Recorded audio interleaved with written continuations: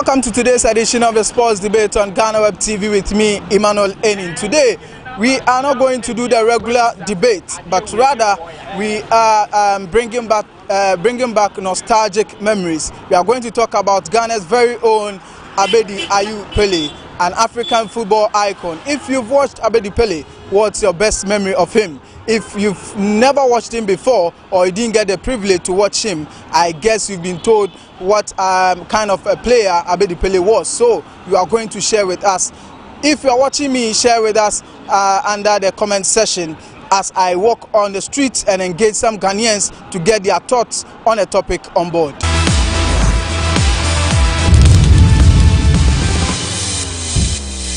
So we are bringing back nostalgic memories about Abedi Pele. So today we are celebrating Abedi Pele, not the usual sports debate where we debate on a topic. I have my first guest here and I'm going to ask him his best memories about Abedi Pele. Boss, who is Abedi Pele? Oh, fine. Abedi Pele, man, shut that answer, sir. Well, that can answer, but I'm out for a couple of days. I found one man say like, oh, you are really, Papa, I know you're good. You can't ball, you're good, pa. Why you be a Ghana? So I say, until I say Ghana, we celebrate, you know. What you say, I say, baby, the kind of now, obey, now, for a baby, get it. I dear man. So that's it. Me and the baby man. We say, baby, I'm a Ghana. Even last time I ate to Baha, the Bisan say, when the African footballer power wants a good. He mentioned Abedi Pele, so meaning Abedi Pele, Ghana and Africa as a whole. So I'll say, baby, ma, Abedi Pele, Slebeya, and Chilman and Bamon say, now be. I know new ball Ghana. But I say, I feel Abedi Pele. So I say, yeah. Now, and some out to find one or then I would say, I can say, and Abedi Pele no player, papa. Oh, fine. Like, Timothy Ghana, like, Timothy Marcel, Champions League. And aside that, Timothy Ghana, Accra, I'm a say, like, or Puvi, man, say, yes, or you good. Fine, yeah, that's the team I found. Yeah. Okay, so he says, although he didn't watch Abedi Pele, but he's heard a lot about the legend Abedi Pele, and he suggests that we should celebrate Abedi Pele. Just like Otoo came to Ghana and he was asked to mention his best players, he named Abedi Pele among the top 5. So he believes that we should celebrate Abedi Pele. Now to my next guest, what's Abedi Pele? Abedi Pele and Shaba Martin in history. Now and Semben out to final. Abedi Pele no, yeah, the board Ghana one more time Ghana bought Afcon or Moko in now there. That means Abedi Pele coming a legend. Meaning coming with the biscuits we now then say, Odini baby and say Kaino. So good now the hand. Olympic myself and just all the Champions League and then Abedi Pele is not a legend. So calf on Ghana have say now for a legend pa now so in terms of African records Abedi Pele didn't was through. Until any day Minnesota no ya dey pan. I'm trying to highlight that they good. Okay, so he says although he didn't watch him, but he's had the privilege to watch Abedi Pele's highlights, and he can tell that he was a good player, playing for Marcel, winning the Champions League and all that. He says Abedi Pele, from what he's heard about him, he was really a good player. Now to my next guest. Boss, who Abedi Pele? Abedi Pele man channel, but Martin records. Then out. In terms of bomb. Na inda no menim nyamo ya musimu celebrate no mentas yo nipa no wewu onwi odi ni birthday ondi ni birthday born ye celebrate no kamezi me ni free no nka brofo no yes awo Ghana me we bi do ya senanimu nya mudis onwi na mundi ni birthday mudis nanum ya o ne Ghana ma ya ade Abedi Pele ma ya ade ama no me kwa me ni age se me hwe ne border na ne records amate no board onimbo. And mama say nippon we on the birthday na mu ye say no that nipa no any party through na me ntunu nkwem saa I mean sha no na ne ba de dey ayu kwa no ye no me kwa me do amenti as eti e ka bo wa say da pom eti sakole ya e kan ya ne da net ni mu that means ne papa no bo no nimbo tinyamo kani. Okay, so he says he didn't watch Abedi Pele, but he is surprised because it's unusual for you to see a Ghanaian celebrating a legend. So he is commending us for celebrating Abedi Pele. Now we are moving to the next guest. And Patrick Abedi Pele. Oh, me share pa. Den I'll be Kai or Abedi Pele. Oh, Abedi Pele me share no. Do den am share me na musa. E kwana ye black and white. Oh, Bobo. That time na Ghana almost say. Sa o ma talibi bola bola. Oh. or you good, or you good, or you good for you be good. Match Ben I shall Abedi Pele and say Abranti do Bobo. Oh, Ghana need team. Ache serious ache. Or you good, or you good. Ti ya bona baswa eno an enkasa. O me share bob ba kubi match bi na one so cross na e corner cross bob bi ma kwame ayu. No Rasta. Oh, cross you everything. Oh, good. Okay, so he is reflecting on Abedi Pele. He had the privilege to watch Abedi Pele, and he says he watched a match where Abedi Pele assisted his brother Kwame Ayu to score, and that's one of his goals that he watched for the Black Stars. So we are still on the streets talking about Abedi Pele, celebrating him. He's 3 times African best player. He's a FIFA All-Star striker. So he's done a lot for Ghana, and of course we are celebrating him on the street.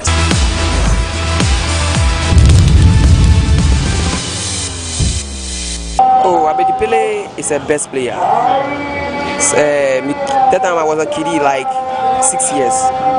My people like Abedi Pele, so anytime when Ghana is coming to play like match, so you call us, oh my people, come make we watch the ball because Abedi Pele is the best player. Today, come make we see what Abedi Pele can do. If you come to his score, the way he play, the way he dribbles, it make us happy. So I like Abedi Pele. You like Abedi? Yeah, I like Abedi Pele. Today, if they say Abedi Pele is like young guy, he's come to play ball, I would like to watch anytime. Okay. Abedi Pele is a big man, and shout out to Abedi Pele.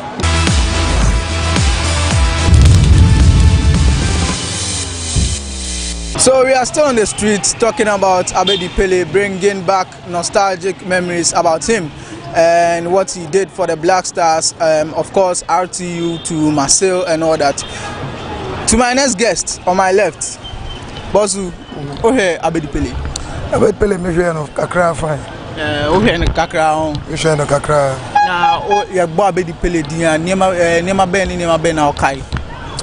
Well, I say Abedi Pele here player bia na time no na football here because I say football no e what time bia ni player bi obetime pie country bi mu na we star I say to say there some wajan pie ansa na ye betime ni obetisa some wajan bi mu no ya na edene during the time of Abedi Pele no na to say yenso ye star ye nya no a na ne modimo ne duchem ne modimo na wo so ye papa so Abedi Pele na hwe nei ball amanfo ball fi ne time na o jai ball bon be sin ne ya na just say ye nya ne saso no bi it Abedi Pele di in fact na o ye footballer bia we great na ede ne ade ba kwa kai say match ya me hwe Abedi Pele o ye ade we me kai say Ghana ni Nigeria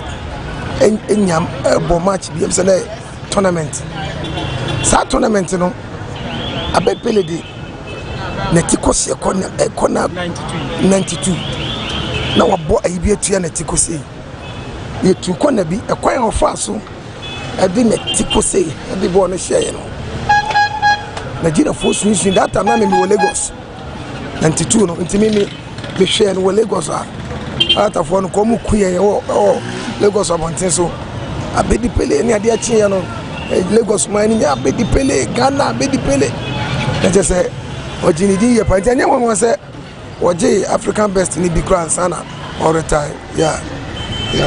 Okay, so he says he had the privilege of watching the maestro Abedi Pele, and his best memory of Abedi Pele was in 1992 when he scored a brilliant header against Nigeria. By then he was in Lagos, and it was all about Abedi Pele the morning after the match.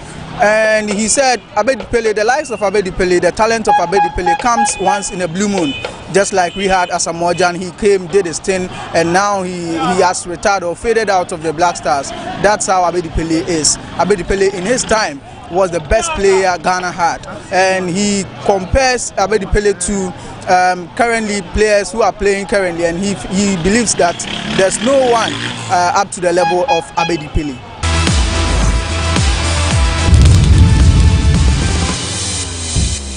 Oh, good say I celebrate you more ba. The time I train. Ba who say no nimbo. Oh, money do I dey pa o ba. Who say sometimes we Ghanaian players in greediness or mumu too much. Oboni do I dey. Why be there? We legend. Why be there? Why legend ba? Ba omo muti African Cup ni ma Ghana for na say celebrate omo. Omo na celebrate omo a fine. Anya omo ko kisi scanner omo ye omo share ongo. Abedi was one of our best footballers we have ever come across. Phenomenal, his performance, what he did in France. You can't talk of African football without talking about Abedi Pele. Unless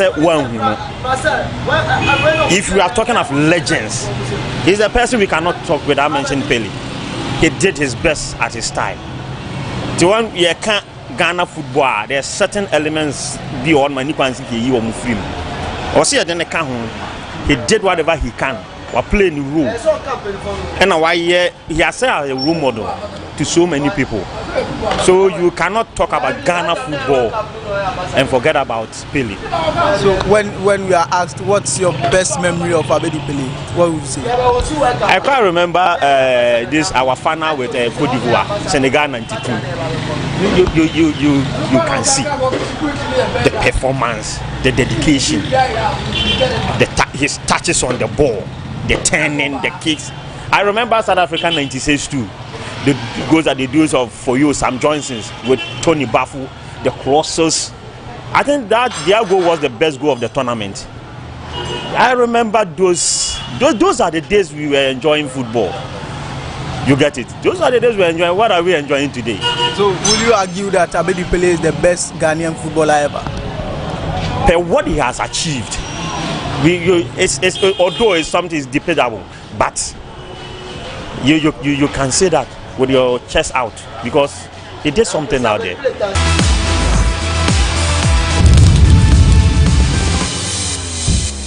Abedi Pele or your best. Why yes, what for some Ghana. Yes, 82 no account on Mukoji by Wambobi. By after 82 no Nema why am Ghana. What for some Ghana just on one to me I left the cap no the captain the man. But I tell you boy show say or love my or mine. Into Wayebi, just celebrating a good. Yeah, because Adeba could be a okay about Abedi Pele or match more. Because any South Africa who said, yeah, or shall go be Palma, Charlie. They go pa seriously.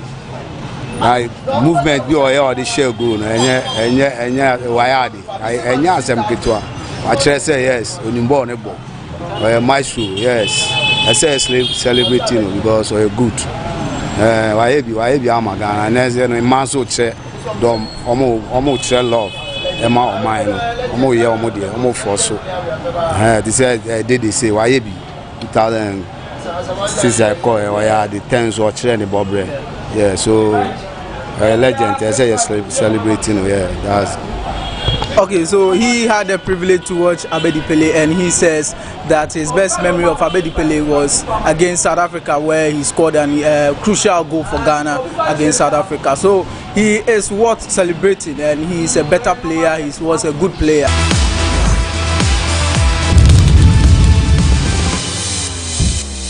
So we are still talking about Abedi Pele and the maestro himself. And I'm here with two gentlemen. I'm going to ask them their best memories of Abedi Pele and what he did for Black Stars of Ghana. But Abedi Pele, who here in Accra? Oh, me here in Accra. Na yakase omo munimbo ne bopa o mabebo ama Ghana. So okan ho, wo hwe no na sene city. Okan ho, ye kan omo ye titiri wo bo mu a. Ojimi wi Abedi Pele enfim. Ntumi Abedi enfim okan ho. Eti ye kase kan de ba kupe bi o ye no match mu a o kai pa den na betimi aka. Oh, Abedi la okunu ho. Na okunu ho obo me ka si susu ano. Se duru se Ghana bobo a de wi a osi wa ho fama ne kurakura ne wo fo so.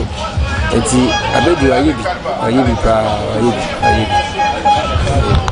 So he says Abedi Pele is a good player, and his best memory of Abedi Pele was how dedicated and committed he was whenever he put on the Black Stars jersey. So Abedi Pele is one of the great players that he was privileged to watch. Let me go to my right and let me engage my gentleman over here. Pato Abedi Pele here in Accra.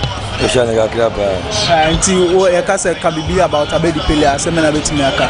Oh, the American say, oh yeah, they were wed Europe, but the banishing say Ghana there because we leader, but then Betty says no young papa me.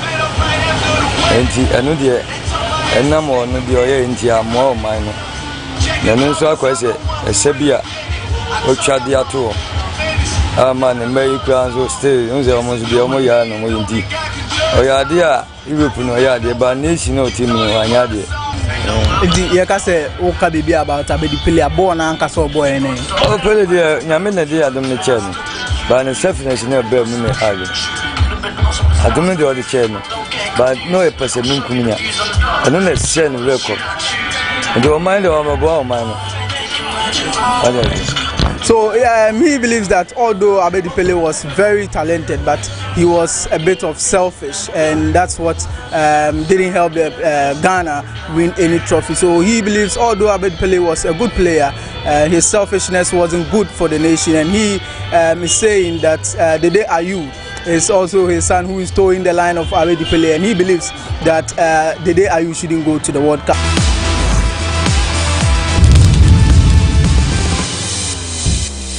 This is where we end today's episode on Sports Debate on GhanaWeb TV, and you heard from them the best memories of Abedi Pele. I know you have a lot to share, so share it in the comment section. Make sure you subscribe and like the video. See you in the next episode.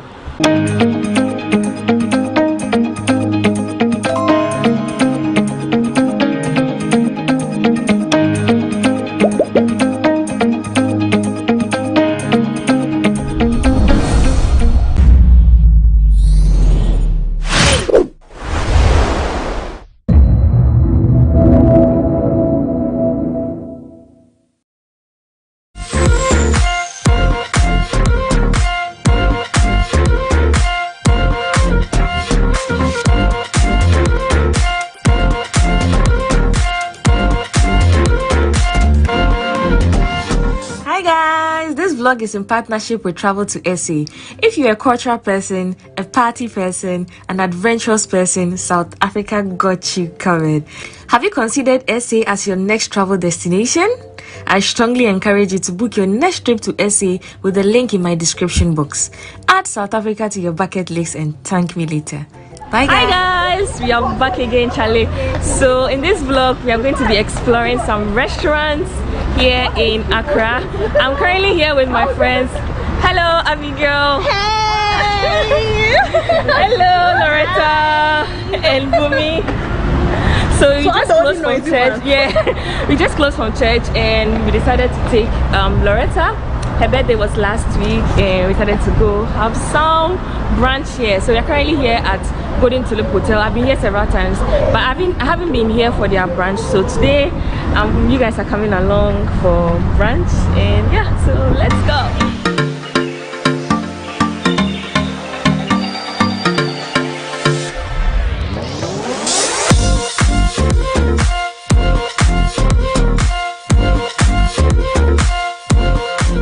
Brunch buffet at the Golden Tulip cost about 230 Ghana cedis, which is about $23 per person. We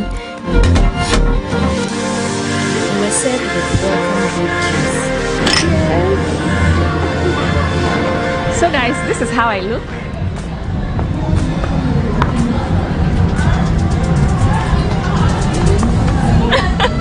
I just came here to take photos and just show you how I look. This is a day from church, and yeah, let's go and have brunch.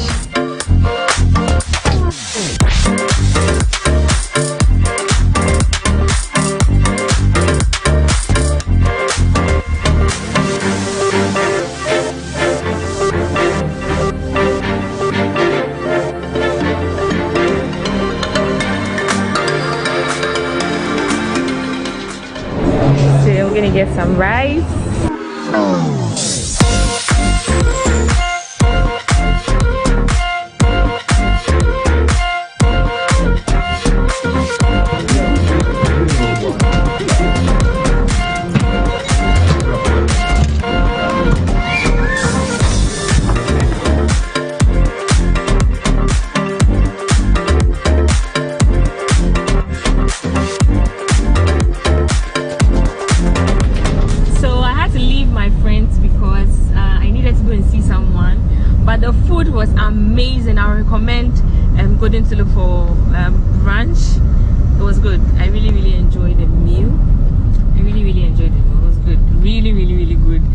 wish I had my friends take on how the food went. It was really, really good. And I don't know why I have had breakfast at Golden Tulip, I've had dinner at Golden Tulip, but not Sunday brunch. I think Sunday brunch goes very well than any other day, so highly recommended.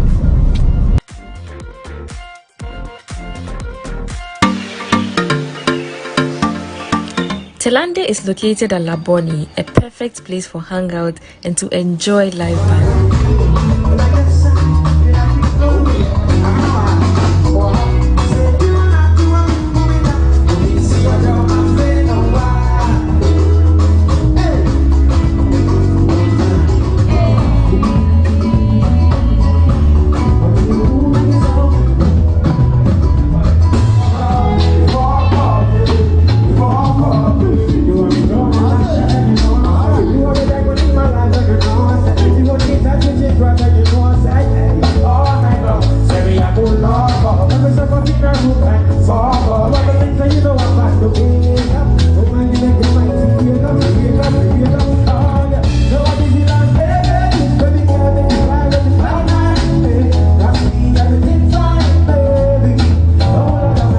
For food, I had yam and chicken with a cocktail, which cost me about 170 Ghana cedis.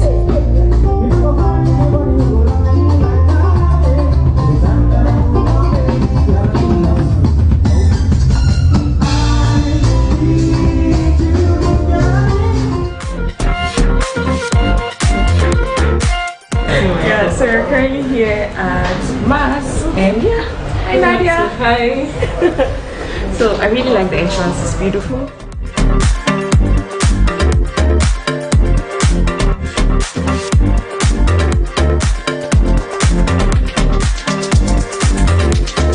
Mass is located at East Legon.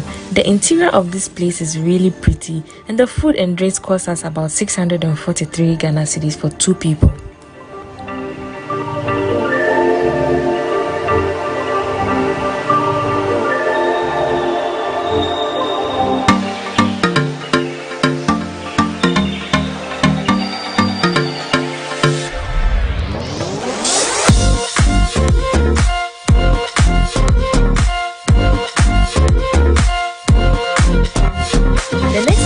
Ghana, which is located on Abedi.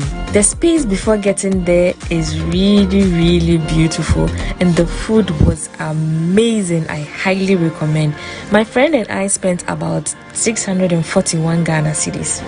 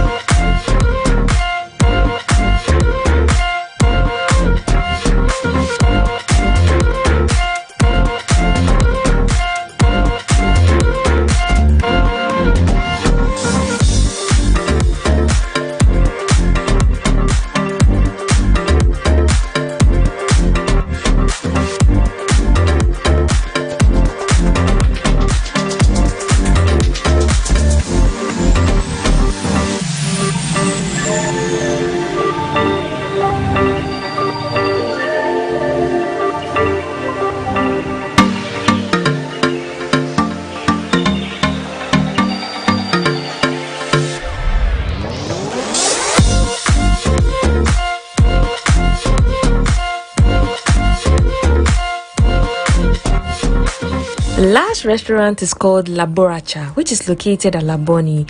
This place is a budget-friendly restaurant. We had tacos and shawarmas for 3 people, and it cost us around 440 Ghana cedis. I hope you enjoyed watching this vlog as much as I enjoyed being here. Let me know your favorite restaurants so far. Until next time on my next video, I love you all. Mwah.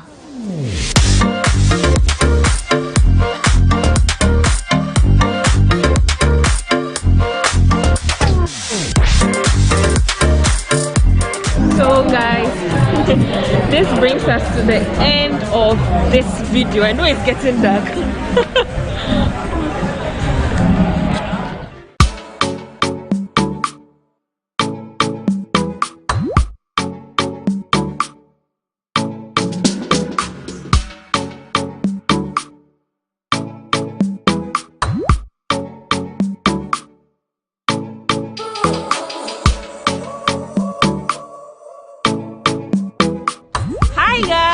We are back again, Chile, and I'm currently in Grand-Bassam, and everybody says you have to go to Grand-Bassam, you have to see Grand-Bassam because here is known for colonial buildings and history. I'm super excited. I'm currently here at Mufi National du Costume, which is one of the places you must see here in Côte d'Ivoire, here in Grand-Bassam. I'm super excited. Today is going to be like a tour. I have like 24 hours, no, less than 24 hours because I already slept for 8 hours. So I have less than 6 hours to explore this town before leaving back to Abidjan. And of course, you are coming along. So let's see what's in here. I'm super excited. You guys are coming along. Let's go. Let's see what they have.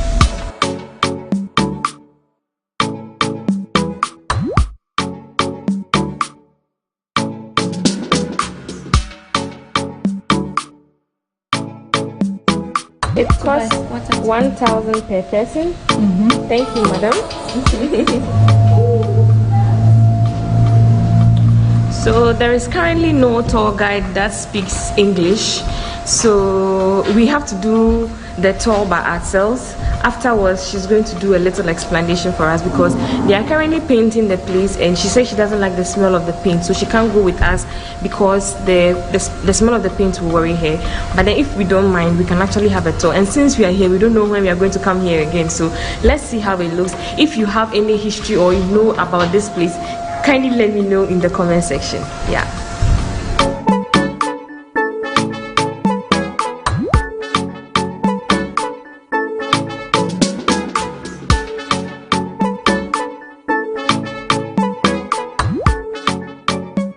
The Musée National du Costume was built as a palace in 1892 by the colonial rulers at the time. The first president of Côte d'Ivoire converted it to a museum. The model of dresses and customs of the local communities, including the kings and chiefs from other regions of Côte d'Ivoire, are displayed in this video.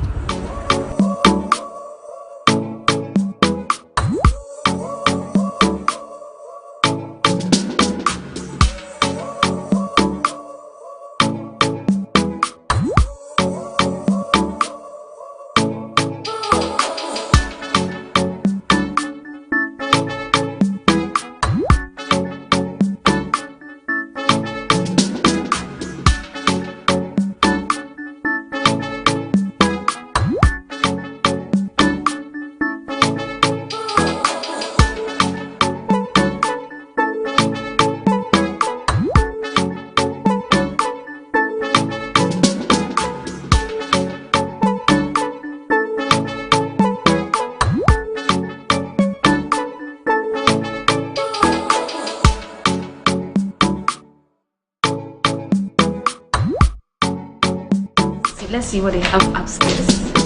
Oh, I see some Ghana kente ahead of me.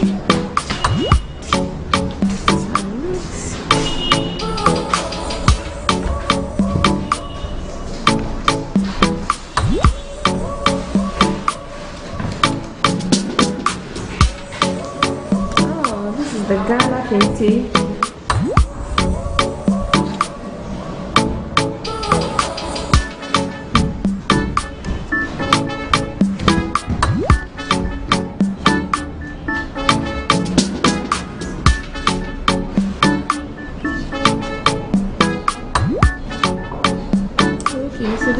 Habitat of the traditional museum, I think.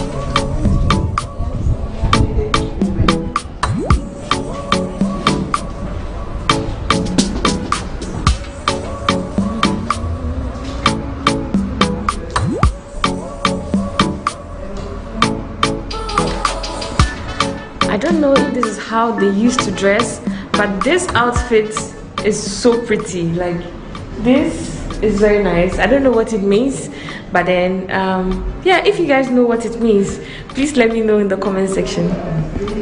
Is that how the ladies used to dress in the past? And this looks like a wedding outfit, which is so pretty. You can see some nice beadwork here. Oh, I'm sure we are not supposed to touch because there is no tour guide for us. Look at the outfits, like a wedding gown.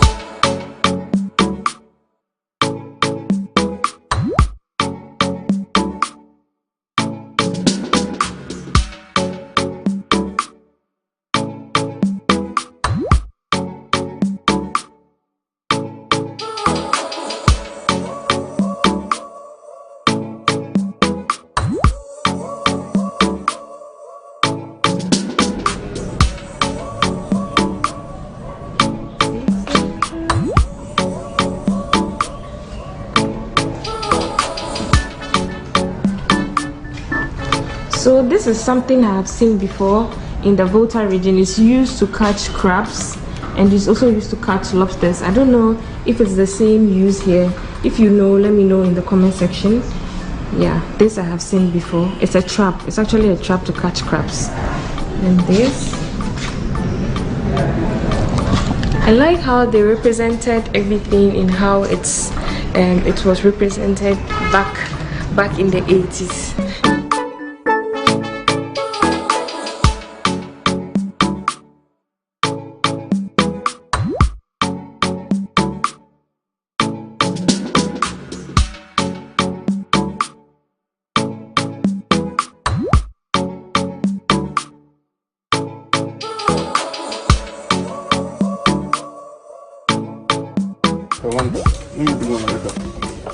I'm sure all the Ghanaians will know this game. It's properly called Owari here. How do you call it in your country? How do you call it in here? Monsieur, this, how do you call it here? Sao. This one? Awale. Hey, we call it Owari. We call it Owari. In Ghana. Owari. Small. I see. So they're like, it's very similar to that of Ghana. Awale. Thank you.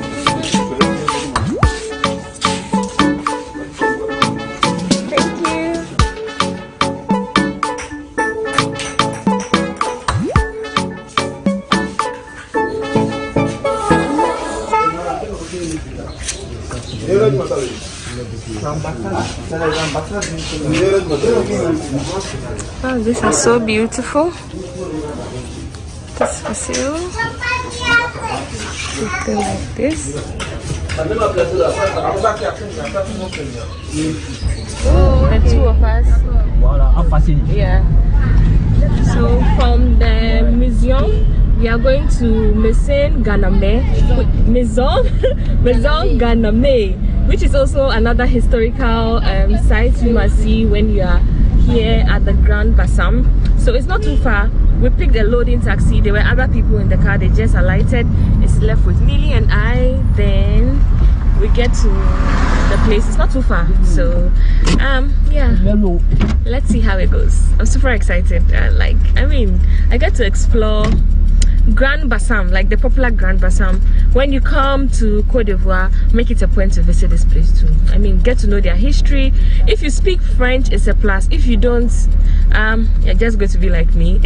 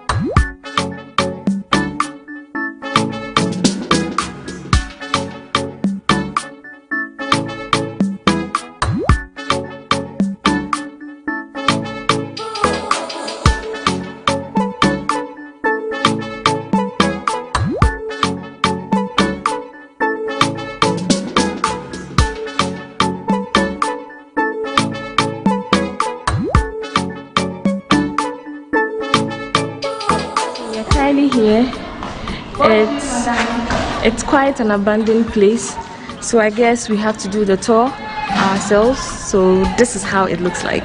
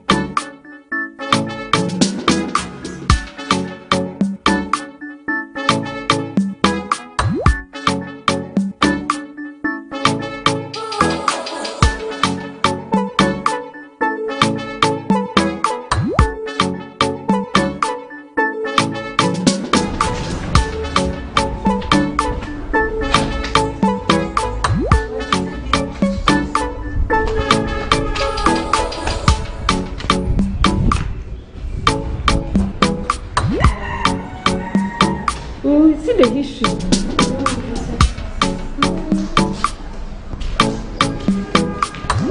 So it's quite an abandoned place, but then since it's one of the most historical places here, it's a must to see when you come.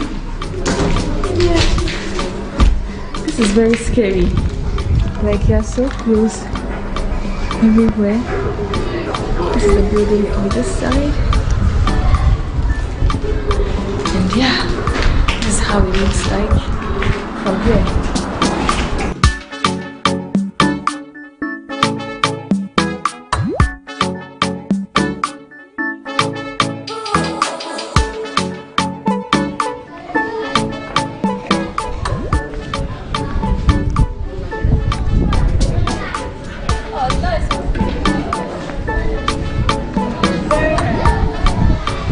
So this is how the whole building looks like, and it's very close to old buildings. So we're here to take some pictures. Hi Lily! Hello! Yeah, if you want to see the beauty of Mili, please go to her Instagram. Yeah, at Miliomor, MLIWOMORRR. So yeah, you're here to take some pictures. Let me just fly the drone for you to see how it looks like from the top. Then we are going to leave here to our next destination.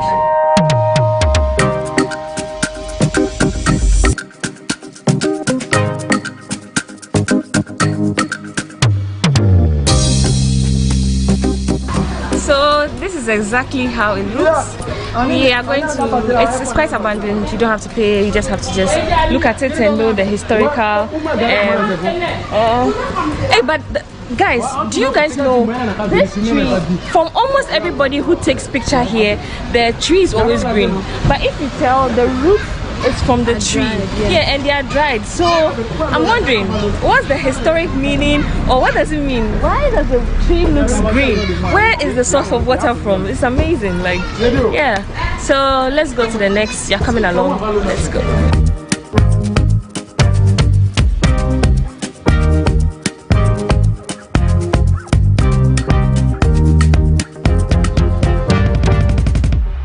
To Côte d'Ivoire, we've been enjoying orange, right? Millie especially, she loves it. I love it. And we got it in this shop very close to the Maison Ganame, enjoyment minister. So yeah, this is how it looks. When you come, you could try it. It's nice. It's similar to Fanta, but it has a different taste. It has more of the lemon flavor, which is nice. I just saw some men enjoying fufu here. Nice. They're enjoying some fufu. Looks like plantain. Two. Let's go. So we are leaving here to have some lunch and call it a day. And you guys are coming along, so let's go. This is the taxi. It's a loading taxi, so there are people inside.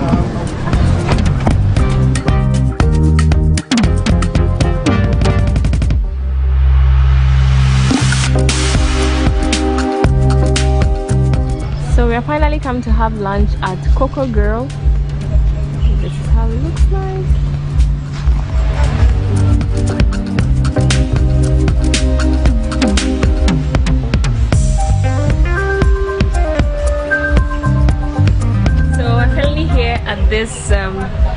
beautiful restaurant recommended by Cici. Cici's on Instagram. And this place is nice. Cici Travels, okay. Yeah. This place is beautiful, yeah. We are super hungry, but here I learned they serve all kinds of dishes, so for any foreigner you feel at home here because they sell all kinds of dishes. Let's see what we get. Thank you. So this is their drink menu, and then this is their food menu. They have burgers. It's called Coco Grill. Poulet, poisson and yam. What's yam? Yam and aloko, plantain, yam. That's riz. What you're ordering. Riz, yeah, rice. They don't have rice, so poisson, poulet, aloko. And then she's having aloko and I'm having yam chips. Yam chips together. We eat it together, yeah. So yeah. Chicken poulet, poisson, aloko. So far so good. Our French is going well. If you've been following my Côte d'Ivoire video so far, you realize that since I came and now I've been doing amazing. If you haven't, please go back and watch my videos. While here, also do well to show me some love, subscribe, like and share. We can put it down. This is so nice. Thank you. Merci. Whoa. Interesting. Merci. I like that.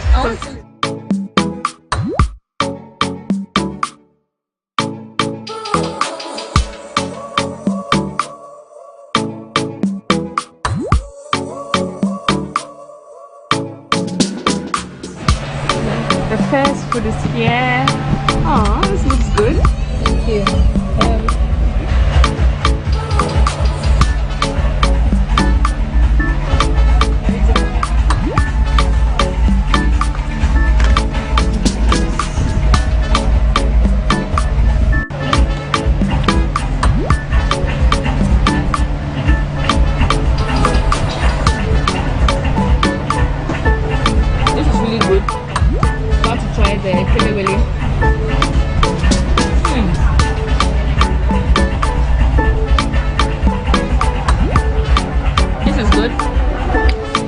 Try it.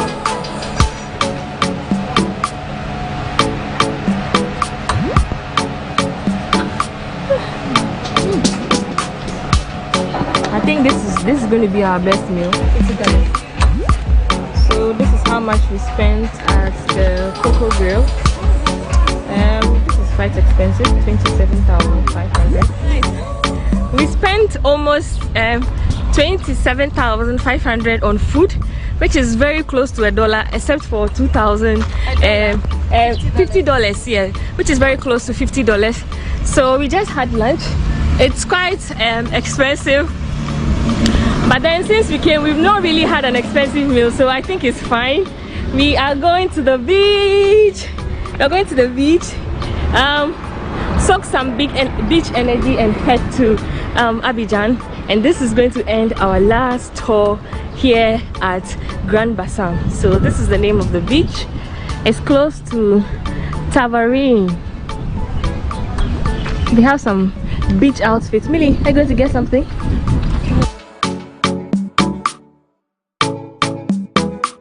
The beach is way ahead.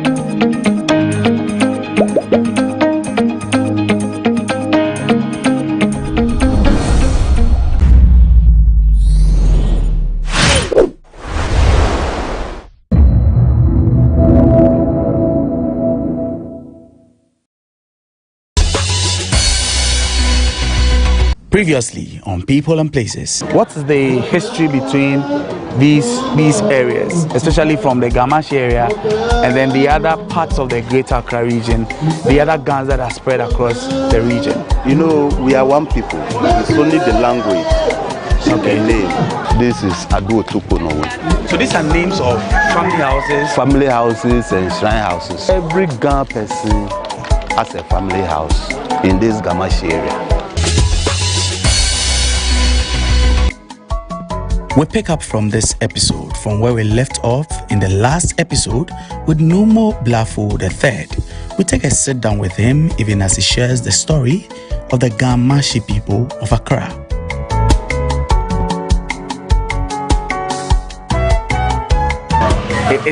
It's interesting, and I know this question came up some years ago when I worked with you. The question about traveling outside the shores of Ghana. How do you handle such a thing when you have to travel outside? Do you still go the same way, or there are certain rituals that you can pass through to be able to allow you to maybe just get into the shape of the other environments that you go into? That would be especially when I'm going to, say, the cold regions, where definitely I will have to put on some footwear. So for that matter, there will be some rituals that will be performed for me to be able to put on some footwear. But immediately I return, the rituals will have to be performed to reverse, so that I'll come back to my normality. Interesting. So we can enter the house.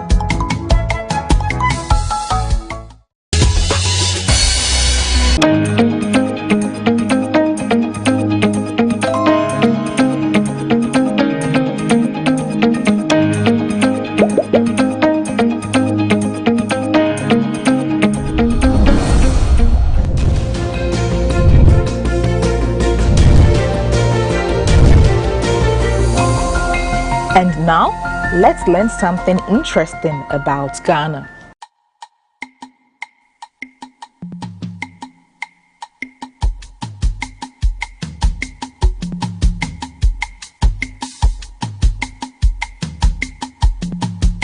That's all for this week on Facts About Ghana.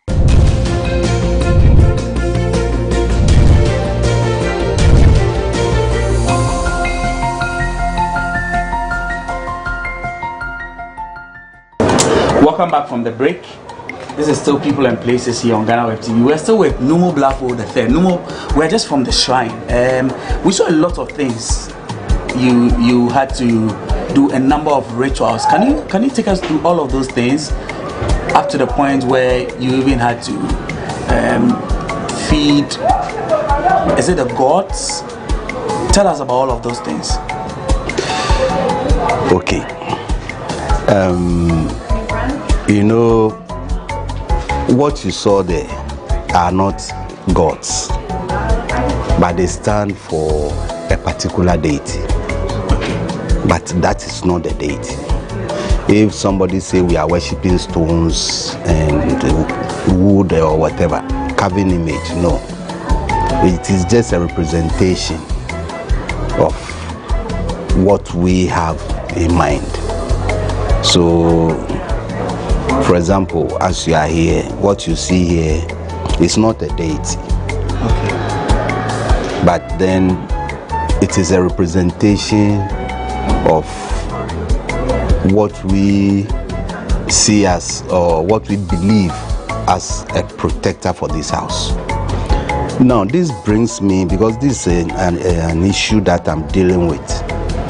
Because if you look at the beginning of the construction of the pyramids, they started with this round pyramids.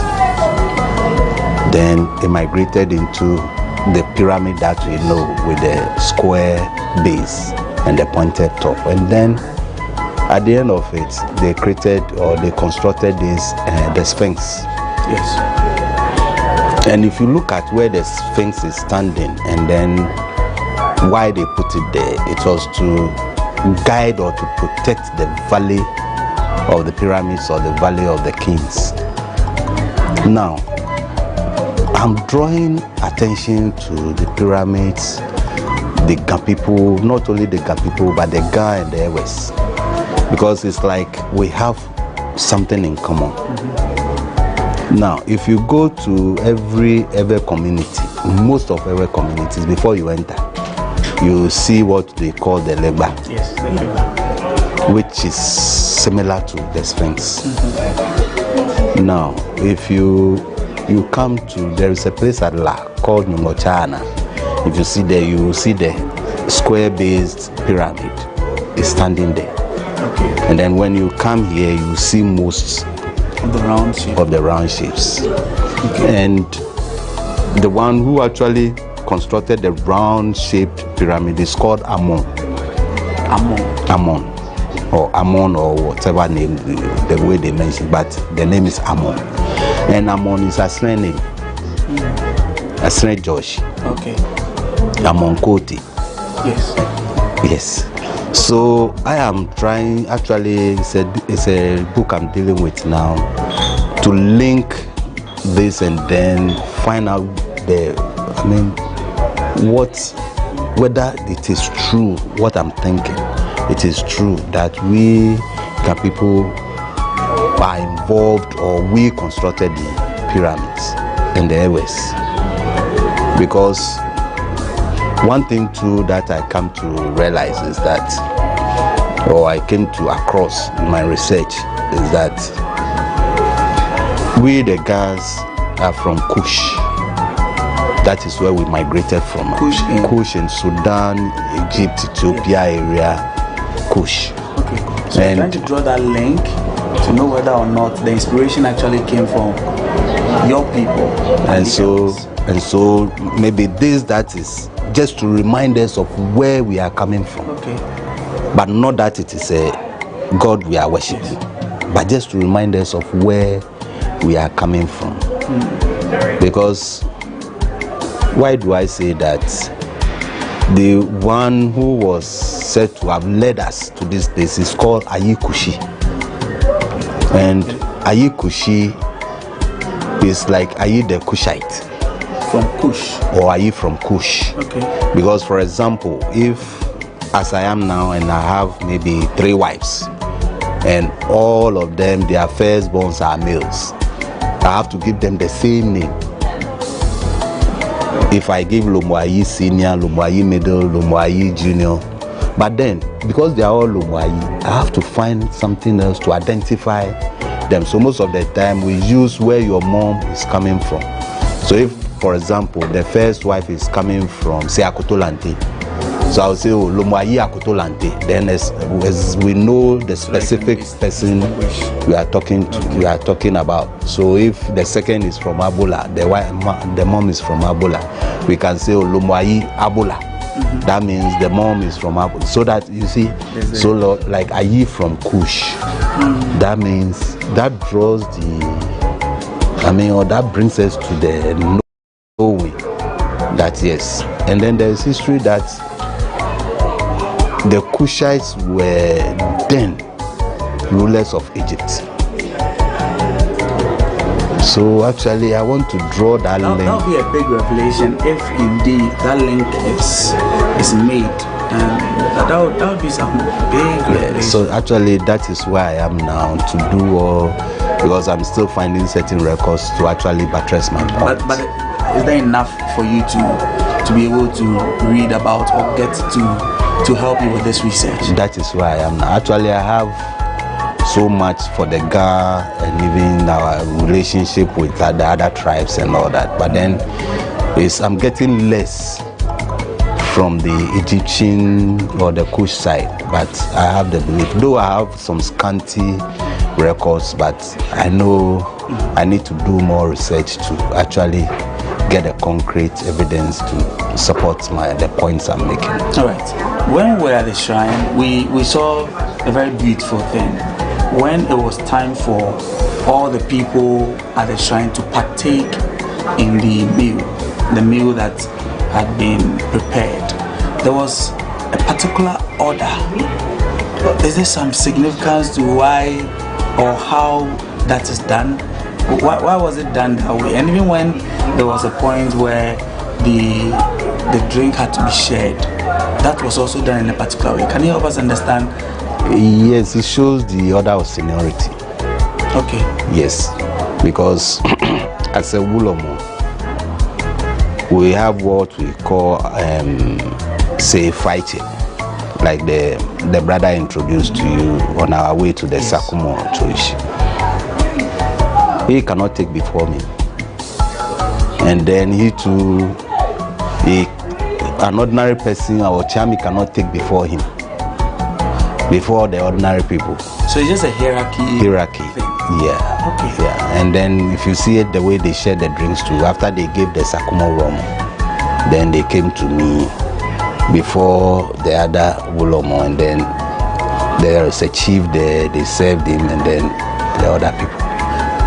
So that's the hierarchy we have. Very interesting. We're going to be done shortly, but I just want us to round this up with the whole issue about the Gan people. There's a big conversation about the Gan people and their attachment to just their home. We've heard stories like that. People will say Gan people don't like to travel. Is this something that you think is true? It's not true. And why would even people think of things like that or say things like that? Is there a reason that it has become known that the Gans don't like to move away from home? It's not true. I always say that, you see, you find the same attitude that you are seeing here wherever you go in indigenous communities. Because it's not only Gan people who have a community. You go to the Fanti area, they also have their indigenous communities where you see typical Fanti people and Fanti attitude. You go to, in fact, wherever you go, because after all, I've had the opportunity to travel to, say, Nigeria, and you go to certain communities where they are the indigenous people. It's like they also, that is where they are, and that is their, their some attachment. They have attachment to those places, and it's everywhere. Because when I was spinning, I'm high to different places in Ghana here, and any community you go, you find the same attitude there. Because you see, this is home. After all, when he moves from say 10 meters, that's the father's house. 10 meters away from the mother's place.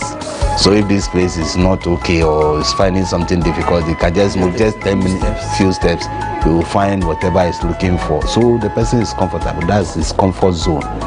You understand? But there are Gans who have traveled. It will surprise you that, in fact, there is one MP or aspirant MP from the north, I think Felicia Nati or something, who made some statement about these COVID money issues. Felicia Tete or something. You wonder, a Nodna, where is she coming from with the Tete?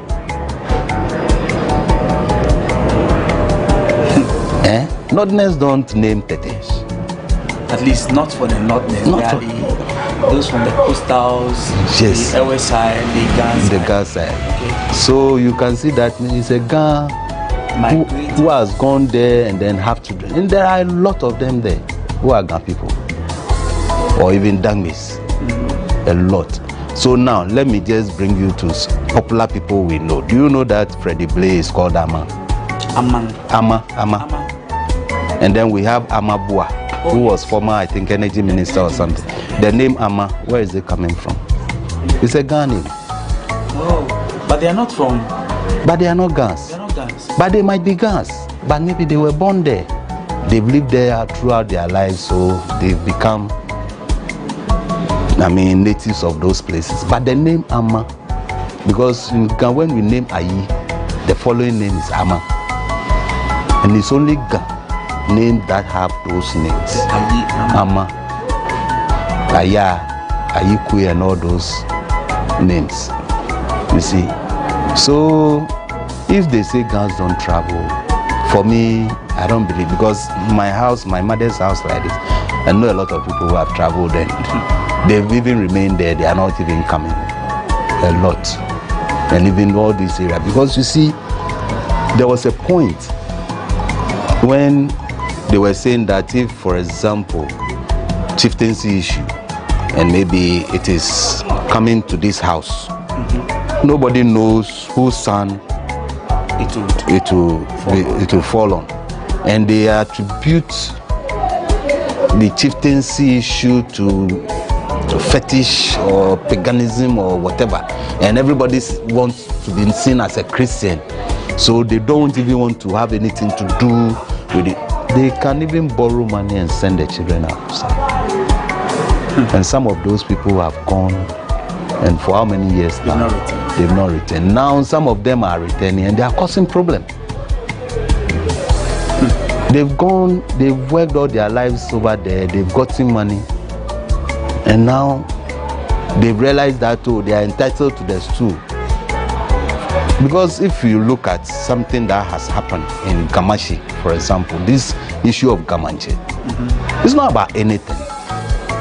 It's about people who have been, how do I say it? Away for long, made their money. And now because they feel they are also near to the stool, or they are entitled to, or they can assume the stool or assume their position, they use all the money and whatever they have to fight, and then that is what is creating or has created this Gamanche issue for us till today. Because if after Mugin's burial there was cool heads, or there were cool heads to have seen what to be done, done it properly, we wouldn't be where we are. Well, no, I believe that there is even more to have learned. Hear about the Ghan people, but we appreciate that you've taken time to share some of the stories about your people, and also you have been really kind telling us about the work you do and all the significance, trying to clear out some of the perceptions that people have about the traditional priests and then what they do. So thank you very much for agreeing to speak to us, and thank you for sharing with us. So let me say I appreciate your coming and then assisting us to project whatever we have that people have negative perceptions about it. Because it's just recently that I can see people are getting interested in the culture and traditions of the people whom they live among, and I think this will also let people know, those outside know, that whatever we do here is not something that we should take ourselves away from, because it's our heritage. It's our heritage. And I can also say on authority that we have a lot of people with problems because they have forsaken their houses. Meanwhile, it was from that house that you were trained, that you were looked after to become what you are today. But you are saying that what is in the house you don't like, but you want the house. You want the properties that what were used for to acquire those properties. You want those properties. but you don't want what was used to acquire Manyabla, what was used to acquire those properties. And I can say on authority that this is where a lot of people have challenges. So the earlier we begin to retrace our steps back to our roots, the better for all of us. No, we're also grateful for the opportunity. Thank you very much. Well, so that's been our edition here on People and Places here on GhanaWeb TV with me, Eche Atisu. We've learned some great history about the Ghan people and of course about their traditional priests, the Wolomers.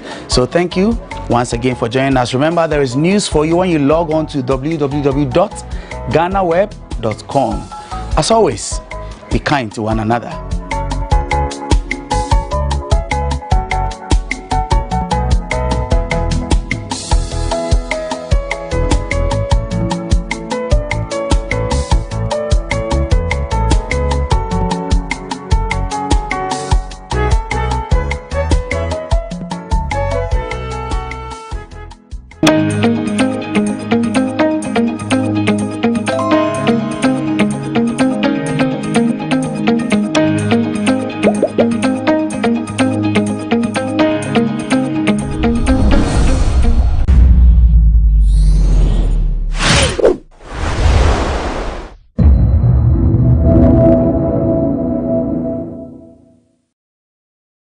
Once again to the Accra City Hotel, where we are going to have a very, very important discussion that should lead national policy as far as football in Ghana is concerned.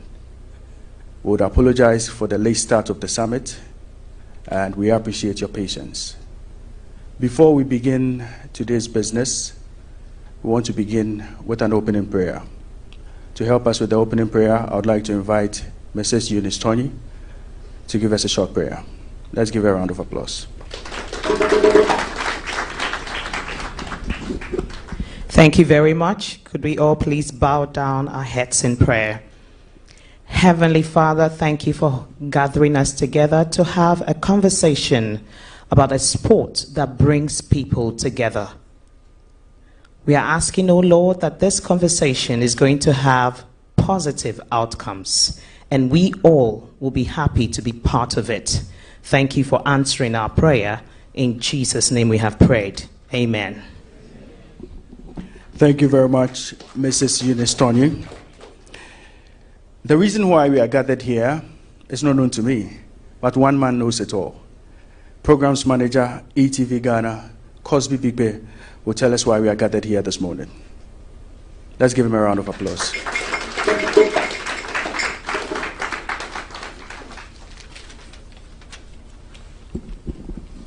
Good morning. Distinguished ladies and gentlemen, I want to say good morning to you once again and welcome to the maiden edition of the Esports Summit. ETV Ghana is a part of Global Media Alliance Broadcasting Group, under which we have the happy 98.9 FM in Accra, Y107.9 FM in Accra, Y102.5 FM in Kumasi, and Y97.9 FM in Takoradi. You'll understand that when you speak to Global Media Alliance, you are speaking to Africa and the world. ETV Ghana is a 360 degrees brand which focuses on entertainment, education, and primarily carving a niche of providing novel content for its viewers. The Esports Summit, which is one of our novel and engaging programs, forms part of the station's contribution to support in building back and bringing back the love of our country, football, and sports fraternity as a whole. The 2022 edition of the Esports Summit, which focuses on the topic financing the national team, the bonus structure, and then the appearance fee structure, how possible we can sustain and maintain these structures. We will seek to improve strategy and overall direction of the game we love as a country and spearhead these activities. And this kindly is spearheaded by the theme show, which is airing on ETV Ghana. This morning, the summit will witness renowned and distinguished personalities with expertise in that topic that we have chosen. They will share their expertise, they will share their suggestions ahead of Qatar 2022 World Cup. And we're hoping that we would have some guiding future discussions that would help our country in the decisions that we take going forward in the sports industry. We are proud this morning as a team to establish the basis and lead the discussion on this issue of bonuses and appearance fees and the controversies that come at the end of the day with these structures. We're hoping that there will be best practices developed out of this, and we want to contribute to the development of sports in Ghana and across the world. This is our little contribution that we want to bring to the motherland. Once again, I want to say thank you for all of you being here this morning with us, and we wish you all a fruitful time, that we would enjoy the discussion and share some epic moments together. Thank you very much. Thank you very much, Mr. Cosby Bigbe, as the programs manager of ETV Ghana. Financing our national teams, the bonus structure and the appearance fee, the structure and its sustainability. That's the discussion we are going to have today. And when we talk about appearance fees, we talk about the Ministry of Youth and Sports. The Honorable Minister Mustafa Yusuf promised to be here, but because of his busy schedule, has not been able to join us here.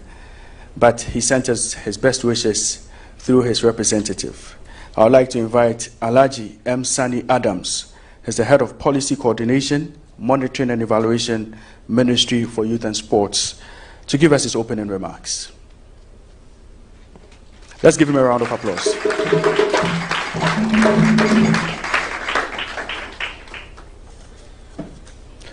Good morning. Good. Distinguished guests, panelists, my dear supporters, ladies and gentlemen.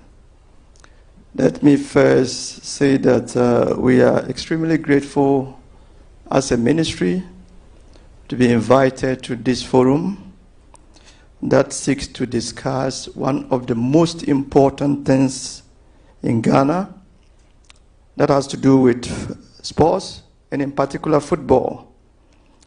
It is one of our integral part of our mandate as a ministry, and so any opportunity to discuss a way forward to ensure that there's better implementation of our mandate, we are more than grateful to be part and parcel of it.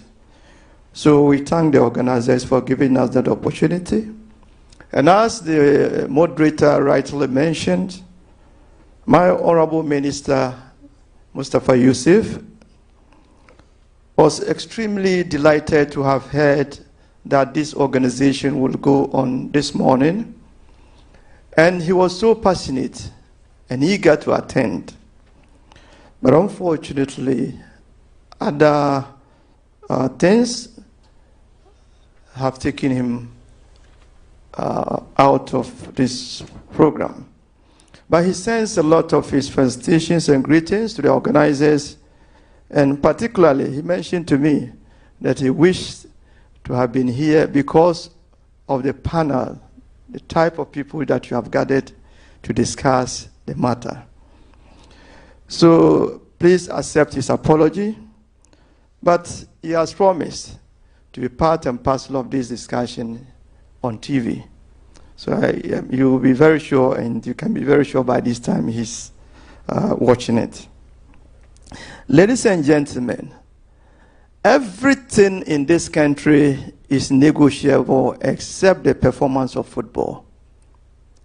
In this country called Ghana, if there is anything that happens, anything that will happen, anything that has happened, you can always negotiate. But when it comes to football, and especially the performance of our national team, there is no negotiation about it. Ghanaians are so passionate about football to such an extent that when it comes to football, we forget about our tribes, we forget about our political affiliations, we forget about our peerism, we forget about our chronism, and we all unite as one.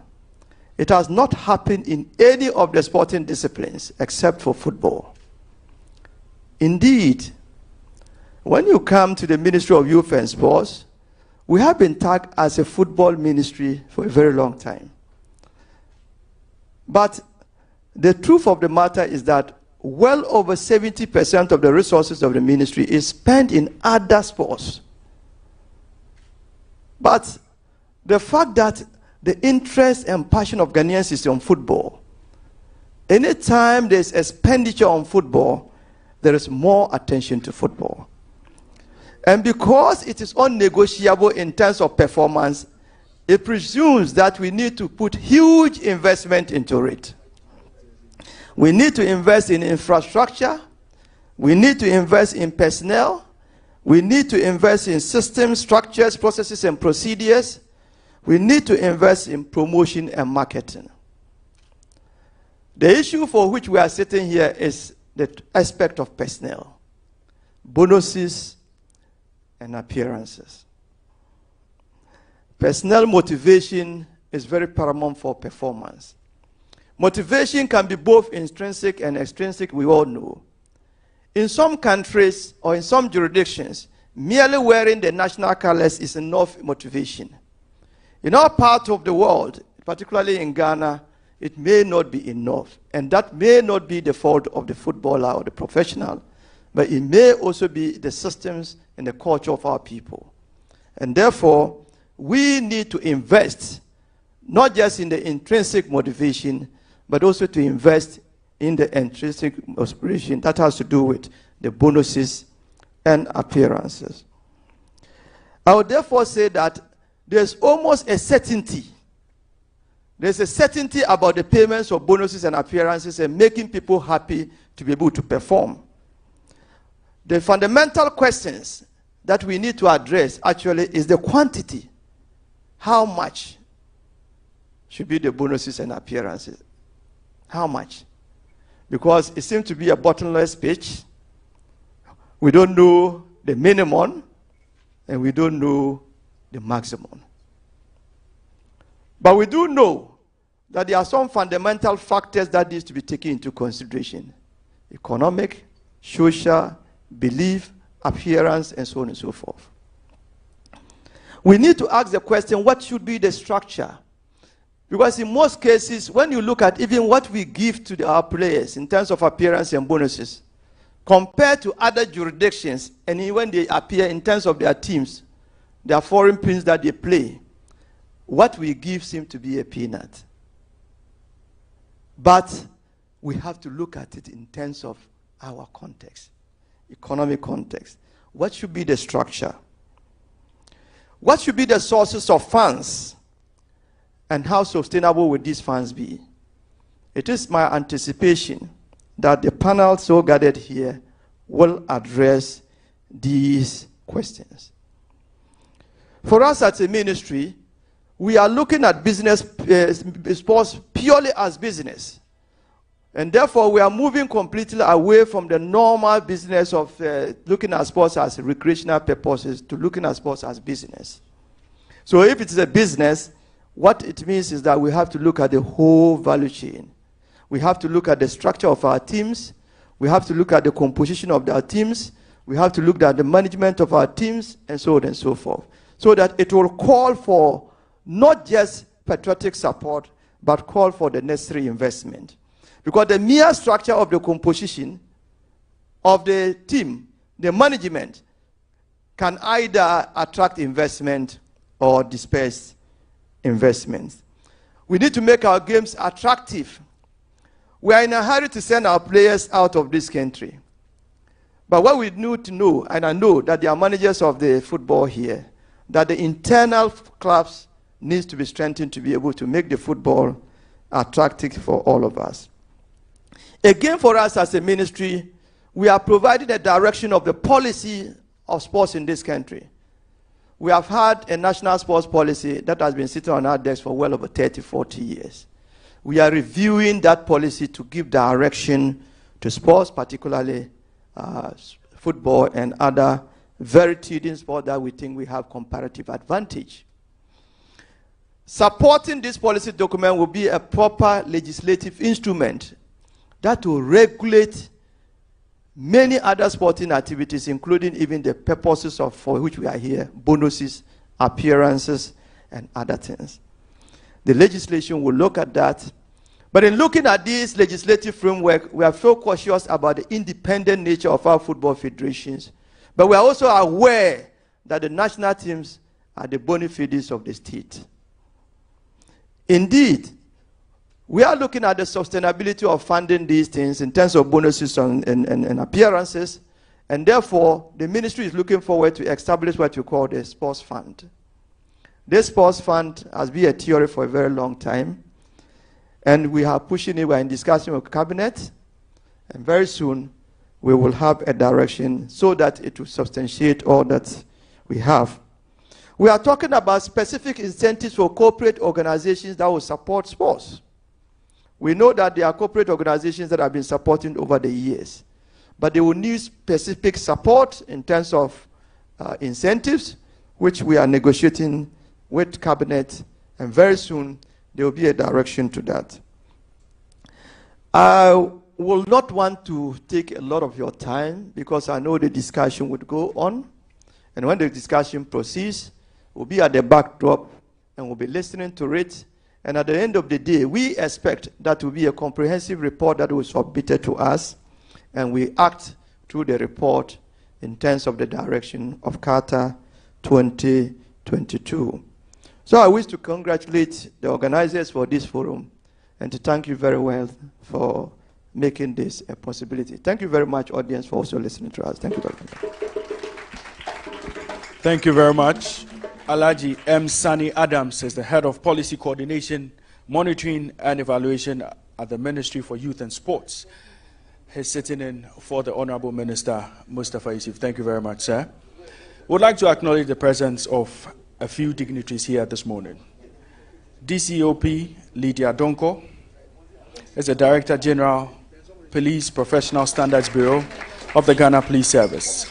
She loves sports, and she's the chairperson of the Police Ladies FC. Thank you very much for joining us here this morning.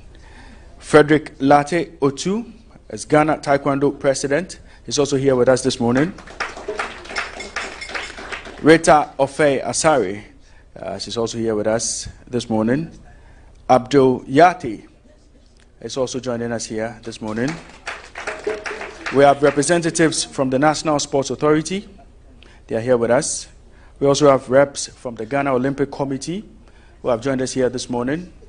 We have friends of the media, Jerome Mochi, and we have Graphic, GhanaWeb, Ghanaian Times, CTTV, GTV, GBC, Sports24Ghana.com, Class Media Group, and GhanaSoccerNet.com.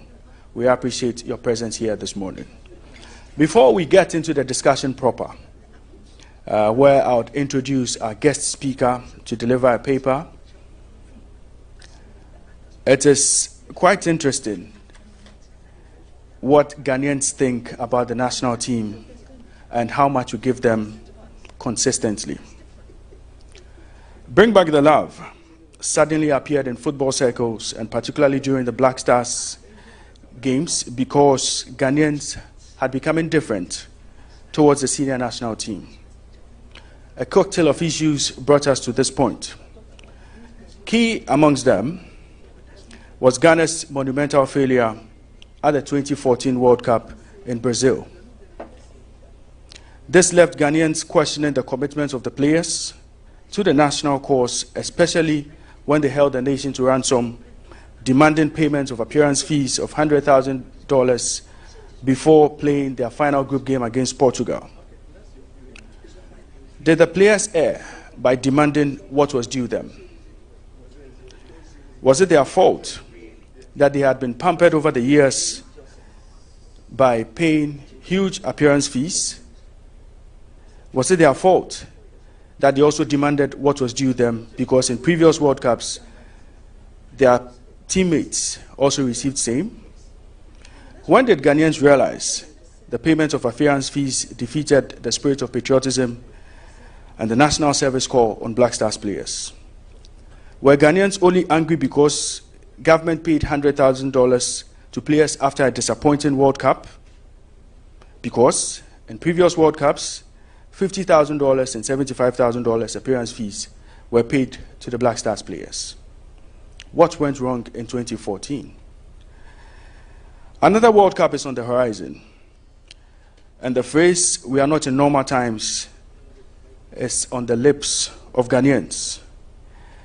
And with the nation still reeling from the effects of COVID-19 and the Russia-Ukraine war, how would paying another $100,000 sound in the ears of Ghanaians for a country that is seemingly broke?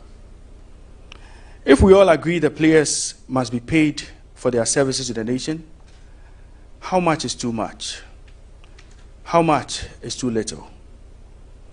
Can we sustain the payment of huge sums of money to our senior national teams at every major tournament? These thought processes informed our decision to be here this morning to find a solution to the culture of money for motivation for our senior national team.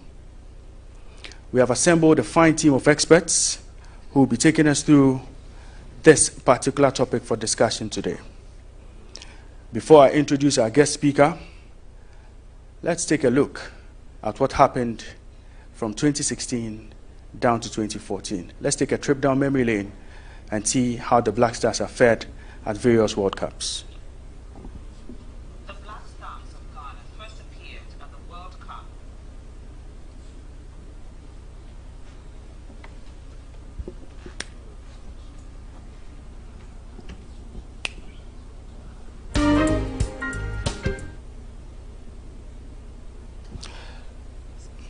So before we join the feed,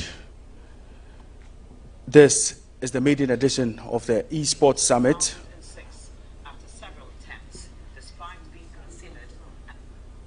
Extent to which we spend on our football as compared to the other sporting disciplines. There are various schools of thought. Depending on where you draw the line, you would say a lot more is being spent on the other disciplines than on football and vice versa. But I've been in the media and in this space for a very, very long time.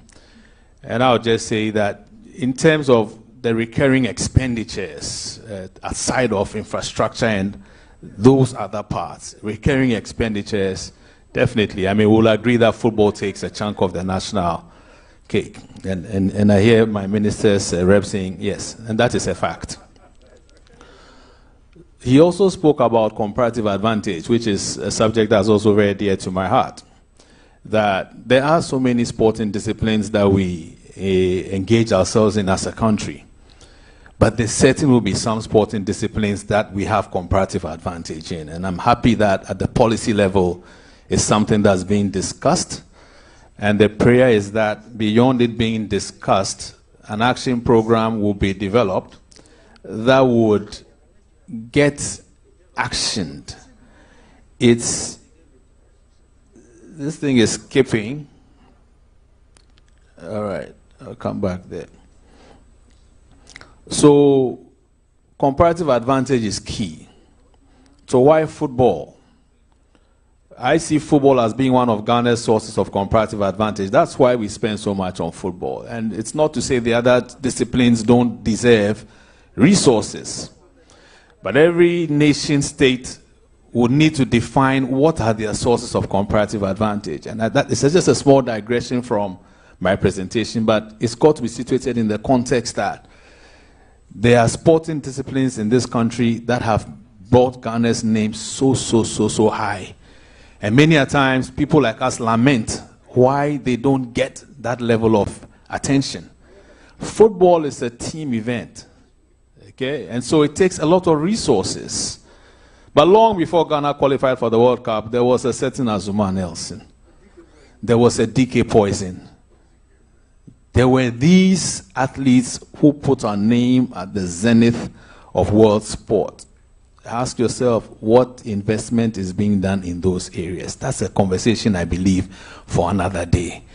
And it would be great if the ministry and ETV and other media partners here can put together a dialogue on Ghana sports financing.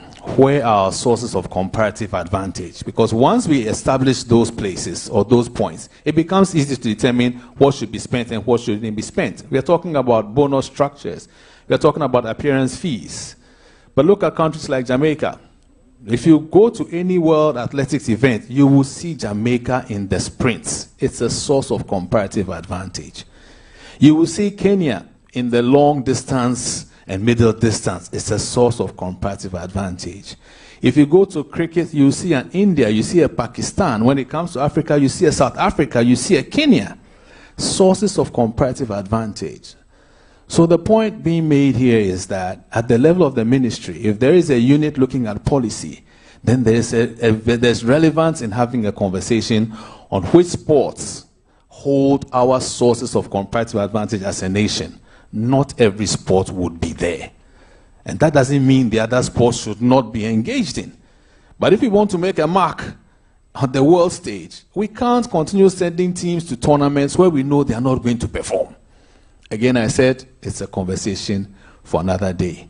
But the comparative advantage that our minister's rep spoke about is what evoked my sharing this small digression to this house. So let's get back to bonus structures of the national teams. I'll give a short historical perspective and then point to a point in our development as a nation where we had a dramatic shift in bonuses. And I'm happy that Ajuman Bedu is here. And, I see Abdul, I see Papse, I see quite a number of friends from the media who followed our development as far as the bonus structures of our national teams are concerned. And when it is that we get into the conversation, I'm sure they would share some very, very useful perspectives. I can't claim to know the full history of our bonus structures, but we know what persisted to some extent before what I call the dramatic shift. I speak also to a subject I've titled Equitable Spread. How does it spread across the various national teams? How is it always Black Stars, Black Stars, Black Stars, Black Stars?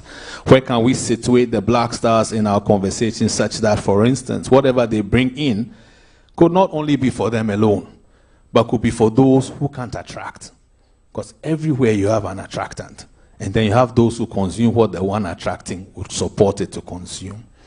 We talk about sustainability, and I'll not repeat a few of the things that, sorry, the name again is Alhaji Sani. Yes, I keep saying minister's rep, I don't think it's very polite. So Alhaji Sani, I would reference you as Alhaji Sani. There is another Alhaji Sani I know, though, who was in Accra Hearts of Folk, who is a Hearts of Folk person, but let's not go there. The Kotogo people are all over the place. Fabulous. And then I end with a question, what next? Because for me, every conversation must result in some action. We've had so many conversations as a nation. We talked about the sports fund, talked about the sports bill. It's been forever. The sports fund, talk, forever. So what next? There will be some action steps that I will suggest to the conversation, and I believe that we shall have a useful outcome. So pre-2005, rewards for our national teams were largely funded from donations from corporate bodies, and also to some extent the national kitty. Notable among those corporate bodies who would usually make a donation will be Guinness, quite notable in that enterprise. But these rewards were meager. Motivation was virtually intrinsic, so the pride of playing for Ghana, that was the main motivation. And it still is a motivation, I believe, and the players here would attest to that fact. But if you listen to the lamentations of past national team players, you realize that apart from that intrinsic motivation, there needed to be some pecuniary, some tangible something in the fingers or in the hands. That would be a reward. We can't reward to the highest extent, but at least something that says we appreciate the sacrifices you make for your national teams. And I may speak both Black Stars and other football teams or sports people. So everybody makes a sacrifice. The question is, how do we reward or honor that sacrifice? Do we have the resources to honor this sacrifice? Is it a bottomless pit or is it a finite quantity or amount of money? Up to 2007, 2009, the Liberian national team had never had a sponsor. So how were they being rewarded? And then they got a sponsor, Cellcom. We did a FIFA project there and got them $500,000. And the dynamics just changed. So money has a role to play, whilst the intrinsic motivation also has its role to play. But if you listen to our former national team players, especially those who are not part of, let's call it, the post-2005 era, their lives are not to the levels where you expect people who have sweated and bled for this nation should be. It's pathetic. We recently said goodbye to Abu Moro. Pathetic. You know, you can mention so many examples. There are those who say, oh, they didn't live their lives, so yeah, you can be judgmental, but we all have our faults. There's no net that takes care of them. And that's why the case for this bonus, I always say there is a case. And beyond making that case is, what next could we do, apart from giving the bonuses? What else could we do for our sports people? How do they manage their lives after the days playing? Because that for me is where the challenge is. Is there conversation for putting some of those resources into a place, I don't know what to call it, that helps them with sustainable livelihood after playing, after indulging in the sport? Rather than you put the money in the pocket, he can't use it for anything. He will chill, he will blow time, he will buy cars, and the cars will crash. And then he becomes a pauper. These are the thoughts that engage my mind when I hear of these lamentations.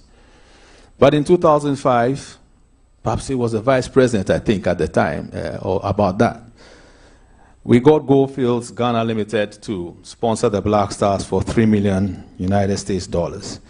And that's what I call the dramatic shift, because that's when we started looking at bonuses of the quantums that we heard about, culminating in 2014, money flying to Brazil. You know, and people would speak derogatorily about it, but I make no apologies to say that we didn't start carrying money in planes in 2014. It's been there. The best is to put the money in a diplomatic pouch, and it's there. Bonus cash, 220,000 euros, South Africa qualifier. We beat Bafana there, pay cash. How did the money get there? Either it went to the bank with so many charges, or it went in a diplomatic pouch. I'm not saying that it's just, I'm just saying what has happened before. Mr. 4 minutes asking Pap, say, how did the money get there? Those of us who know, we know. But the sponsorship changed the dynamic. And the bonuses for the teams increased exponentially. I mean, my friend Larry Kingston will tell you, for example, that there was a donation from Guinness before we played that game in Congo. I think $100 per player. Goldfields entered the fray, $4,000 times 40. That's the dramatic shift. And when you get to that level, it becomes difficult to come down. I mean, you are enjoying something at this level. One generation enjoys it. Another generation comes, why shouldn't they feel like enjoying it? And we don't go back. We always go forward. So 4,000 became 8,000, became 10,000. World Cup 06, thereabouts. World Cup 2010, go higher. 2014, 100,000 United States dollars, and we kissed the money in Brazil. Somebody say, why am I making light of it? The fact of the matter is that the money was kissed. It's a fact. We saw it. But why wouldn't the money be kissed? It was a Photoshop. John Bedu said it was a photo. It was a contrived picture.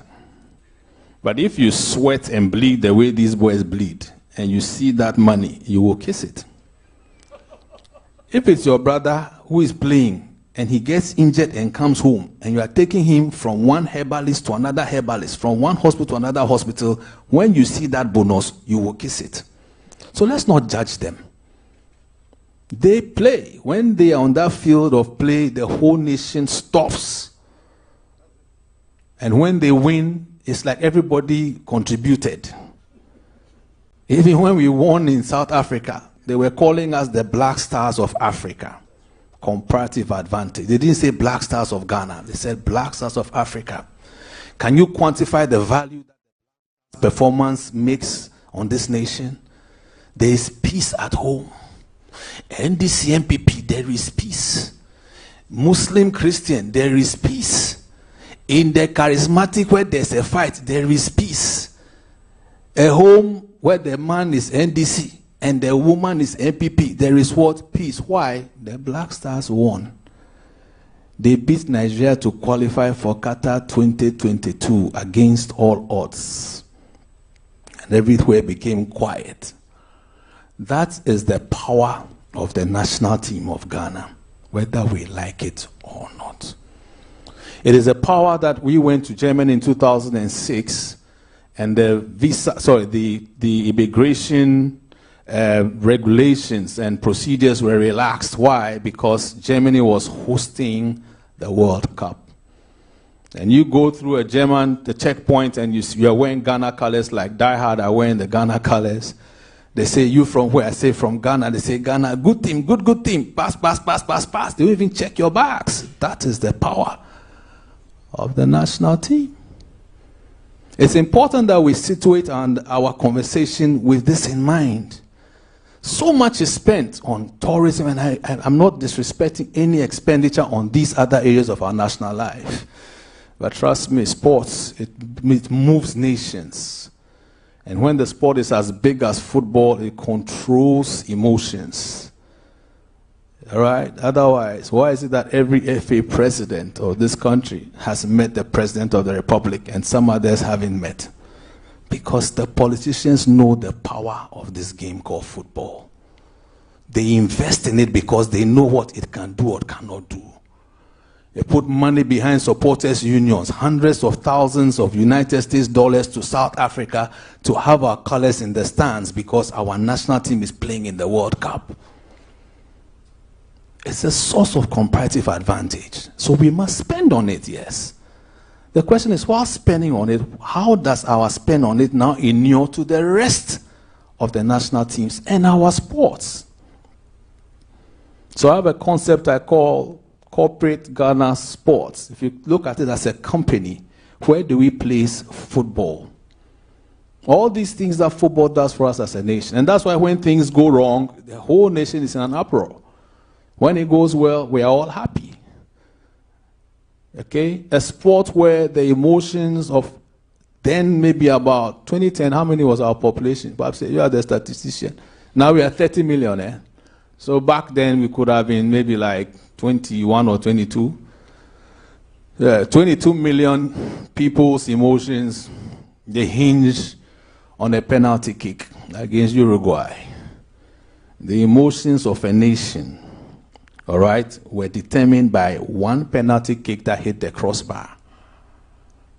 And up to today, some people will not forgive my friend Asa. But he's Ghana's record goal scorer, matter of fact. And that is the power of our national team. I could take you so many examples of how my going to an African country and just saying I'm from Ghana has opened doors for me. I worked with FIFA for 7 years as a marketing consultant, and we know where we've been. When you mention Ghana, the thing is Black Stars. They don't see anything. They see Black Stars, they see Abedi Pele. You go to the Arab Gulf, they see Mohamed Polo. They will mention names for you. These are Black Stars players. So as we have our conversation on funding, sustainability, I'm happy that we keep these things uppermost in our minds. It's like I'm making a case for Ghana football. But it's beyond Ghana football. It's for every person who wears the national colors, be you in football or anywhere else. You deserve to be looked after.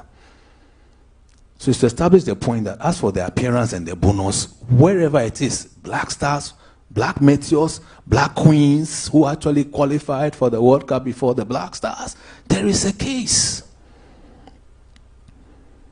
And the Black Queens qualified on virtually no reward. I stand to correction. So I summarize this page by saying, yes, intrinsic motivation is important. But with all the things I've described about what football and Ghana sports does for us as a people, there is a case to be made for spending. The question is, how much? We must spread the wealth. The Black Stars enjoy a lot, understandably so and necessarily so. But it's important that we look at the entire scope of our national teams because they end up feeding into the Black Stars. In some countries today, there's equal bonus for male and female. I think United States is one of the clear examples. Others are coming up. I'm not sure we are there yet as a people, but I'm sure it's something that we can aspire to in the long term. But about the fact that every national team deserves an appearance fee, there can be no question. And every national team deserves a bonus, there can be no question. And every athlete of Ghanaian extraction participating in international competition on behalf of Ghana deserves the same treatment. Comes back to where? Policy, Alaji. If that policy is in place, the next thing becomes how do we fund it? And it reduces the debate. And part of that debate I started earlier was the comparative advantage debate, where all federations are called into a conference and say, we don't mean to disrespect any sporting discipline, but the fact of the matter is that as a nation state, we have to define what makes us comparatively at an advantage. So we can go to international tournaments and win medals. People are winning swimming medals. We have a family who have taken up swimming like their personal interest. But what about at the national level?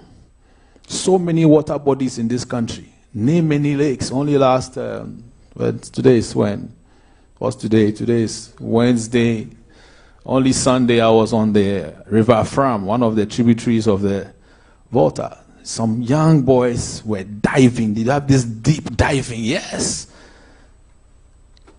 And then look at our coastline from Aflao all the way to the Côte d'Ivoire side. We can't put people into swimming in the Commonwealth Games, Olympic Games, all this water. It's a question that borders on policy. And what have we identified as our sources of comparative advantage? Boxing, I've mentioned it earlier. We need to identify these ones. And then the others would also be growing along. Recently, I saw a lighter note. There was some Chaskili tournament going on. Is it Chaskili? You know Chaskili? Is that Chaskili? You know, it's our version of cricket. If you get a number of countries playing Chaskili, it becomes a Commonwealth sport. Others have taken some kind of sport to those places, and they are enjoying. We go and play them. How do we sustain this funding? I hold the view that Black Stars should be used as the cash cow of Ghana football. And the cash cow is a concept derived from the Boston Consulting Group matrix. In that matrix, you've got cash cows, you've got dogs, you've got brands. Okay, it's a way of handling various brands. So let's say Black Stars is our cash cow. That's the one that attracts the money. There are some that they are dogs. They are just eating because they don't attract anything. The one who attracts brings so that the rest can also enjoy. But usually it's been whatever comes for the Black Stars is for the Black Stars. My suggestion is we should start looking at it that way. If the Black Queens cannot attract sponsorship, why do we leave all the money with the Black Stars? It's a conversation, it's a debate, it's a discussion.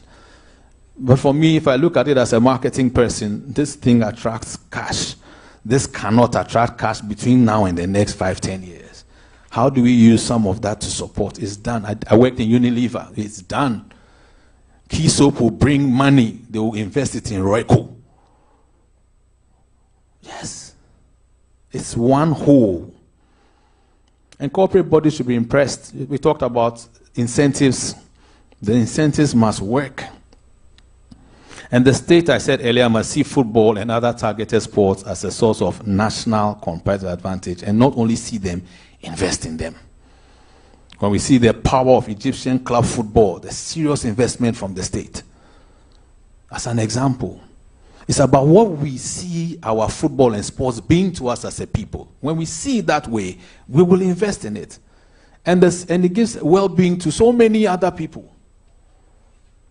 I come to warn me. I've almost finished. To be successful, Ghana has to be strategic and deliberate. So strategic and what? We must intentionally invest in our sports. Intentionally call corporate Ghana. And I think it's been done before. A meeting, I think a breakfast meeting. Corporate Ghana was invited. I think it was at the seat of government, was it? Yes. And presentations were made. We set a certain target. It was for the Black Stars. But can it be done for the rest of our sports? And that's why there's always these Black Stars. I understand Black Stars. It does so much. So yes, it's worth it, but beyond the Black Stars. Strategic and deliberate. Stakeholder engagement key.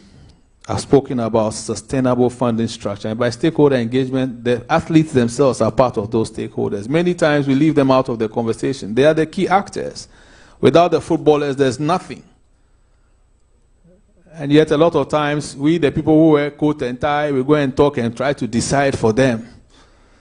And you decide for them without relevantly consulting them. They will hold you to account at the right time, the day before the match. What bonus are we taking to the Africa Cup? If you did there, you went and took decision, they were not there. So stakeholder engagement is key. Sustainable funding structure. I know there's so much pressure on the national incomes, but we need to find a sustainable way. I've talked of deliberate action. Let's talk. We talk plenty in our country, and I make no apologies for saying that. It's a matter of fact. Let's talk. More deliberate action. Government and the FA collaborate effectively. No unnecessary quarrels and who did this, who did that, who is the owner. Yes, national team, bona fide property of the nation state called Ghana. Who manages the national team? The Ghana Football Association. So stakeholders need to engage. When we did Goldfields in 2005, Papse will bear me witness. We were working with Honorable Yosafo Mafo and Obi Amwa. Tight. To the extent that the day the sponsorship was announced, Honorable Osafo Mafo sat in the chair together with Brendan Walker, managing director of Goldfields, Kwesi Nyantechi, president at the time. They were all there. There was that collaboration. There was that tight fit. And when we were accounting to Goldfields for whatever was being spent on the national team, we sent accounts to the ministry. Collaboration needed. And on that note, I'd like to thank all of us for taking time to listen to this quiet man. Share some thoughts on an effective funding model for our national teams. Thank you very much. Thank you very much, Mr. Neil Armstrong Motagbe. He's a marketing consultant par excellence, and he has vast knowledge when it comes to sports and marketing. Thank you very much for your presentation. Right about now, we'll zoom straight into the panel discussion. And to help us with the panel discussion this morning,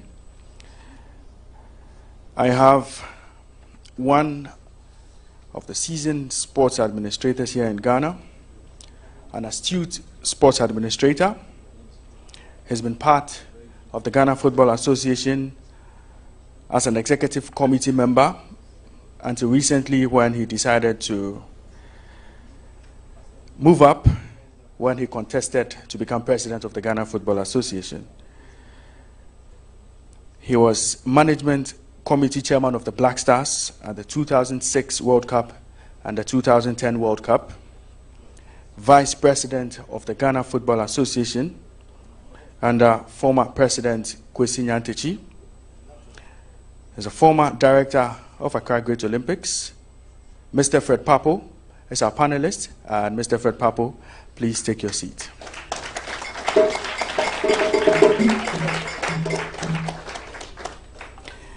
Growing up, each time you stayed up to watch an Azuma fight, you would always find this face on TV.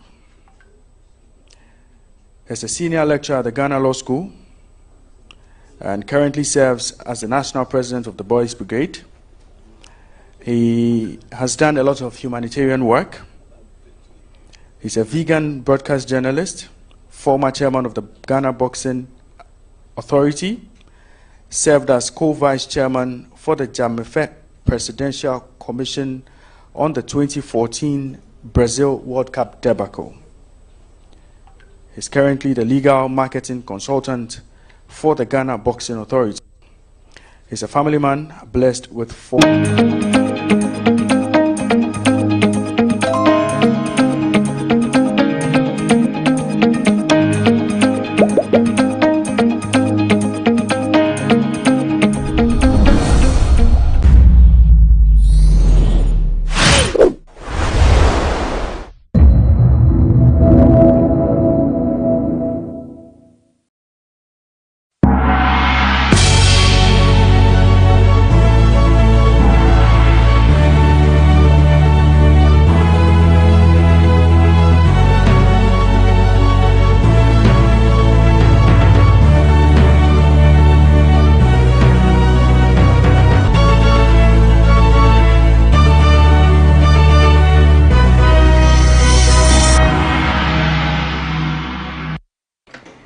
And thanks for joining us on BizTech on GhanaWeb TV. I am Ernestina Sewa Asante. On today's edition, we take a look at an indigenous company using plastic waste to manufacture roofing tiles. My colleague Maoli Aholumega has the full report on this innovation created by Dofo Group.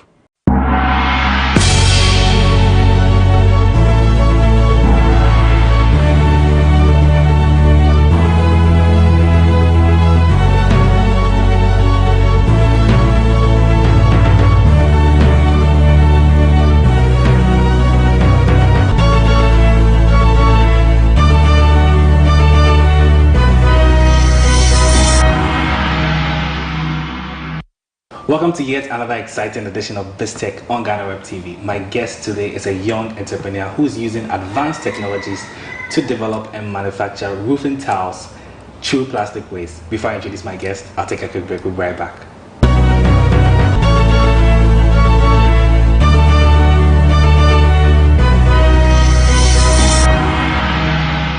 Welcome back. My guest is Dr. Kweku Ejepon, and he's the CEO of Dolphin Group of Companies. Doc, welcome to BizTech. How are you? I'm fine. How Great. Are you? I'm doing very well. Good. Yeah, so you've been a CEO of Dolphin Group of Companies for some time now. Just briefly share with us how your journey started to where it is now. Wow. Well, this journey has been quite a long journey. Every journey begins very small and very humble. But I started very small. We started with our roofing. Actually, we have a car dealership as well. Oh, wow. And we started with a roofing gradually. As time goes on, the roofing is doing well. But as time goes on, I realized that what can I do to solve a problem in this country? So I decided to come up with an advanced roofing tiles, which is the EcoFill ecosystem. That's the EcoFill Ghana. That's the name of that company, which is under the Dolphin Group. Okay. So I did my research, and I traveled a couple of times to Ukraine. That's where I obtained the machines. Okay. So I brought few Ukraine people, I think about 4 Ukrainians, to come and set up the factory and do training, because we also have to give something back to the people, to our people. Yeah, just doing roofing sheet, you can't employ so many people. But with this one, we are creating so many employment. We are getting so many people off the street, especially with the boys in traffic that are asking for money from people. We are using them to collect plastic waste, and we are also turning the plastic waste into something meaningful.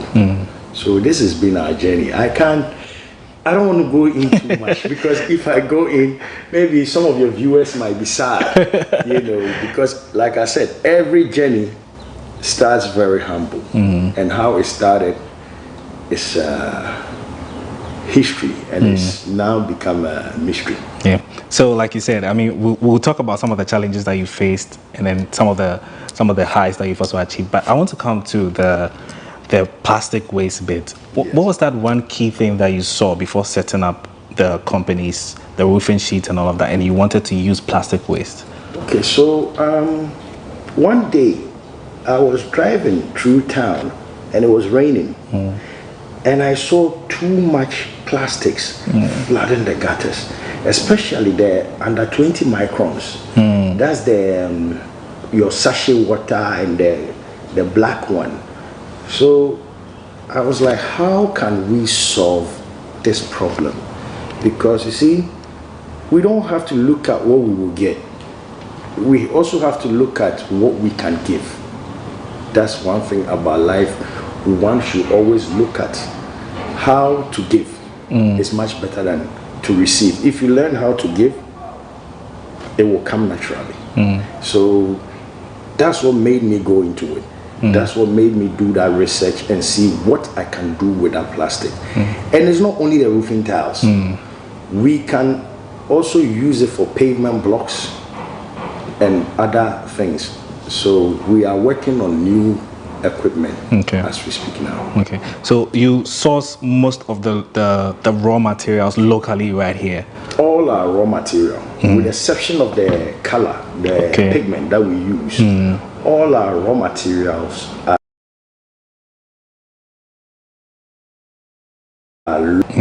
all the plastics, the sand.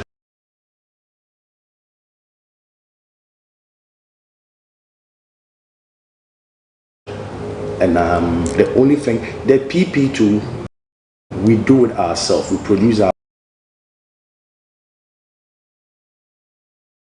own PP, you know. So nothing is imported. Okay. Yes, everything is locally. Okay. Yeah. So I want to come to climate change because I think you are doing something really amazing with the plastic waste. So we have global climate change in our world today. The weather is looking very funny in different times. The weathers that we are supposed to experience, we are not getting to experience. How is the eco-fuel that you are producing, how are you infusing climate change to sort of solve some of these problems? Okay, so with that product, we took it to scientific research to do a test on it. Okay. And this product can actually withstand a heat of 230 degrees Celsius of heat. That's quite a lot. Yes. So, I mean, in Ghana, our climate does not go that high. So where I think they need us the most is on the desert side. You know, and also, I mean, this product is one of a kind. You know, it don't rust, it don't rot. It's also a fire retardant. You know, because of the sand content in it. Okay. When there is fire, it will not burn.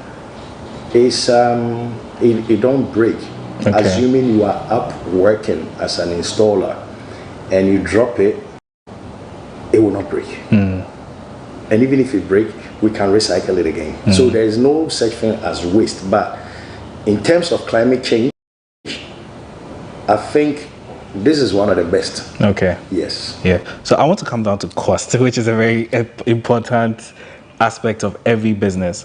How are you ensuring that the products that you are producing are cost effective and they're also durable? I mean, I've had the chance to to see some of them, and it was quite impressive. So, as cost goes, for now, I would say it's around the same price as the aloe zinc that we are doing now. But I can guarantee you that this is much better, and it turns out to be cheaper than the aloe zinc, because this lasts longer, is more durable, and two, it's not that expensive. The only problem or the only challenge we are having now, I may say,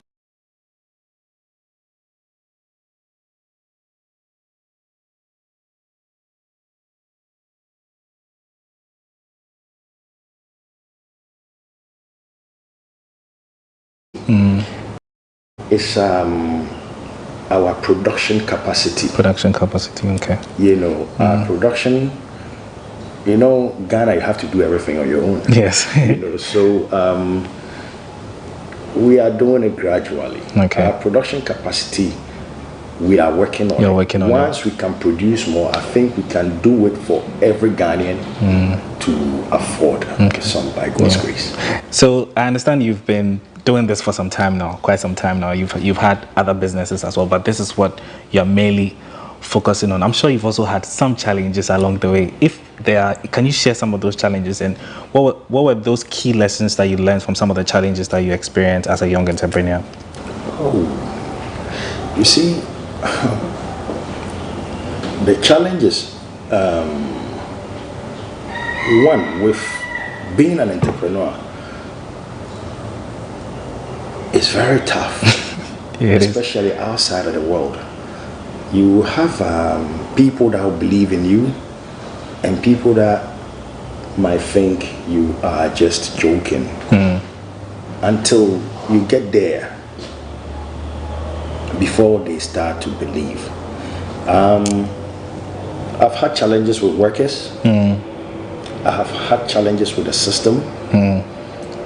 There is no help. Before you continue, does the system frustrate you?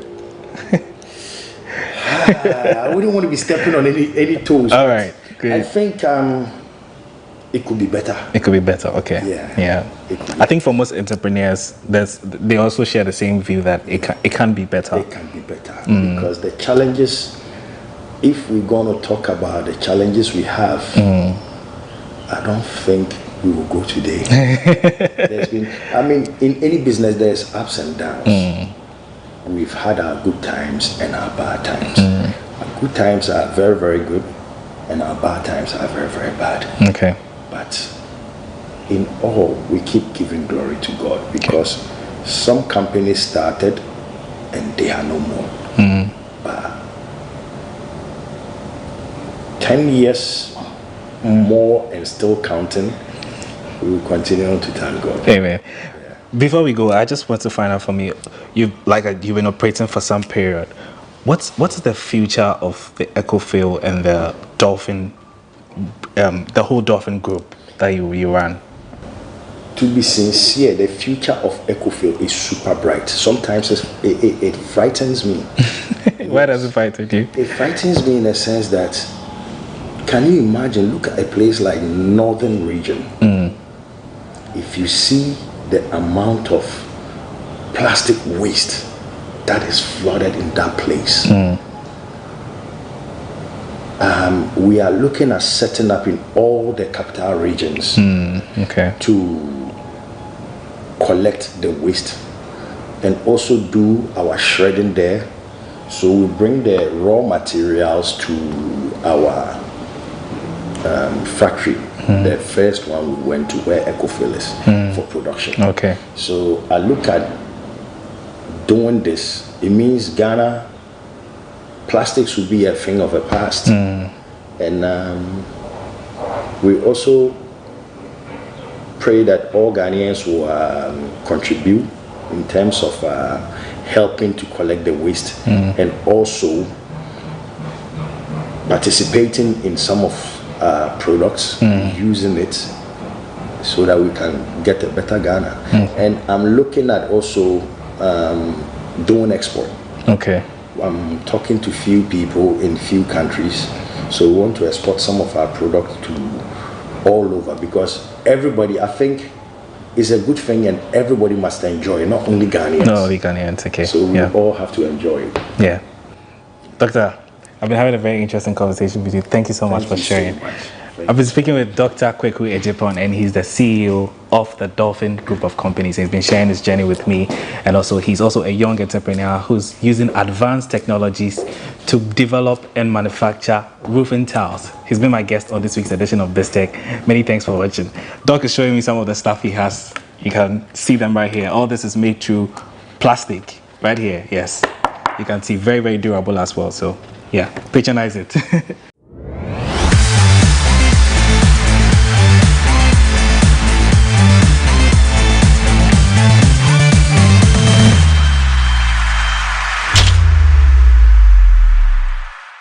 Welcome off another break on BizTech. I've been speaking with Dr. Ejipon, and he's the Chief Executive Officer for Dolphin Roofing Systems. And we've been talking about how they are using advancing technologies to manufacture eco-friendly roofing tiles. Dr. Ejipon, how are you? I'm fine. I've been having a very interesting conversation with you. Yes. Yeah, so now we're at the factory now, and I see some plastic right here. Yes. So what exactly am I looking at? What you are looking at is the plastic we recycle them to do our roofing tiles. Okay.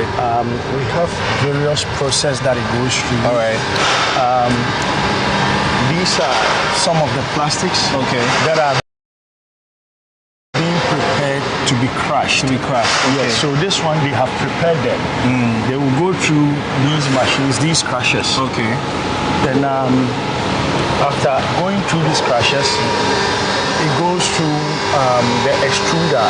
Okay. We also mix it with sand. Okay, I see a pile of sand here. A pile of sand here. Right. We mix it with the sand. The sand too, we treat it. We have a special machines that treats the sand. So this is not like raw sand. It's a raw sand, but we have a process we take it through before we use it. Okay. And this machine is the one that does the one that crushes it. Okay, so how many, if you have an idea, how many amounts of plastic can the machine crush? We can crush about, let's say, 10 tons a day. Wow, that's quite a lot. That's quite a lot of plastic. Wow. And we also do crush the under 20 microns. Under 20 microns. Such as the pure water. Also, it's not just the plastic Not bottles, just the plastic bottles. Okay. And we don't only use plastic bottles. We use car bumpers, computer casings. So that's a lot of recycling materials that you Exactly. So you are what your outfit seeks to do is not to waste plastic. So you have a team of people that look out for all the plastic waste around it, and you bring it here. What we want to do is we want to keep the city clean. Great. You know, Duffield itself is a company that does a roofing sheet with zinc aluminium.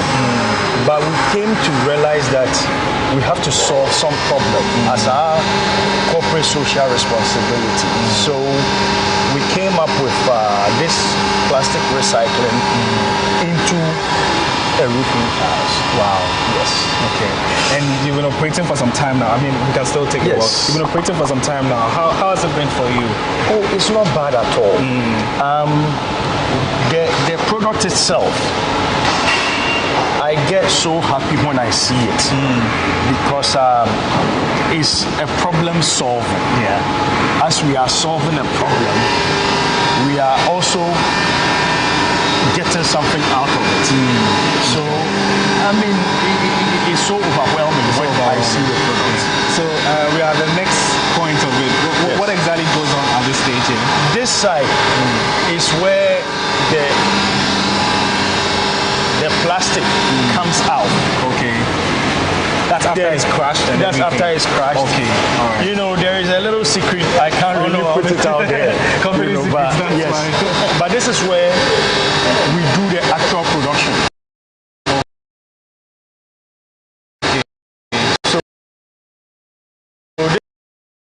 This is the production. These are some of the products. Okay, so these are the ones that have been manufactured. Yes.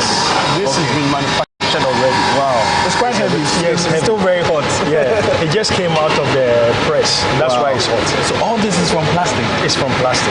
Very interesting. Yes, it's from plastic. Wow. So, I mean, that's how it comes out. Okay. It comes as a paste. All right. Hello. This is the plastics that end up choking our gutters, creating floods. This is what we use it for. This is how it ends.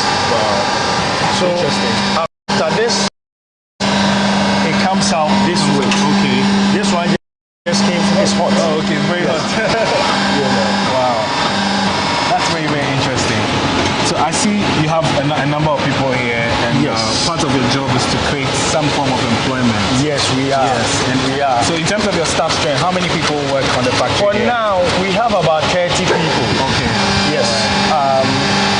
And that's the direct workers. So you have a direct and indirect. And indirect. The ones that are collecting plastics and bringing it, we can say about 60, 70. Okay. That brings plastics and then we pay them. That's quite a lot of a number for you. We are trying to make sure we create employment for the country as well. Okay. Yes. Yeah. So finally, before we go, once this is done, where next do you take it? Does it have to go through another process? No. Okay. Once it's done, now it goes to the site. Okay. Then we have our installers that do the installation, which we will show you a few of the jobs that we have done. No problem. Thank you so much. You're most welcome, sir. There you have it. I'm speaking with Mr. Dr. Ejipon, and he's the Chief Executive for Duffield Roofing Systems. We've been talking about how they are using plastic waste to solve an eco-friendly and also create what we have here as plastic roofing sheets, tiles. Yes, he's been my guest on this week's edition of This Tech. Many thanks for watching.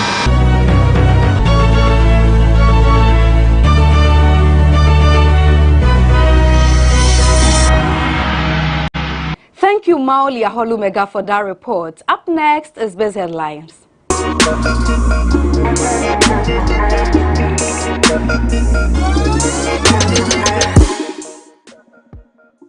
To our very first story, President Nana Addo Dankwa Akufo-Addo has directed the Commissioner of the Customs Division of the Ghana Revenue Authority, Colonel Retired Kojo Damoa, to hand over his duties to an acting deputy commissioner.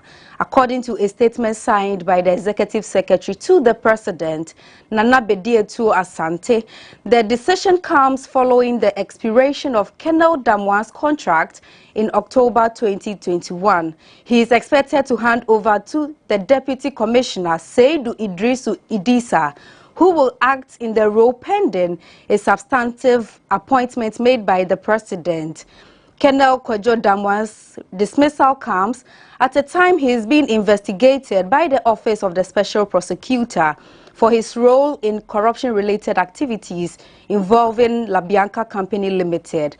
A finding from the Office of the Special Prosecutor dated August 3rd, entitled Report on Investigation into Alleged Commission of Corruption and Corruption-Related Offences involving La Bianca Group of Companies and the Customs Division of the Ghana Revenue Authority indicated, among other things, that the frozen food company owner used their position to evade taxes.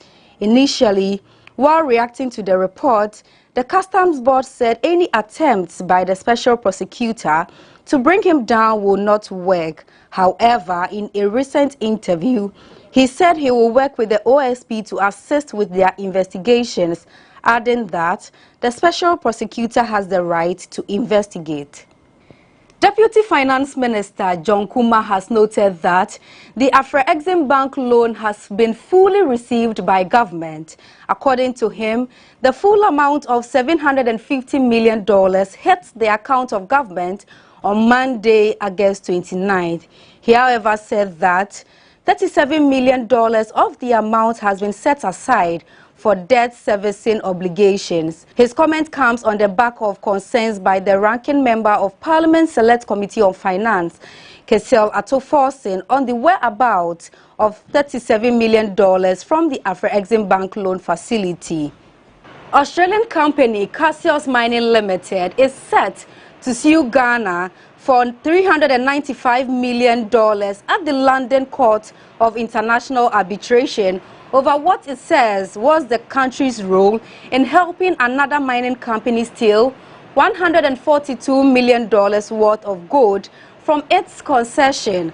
According to the Sydney Morning Herald report, both Cassius Mining Limited and a Chinese state-linked mine run by the Shanxi Mining Company stood opposite each other in tenancy, where they had purchased parcels of land for mining in 2008 and 2014.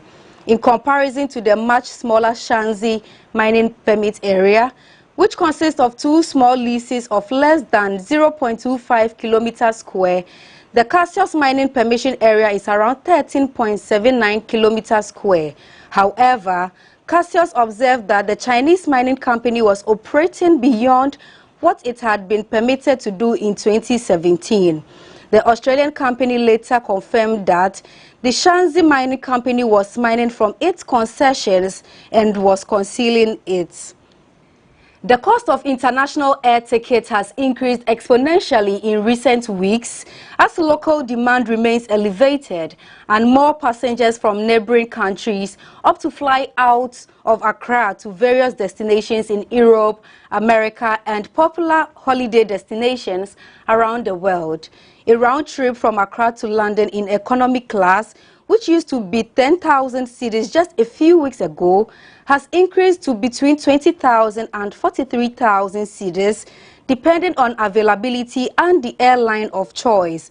Though airfares are generally high in summer, the increased demand from passengers from neighboring countries and the depreciation of the local currency against the US dollar are the main undercurrents for the current surge in prices.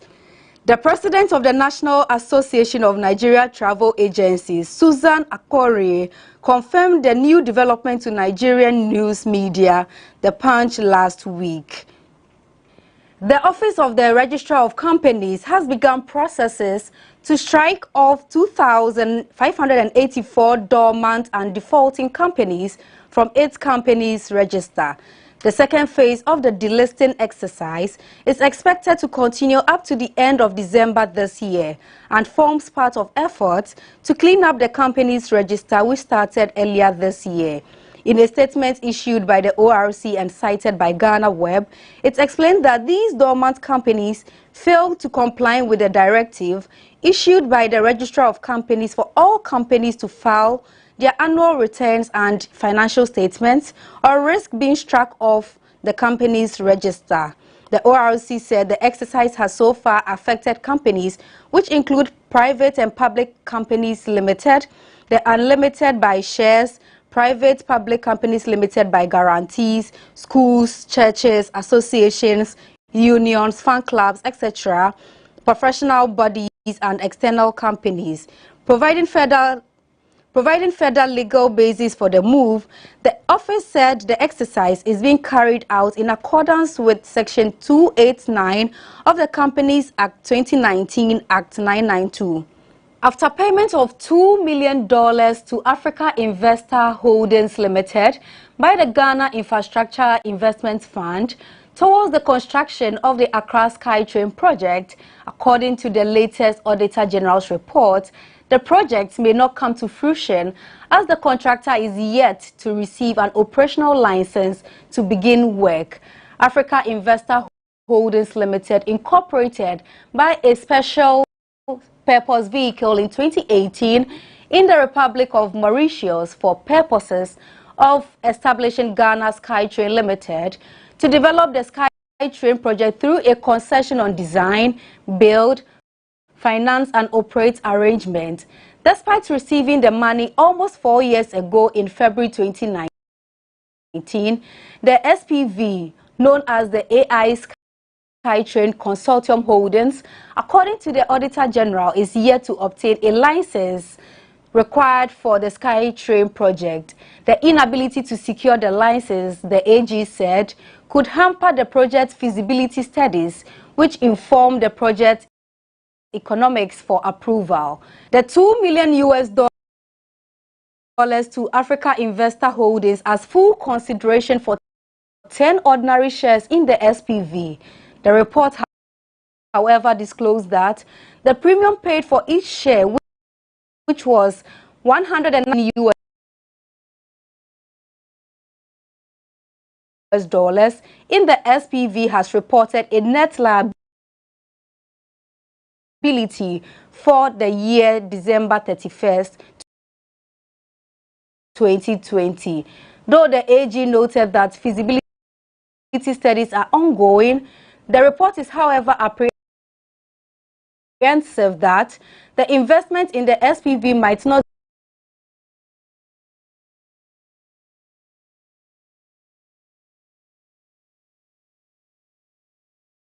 be recovered if the SkyTrain project is unable to secure the licensing as well as executive and parliamentary approval.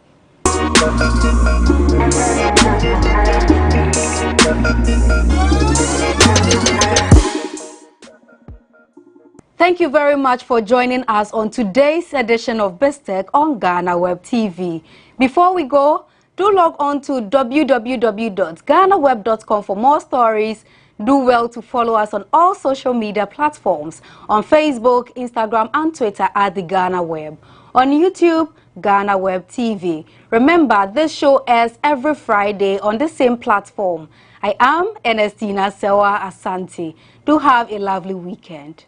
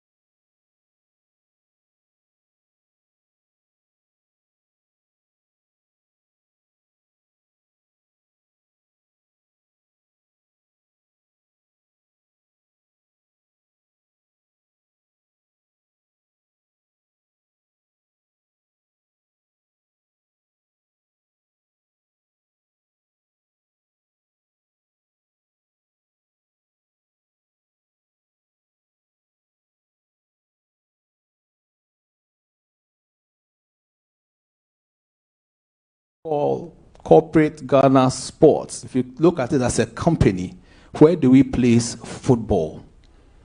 All these things that football does for us as a nation. And that's why when things go wrong, the whole nation is in an uproar. When it goes well, we are all happy.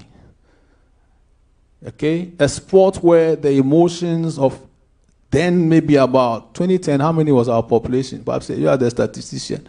Now we are 30 million, eh? So back then we could have been maybe like 21 or 22. 22 million people's emotions, they hinge on a penalty kick against Uruguay. The emotions of a nation, all right, were determined by one penalty kick that hit the crossbar. And up to today, some people will not forgive my friend Asa. But he's Ghana's record goal scorer. Matter of fact. And that is the power of our national team. I could take you so many examples of how my going to an African country and just saying I'm from Ghana has opened doors for me. I worked with FIFA for 7 years as a marketing consultant, and we know where we've been. When you mention Ghana, the thing is Black Stars. They don't see anything. They see Black Stars, they see Abedi Pele. You go to the Arab Gulf, they see Mohamed Polo. They will mention names for you. These are Black Stars players. So as we have our conversation on funding, sustainability, I'm happy that we keep these things uppermost in our minds. It's like I'm making a case for Ghana football. But it's beyond Ghana football. It's for every person who wears the national colors, be you in football or anywhere else. You deserve to be looked after. So it's to establish the point that as for the appearance and the bonus, wherever it is, Black Stars, Black Meteors, Black Queens, who actually qualified for the World Cup before the Black Stars, there is a case. And the Black Queens qualified on virtually no reward. I stand to correction. So I summarize this page by saying, yes, intrinsic motivation is important. But with all the things I've described about what football and Ghana sports does for us as a people, there is a case to be made for spending. The question is, how much? We must spread the wealth. The Black Stars enjoy a lot, understandably so and necessarily so. But it's important that we look at the entire scope of our national teams because they end up feeding into the Black Stars. In some countries today, there's equal bonus for male and female. I think United States is one of the clear examples. Others are coming up. I'm not sure we are there yet as a people, but I'm sure it's something that we can aspire to in the long term. But about the fact that every national team deserves an appearance fee, there can be no question. And every national team deserves a bonus, there can be no question. And every athlete of Ghanaian extraction participating in international competition on behalf of Ghana deserves the same treatment. Comes back to where? Policy, Alaji. If that policy is in place, the next thing becomes how do we fund it? And it reduces the debate. And part of that debate I started earlier was the comparative advantage debate, where all federations are called into a conference and say, we don't mean to disrespect any sporting discipline, but the fact of the matter is that as a nation state, we have to define what makes us comparatively at an advantage. So we can go to international tournaments and win medals. People are winning swimming medals. We have a family who have taken up swimming like their personal interest. But what about at the national level?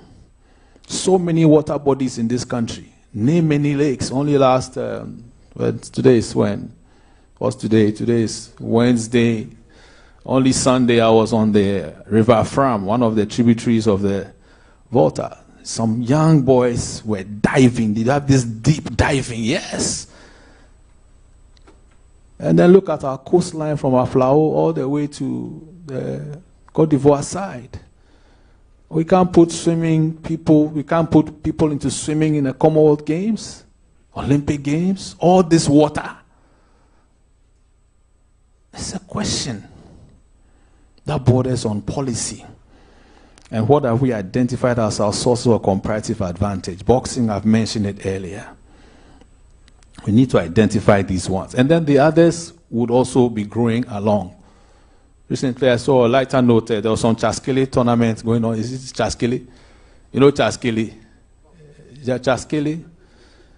You know, it's our version of cricket. If you get a number of countries playing Chaskili, it becomes a Commonwealth sport. Others have taken some kind of sport to those places, and they are enjoying.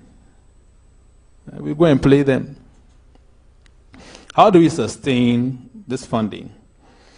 I hold the view that Black Stars should be used as the cash cow of Ghana football. And the cash cow is a concept derived from the Boston Consulting Group matrix. In that matrix, you've got cash cows, you've got dogs, you've got brands. Okay, it's a way of handling various brands. So let's say Black Stars is our cash cow. That's the one that attracts the money. There are some that they are dogs. They are just eating because they don't attract anything. The one who attracts brings so that the rest can also enjoy. But usually it's been whatever comes for the Black Stars is for the Black Stars. My suggestion is we should start looking at it that way. If the Black Queens cannot attract sponsorship, why do we leave all the money with the Black Stars? It's a conversation, it's a debate, it's a discussion. But for me, if I look at it as a marketing person, this thing attracts cash. This cannot attract cash between now and the next 5-10 years. How do we use some of that to support? It's done. I worked in Unilever. It's done. Key Soap will bring money. They will invest it in Royco. Yes.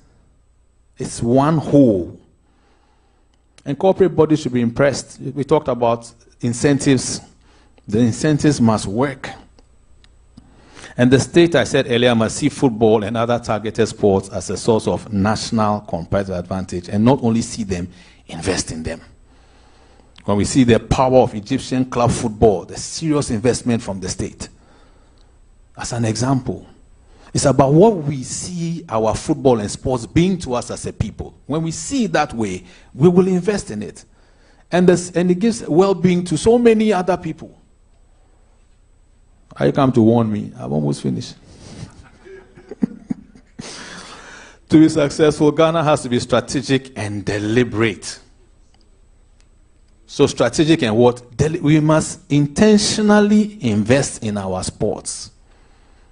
Intentionally call corporate Ghana. And I think it's been done before. A meeting, I think a breakfast meeting.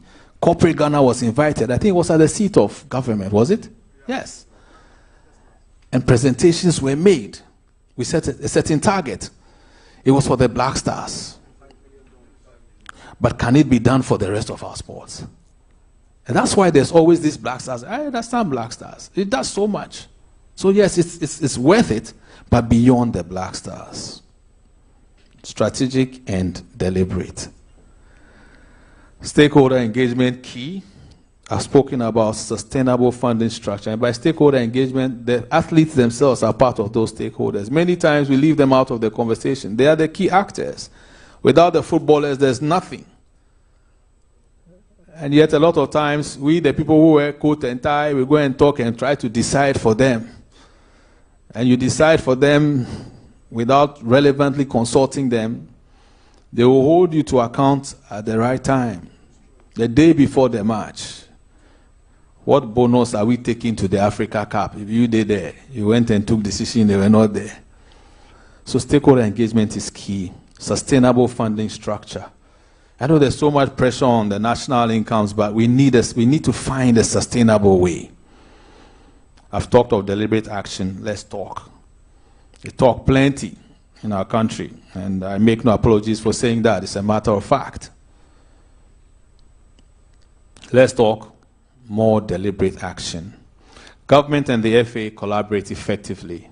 No unnecessary quarrels and who did this, who did that, who is the owner. Yes, national team, bona fide property of the nation state called Ghana. Who manages the national team? The Ghana Football Association. So stakeholders need to engage. When we did Goldfields in 2005, Papse will bear me witness. We were working with Honorable Yosafo Mafo and Obi Amwa. Tight. To the extent that the day the sponsorship was announced, Honorable Osafo Mafo sat in the chair together with Brendan Walker, managing director of Goldfields, Kwesi Nyantechi, president at the time. They were all there. There was that collaboration. There was that tight fit. And when we were accounting to Goldfields for whatever was being spent on the national team, we sent accounts to the ministry. Collaboration needed. And on that note, I'd like to thank all of us for taking time to listen to this quiet man. Share some thoughts on an effective funding model for our national teams. Thank you very much. Thank you very much, Mr. Neil Armstrong Motagbe. He's a marketing consultant par excellence, and he has vast knowledge when it comes to sports and marketing. Thank you very much for your presentation. Right about now, we'll zoom straight into the panel discussion.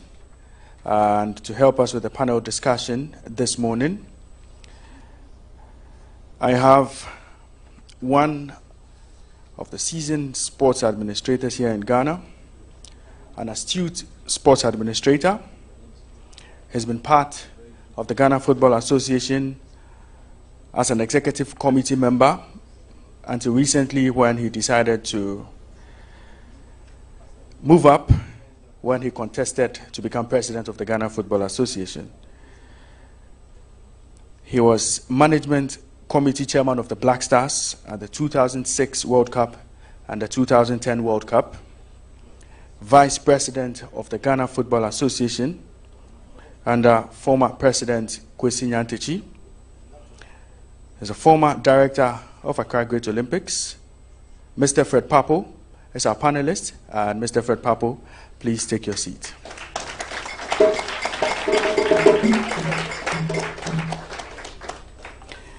Growing up, each time you stayed up to watch an Azuma fight, you would always find this face on TV. As a senior lecturer at the Ghana Law School, and currently serves as the national president of the Boys Brigade. He has done a lot of humanitarian work. He's a vegan broadcast journalist, former chairman of the Ghana Boxing Authority, served as co-vice chairman for the Jamefe Presidential Commission on the 2014 Brazil World Cup debacle. He's currently the legal marketing consultant for the Ghana Boxing Authority. He's a family man blessed with 4 children. Mr. Moses Fuamoinin is a panelist for today.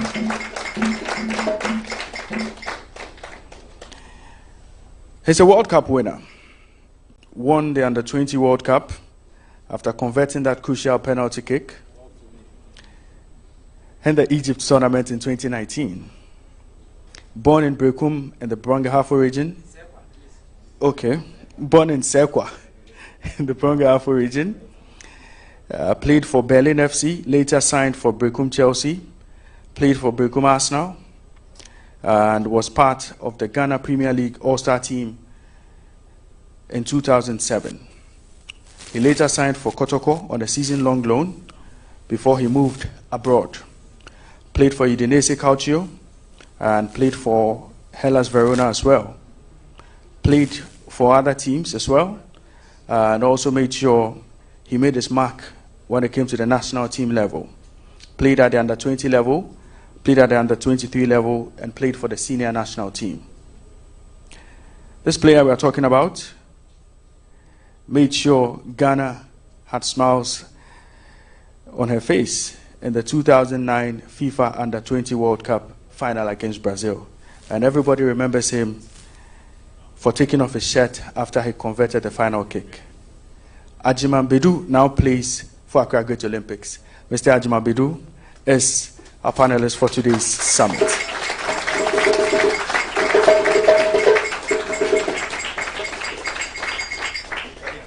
Mr. Neil Armstrong, you would kindly join us in the seat.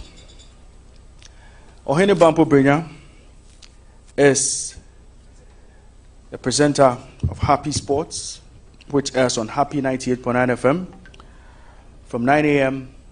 to 11 a.m. every morning. Ohene Bampo Brenya would be our moderator for this session, and he has very important questions for our panelists this morning. Ohene Bampo Brenya, please take your seat.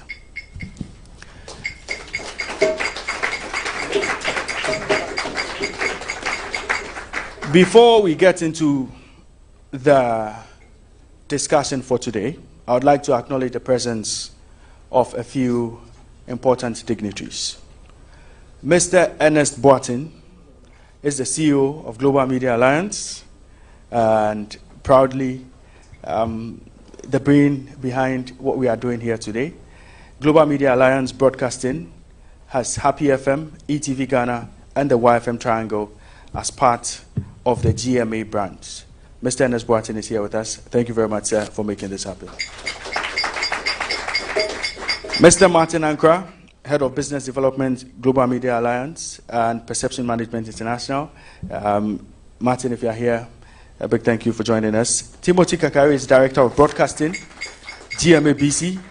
Tim, thank you very much for joining us here this afternoon. We would also like to acknowledge our sponsors. We'd like to say a big thank you to Accra City Hotel for hosting us here this afternoon. We also like to say a big thank you to Perception Management International. The lovely screens you see here, kind courtesy Perception Management International. We'd also like to say a big thank you to our media partners, Happy 98.9 FM, ETV Ghana, and YFM, as well as GhanaWeb. Before we begin the discussion, I promised you I was going to play a video. I was going to take you down memory lane Okay.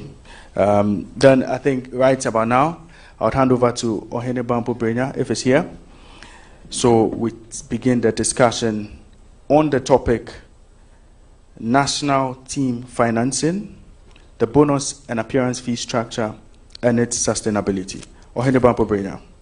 Thank you very much. I would also like to thank our host, Divine Mate is the MD of Accra City Hotel. Thank you very much, sir, for making this event possible. And to our panelists, I say thank you very much. To our audience, thank you very much for coming. We are live on ETV Ghana, live on Happy FM, live on our social media platform, and also live on GhanaWeb. So you can join the conversation across the world on our social media platform. My name once again is Ohene Bampo Brenya. And to our panelists, we go straight to the conversation. And I'll start with someone who has been in the thick of affairs before, knows it all, experienced it all, before we even start the whole conversation. I'll go to Fred Papo for him to kickstart the whole conversation. Mr. Fred Papo is also the former Vice President of the Ghana Football Association and also the former Chair of the Blakk Rasta Management Committee. So he's best fit for this conversation. Sir, thank you very much for coming and welcome to this very first edition of Esports Summit. Thank you very much, and it's obviously my greatest pleasure to be part of this very important forum that you've created. I'm also more humbled to be on a panel with these high-flying sports individuals who portray excellence in all their fields, and as well being a part of this great audience. I look forward to a very important event. Coming to the topic, I think it's a very important topic. It's an issue that we all have to grapple with, and I believe it's about time we touch on the issue. Definitely, I'm sure some of the recommendations or comments that may be passed here may not be necessarily palatable, but I believe whatever recommendations or anybody espouses will be born out of commitment and the need to see our national teams thrive in the most sustainable way. So that's the angle from which I'm sure we are all going to look at it today. Thank you very much. Thank you very much for your opening comments. Let me go to senior counsel, senior law lecturer, and also a senior colleague in this noble profession, sports journalism. I call him Brafo Amoni. And he gave me a prophecy whilst I started my morning show on RPFM. And I still play that soundbite up to today. Prophet, senior prophet. Thank you very much for being a part of this. Well, I'll give you the prophecy concerning the Black Stars course just before we leave for the World Cup. So remind me. Well, first of all, let me just congratulate your companies that run the television station, and my good friend here. He's made a lot of money, but he's not shared it with me. Mr. Boateng. Mr. Boateng, exactly. I used to sit with him and do lots of things together. Let me congratulate you for this forum. And just remind all members present in the media and those of you who are watching us live that the Commission of Inquiry that was established under the Constitution. One of the recommendations that we made was that the recommendations of the Commission, there should be stakeholder meetings held regularly. And that was accepted by the government white paper. So this particular recommendation has the status of law. And I am happy to notice that in a way you have not said you are fulfilling what was recommended, but it is important that the sports ministry realizes that there's a mandatory provision in respect of the recommendation of the Commission that such stakeholder engagements take place. So what you are doing, you are fulfilling the recommendations of a Commission of Inquiry established under the Ghanaian Constitution. So congratulations to what you're doing. The other thing I want to do, and I think when we finish, we probably all have to acknowledge and congratulate the Ghana Football Association. But for all the hard work, we wouldn't have been in Qatar, and we probably wouldn't have been having this discussion. So can we hear it for the Ghana Football Association? Let's put our hands together for the FA. I mean, it takes a lot of hard work to get us where we got to, and I particularly want to comment, Papse, you made a lot of mention about him, but he's a huge institutional memory. The qualification didn't just happen with Otoo and the other coaches who joined and the new management of the Black Star. It started when we started the qualification. So I want to congratulate all the other members of the Football Association, the Black Stars Management Committee, that have led us to where we are. Those will be my initial comments, and I'm hoping, you know, we've done a lot of talking in Ghana already, and the law is in the book that I'm holding and carrying, and the government white paper. For once, let's implement, you know, and I'm hoping that you as journalists will ensure that whatever decisions and recommendations were made in, you know, the Commission's report and accepting the white paper would be confirmed. We can't just go on talking, and hopefully the ministry will carry that from here. Thank you very much. Thank you very much. A round of applause to him. And I'll move on to Ajiman, who is a principal actor on the field of play. He's a former member, or still, you know, since he's not retired, he's still a member of the Blakk Stars. Anytime he's called upon, he would gladly wear the national colours again. Ajiman, thank you very much for joining us.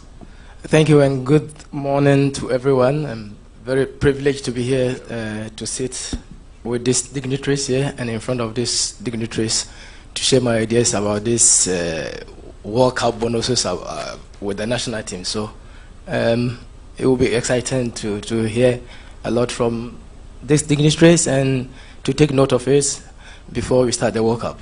Thank you very much, Emmanuel Ajiman. Neil Armstrong has done his presentation, and we'll get into the pros and cons of the presentation. So Neil, thank you very much for the presentation. More of an academic paper on the subject matter. What should we expect from you on this panel? Well, I don't know whether to say a point of interest. It was not only an academic paper. It's an action-oriented paper. You know, academic papers have a very strong theoretical base. Yeah. So yeah, I tried to draw some history in the presentation, but more importantly, to look at the actions. What do you expect what is to be expected from you on this panel is more of the same, talking towards action. All right, our council spoke about the fact that there is a government, there's a whole lot of resource was spent throughout that process. White paper published. Go into that white paper and you see so many solid recommendations. The question is, what effect has been given to them in terms of action? And that is the bane of this nation. And I don't make any apologies for it. We talk plenty. It's a matter of fact. And I talk about this passionately, but it's true. How many times must we keep talking about the same thing? You know, I think that as a people, we are not angry enough to take action on the things that must take action. And I just hope that this forum builds up that positive anger to take us to a place where we have less of these conversations or debates and have a structure and a policy in place that is well structured, well self-sustaining, and then we spend time talking about other problems. That's what you should expect from me on this panel. Thank you very much, Neil. And I'll start off with Fred Papo, who has an institutional memory of our football and its governance. One may ask, if you're a novice, you know, monitoring from wherever you are, how did we get here in terms of appearance fees and bonuses? Because, you know, as far back as 1996, 97, some would argue that the Blakk Star was not as, you know, well-resourced as it is today. So what changed the game for the Blakk Stars, in your own opinion and observation? Okay, thank you very much. I think as far as my memory will serve me, I believe bonuses to national teams, and like Neil indicated in his presentation, as much as possible in my presentation, sitting there on my contributions, I'll be looking at the national team in a more generic view. I know we are concentrating on the Blakk Stars, but I believe part of the issue of not concentrating every resource on the Blakk Stars is for those of us who talk about the game and then watch the game and do everything. When we are talking, we should try as much as possible to have a broader view of the national team. It's a national team, so some of my contributions will also relate to the Black Satellites, the Black Queens, and the rest. As far as I recall, I believe bonuses to all the national teams have been paid fairly regularly, way before we even came into office in 2005, if I may recall. The issue of appearance fees, there again, I believe it started right on the eve of our World Cup campaign in 2006. That was when we qualified to our first World Cup. Obviously, that was a very steep learning experience for almost all of us associated with the team at the time.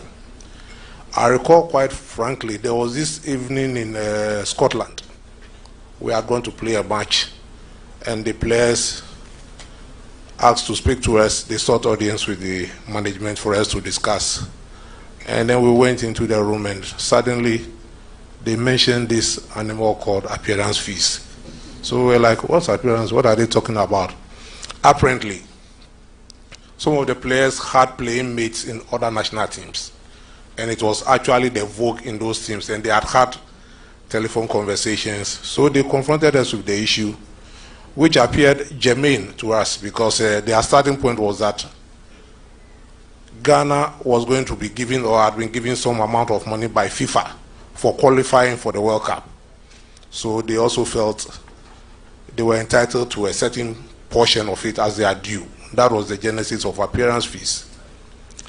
The actors I don't need to mention, but they are very familiar faces. Now, after quite a lot of discussions, we accepted and said, well, of course, we are just managing the team for the state. So we had to go back to the government and then relay this concern to them. We did, and then the ministry agreed. So we had a very hearty discussion with the boys to agree on the figure. But take note, there was one point I made which I believe we should also consider. The genesis for their request for appearance fee hinged on the fact that the association, or Ghana, was to gain something from FIFA. So they should be given a certain percentage of it. So there are two things: gaining something as a nation, and then they asking for a certain percentage of it. So if not for anything at all at the basic level, if you are going for it, they should really talk about appearance fees. That's one point I want to lay on the ground.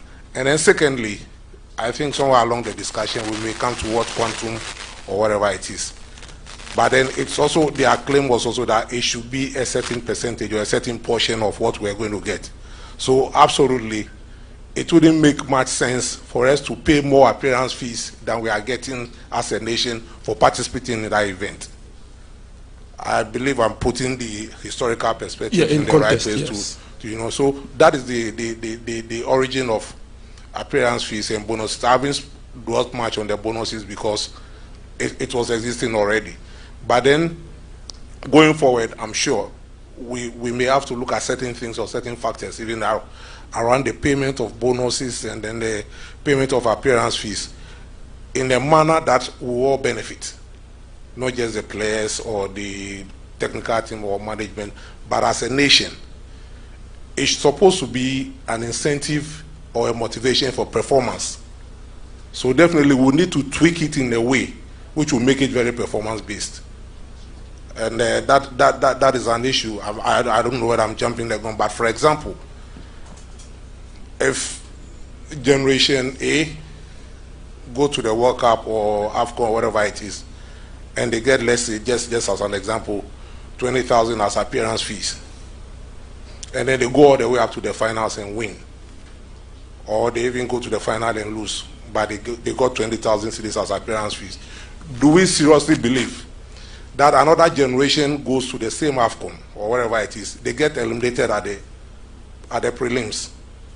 Do we believe it would have been fair to those who went all the way up there and got 20,000 for these same guys who played just 3 matches and got kicked out, causing a lot of embarrassment to almost all of us, including themselves, to also get about the same amount?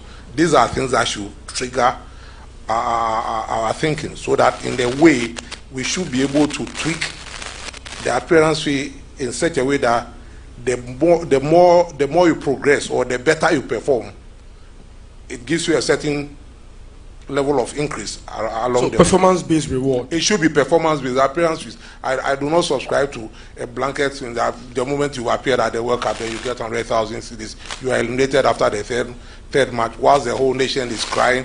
Up to now, we are still reeling from the loss or the debacle of in Brazil. Then you would have collected your money and gone. I don't think that is fair, and I'm sure this is something that the players themselves would even understand.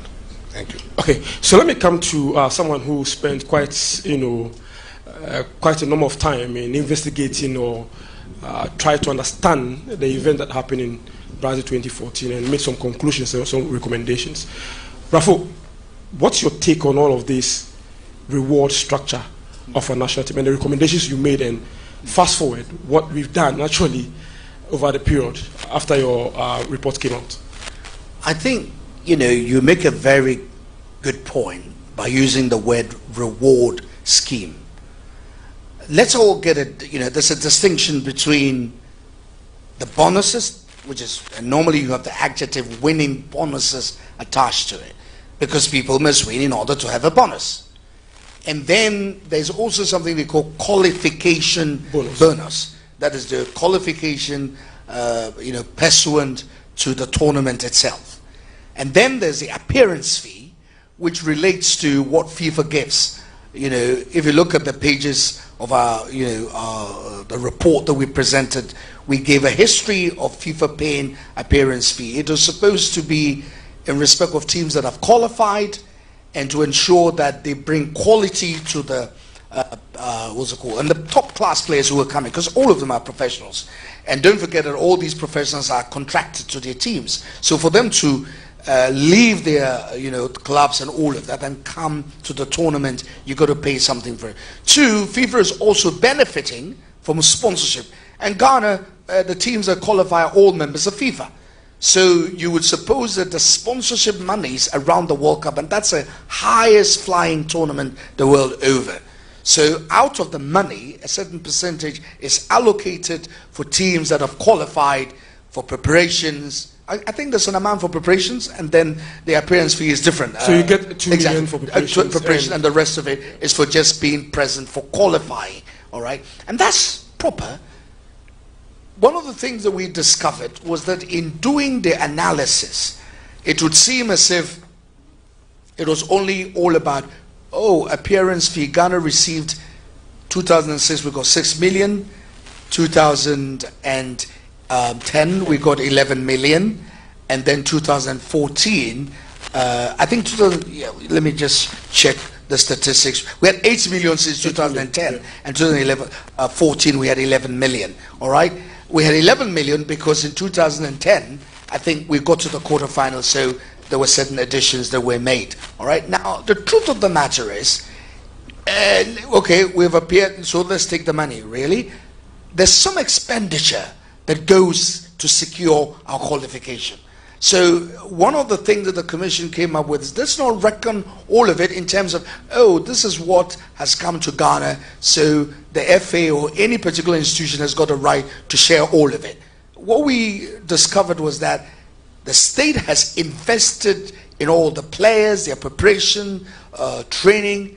Indeed, the data shows that for one single qualifying match for the Black Stars for a World Cup, we spent close to $1 million. That's a lot of money if you look at all the matches that we played in 2006 and 2010 and 2014, So the state pumps in money. So the view is, don't just look at it as money coming in to the FA so they have a right to it. That's the first point that we've got to establish. Two, we also said, let's have the broad principles that should govern these monies and the way they are shared. One, players play for their nation. They wear the national colors with pride. So we are incentivizing you, but we want you to play for Ghana not because you're going to receive money, but because you are proud of the shirt. That's one principle. The other principle was this. Look, even the Bible says this. The laborer must earn his keep. So if the boys go and stand on the pitch and they play and they perform, then they've got to be remunerated. So there were two principles that we agreed should be present. And then you've got to combine and weigh them as you go along. I'm sure that as the discussion proceeds, we will look at how we've got to structure the framework, but in the payment. But in terms of, first of all, what is bonus, what is winning bonus, what is qualification bonus, and what is appearance fee, I think what, as a committee, the commission we came up with is what I have set out. In summary, appearance fee comes from FIFA, has to do with haven't qualified. There'll be many also for preparation. Bonuses, winning bonuses have been paid. Ose Kofi tells me about bonuses that were paid long ago, and some of the anecdotes around it is very funny. So we've always paid bonuses to our winning bonuses to our teams. So that has been in existence for a long time. I think the issue in terms of the bonuses and the appearance fee will be the quantum, how we quantify it, and under the conditions under which we pay. I'm sure that as we get into the details, I'll be able to tell you what sort of structures that we put in place and what should influence what we're doing for Qatar 2022. I can just end on this little note. Let's learn the right lessons. That's the only thing I will say. Let us have the policy framework which has been delivered by the Commission's report and agreed, and for which there's a white paper. Let us not reinvent the wheel, so that the principles and the policies that were agreed, let us just implement them as they are, because that is the law. We might tweak it a bit just to help and adjust it to the circumstances, because clearly there's more money now coming in because of appearance, in 2022.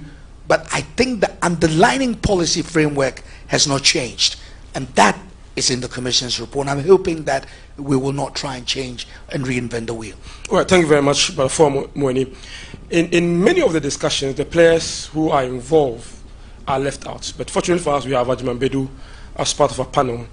Ajman Bedu, do you sometimes get worried when the whole conversation is about you guys are not patriotic enough because you've asked for something you think is due you? Well, it troubles us a lot because we have the passion for the nation. It's always a privilege to play for the nation, because from where I am coming from, the nation have really helped me to get these opportunities in life. So it's always there. But whoever works needs to be paid. That is a fact.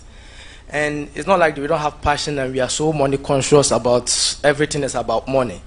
No, myself like this, if you see any scar on my body, it's because from the national team. Not from your club side? National team? For 15 years, I played football. I got injured at Udinese 2018. All the problems I got during my career in the national team is here. Mostly, all the injuries, I treat myself.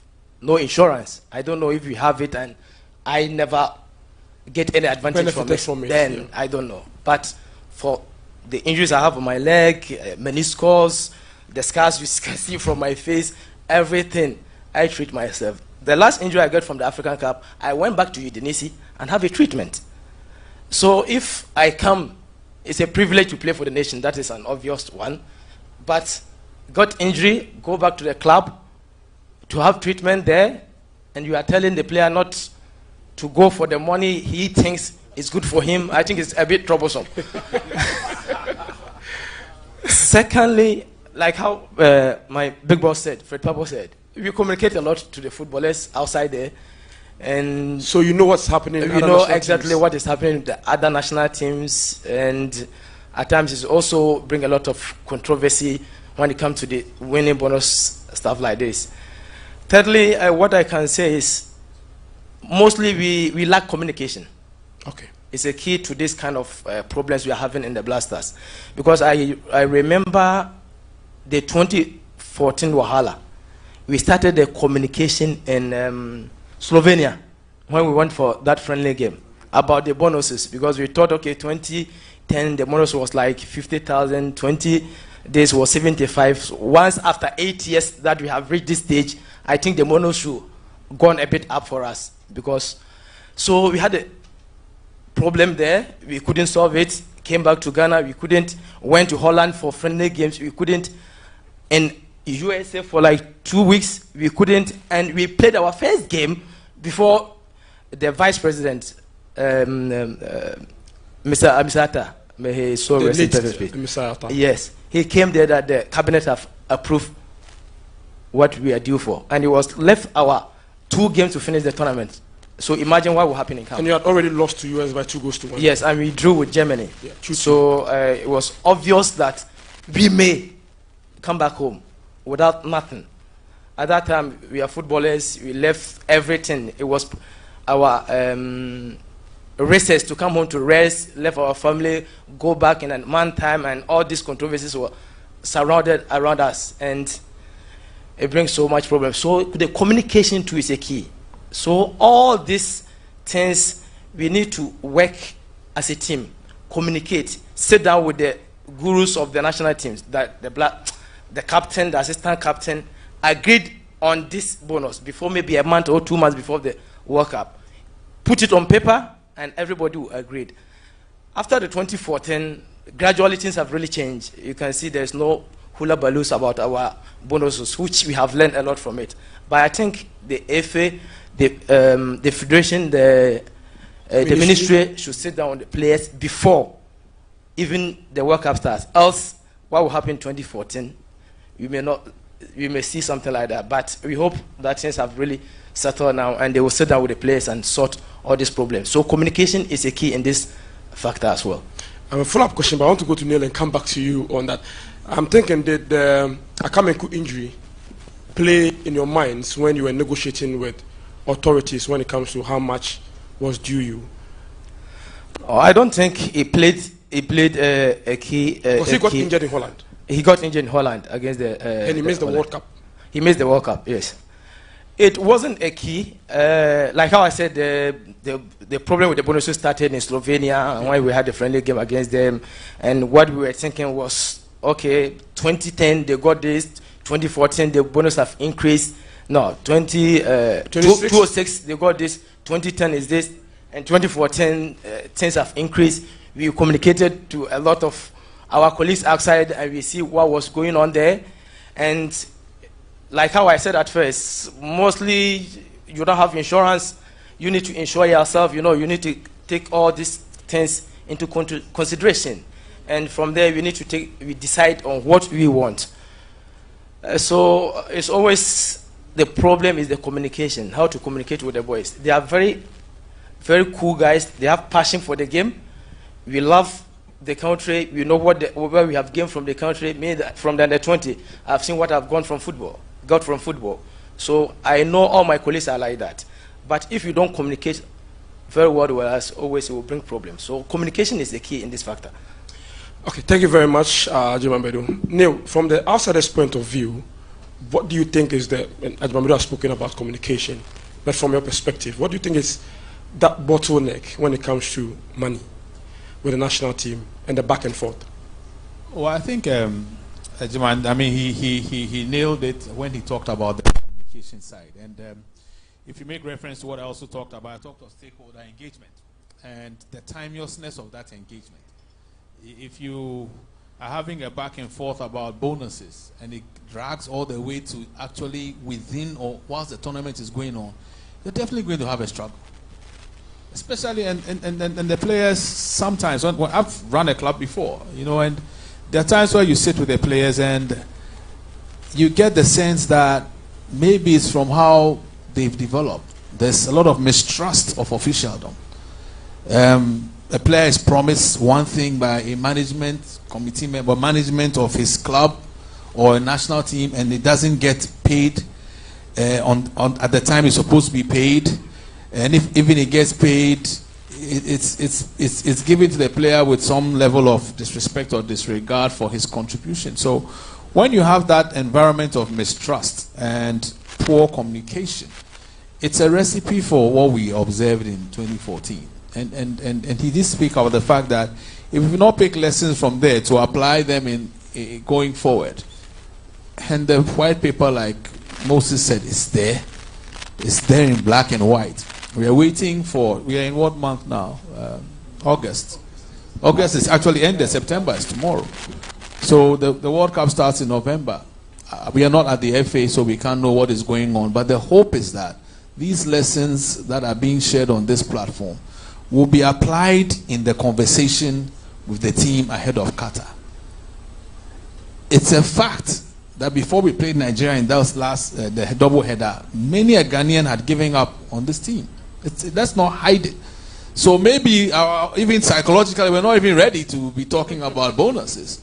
And then hey, we play 1-1 goalless draw here, oh, we are going to Nigeria, we are finished, and we all followed what went on, and then we qualified. So if at the time we're not prepared, even psychologically, there's been enough time from the qualification to now for us to set our house in order, such that we avert any such challenge going forward. Bottleneck, I think I would agree with Ajman when he talks about the communication, and add to that the level of regard we give to our footballers. I talk as an administrator and talk to players. Many times they feel they are not given the level of regard that they deserve, because without them, I'm not an administrator. What am I administering? There's a game that's being played by key actors. But it's for us to respect everybody in that stakeholder mix and ensure that we do things in time and ahead of time and proactively and with a human face. These players are human beings. They've got, look at how he described it. Was sad listening to him talking about treating himself after serving his nation. Of course he would ask for the money to help him treat himself. If I was his brother, I'd say, Master, just can't go hospital. It's life. So let's see them as people with feelings. Yes, the nation has its feelings, but the players also have feelings. And they sweat, they bleed, they get limbs broken. They are key stakeholders in this mix. And we need to accept that fact and work with it to ensure that whatever we decide takes in consideration their interest as well as the total national interest. And like what those song, it's a Ghana song, some line from a Ghana song that whatever way the matter will come, it's the mouth with which you speak it. So you need to speak. That means whichever way the matter will come, it's mouth that they used to talk about it. Well, my brother, I'm not taking your job, but just a quick, insight into some of the things that he, Ajimambidu mentioned. And for a forum of this nature, I think we should be listening more to the players, because at the end of the day, they perform on the field of play.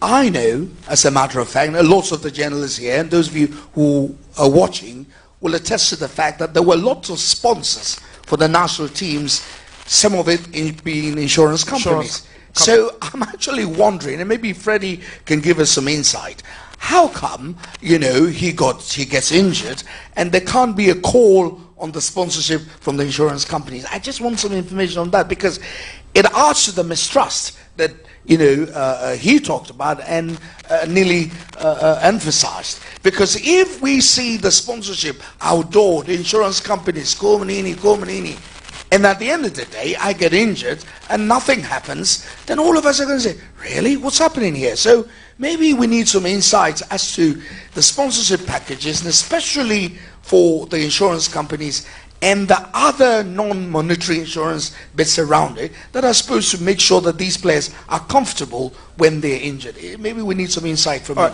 Maybe Uncle Fred will help us in that regard, but I know that when it comes to international football, for instance, clubs will take care of the players and when they get injured on international duty. But Uncle Fred is the expert on this one, so I would like to hear his take on the injury situation with players. Yeah, thank you very much. No, when you were very right on that. What usually happens is that we have the situation, especially in Ghana, where most of the players happen to be playing for foreign clubs. So what happens, the moment, they also monitor them. He will tell you, from the day they are released to come to respond to national calls, and the clubs seriously monitor. A player gets an injury, even on the field of play, before you get to the team hotel, the team doctors will be on the phone trying to assess the situation, and literally, even in most cases, pleading that the player should be released to come back for them to proceed with the treatment and things like that. It's unfortunate not only, but I think a few are falling into certain situations, but I'm sure anytime, once we have the insurance cover, and for most engagements that we go, there's an insurance cover.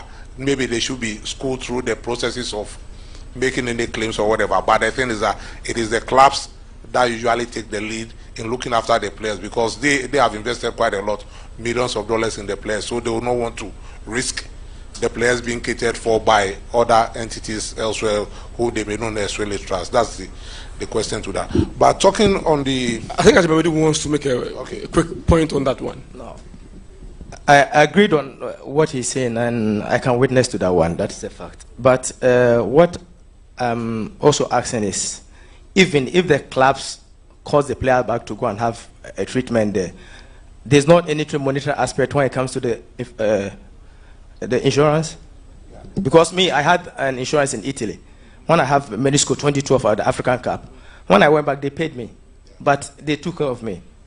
So I'm just asking if even the player goes back, if he can make something small, because in the national team, you know that at times when you get injury there and you go, you don't get any bonus from it. Okay, I do get your point. It's not something small because it's your due.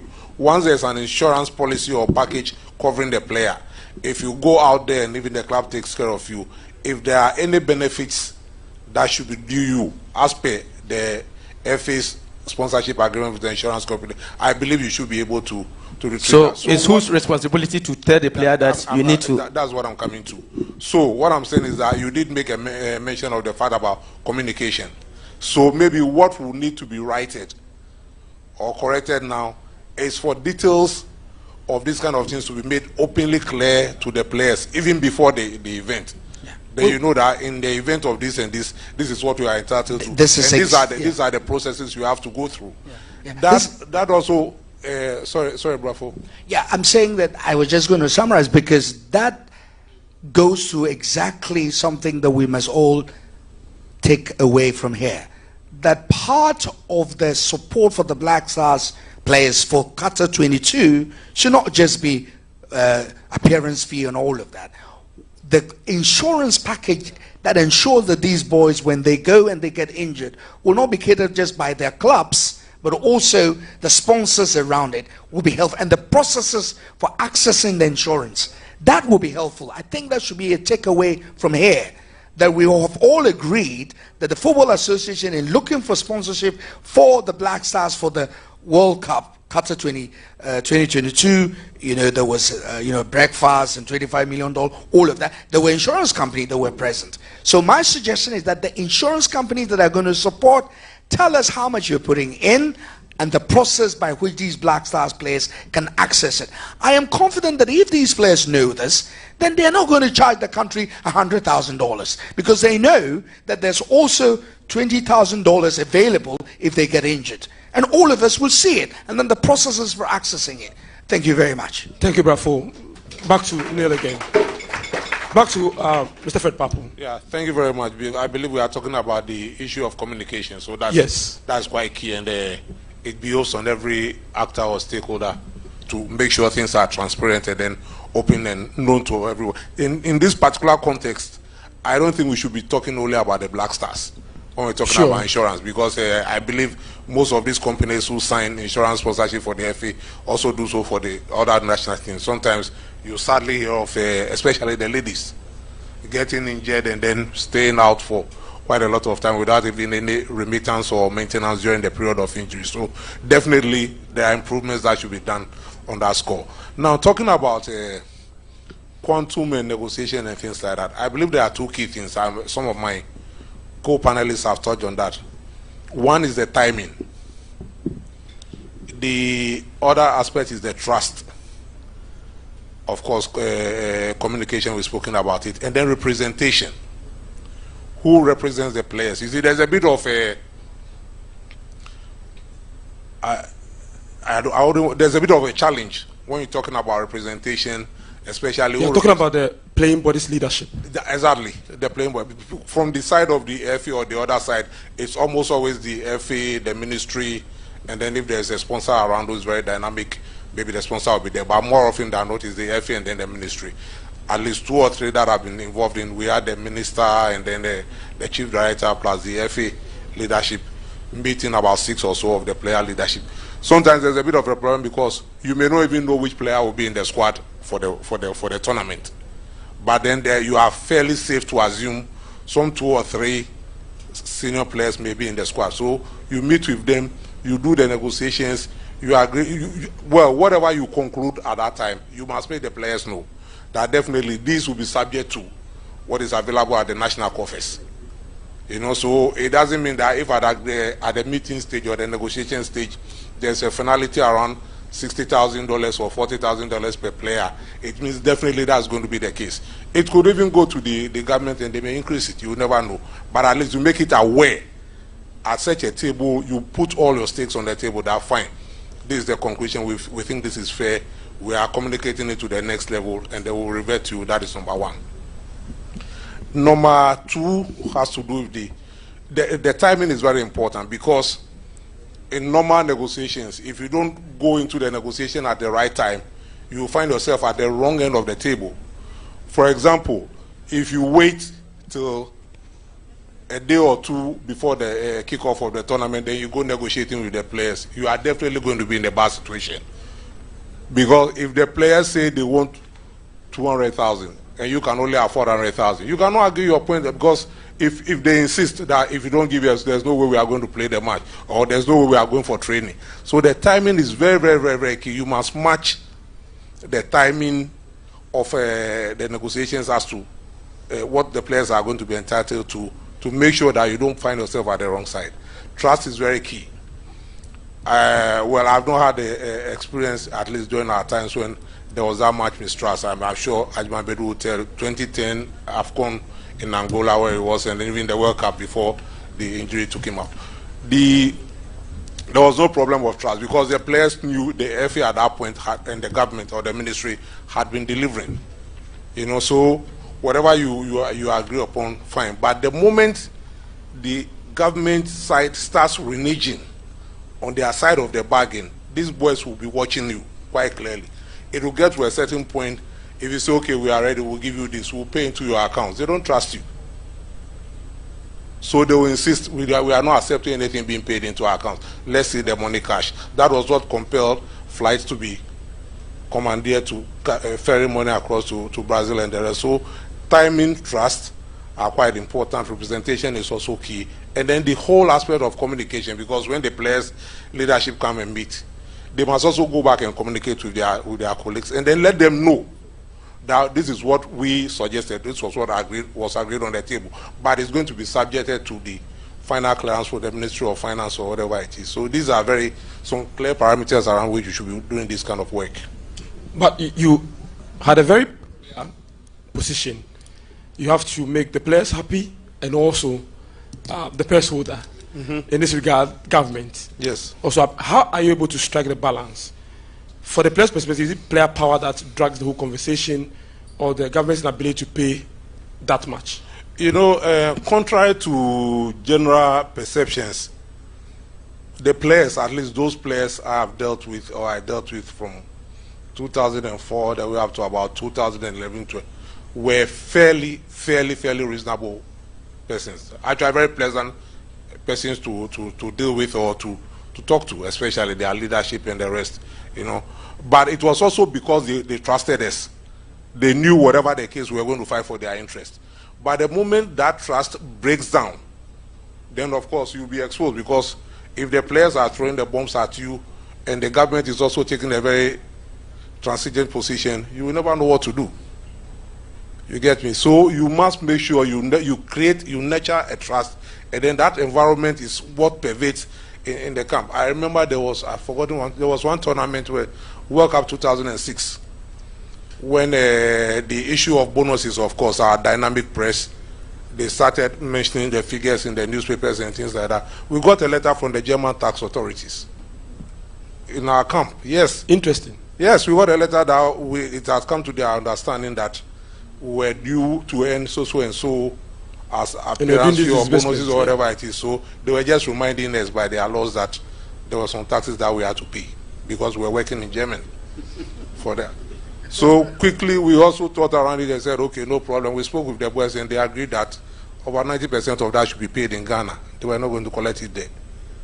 There was a trust issue because there are a lot of dynamics around this thing, and the worst you can do is where you are dealing with people who do not trust you. So it's absolutely important that you maintain a high credibility and integrity when you are dealing with the players on this issue. Rafo, your committee. If you want to talk, I have a key thing to talk to Mr. Moses and Mr. Papsi. And okay.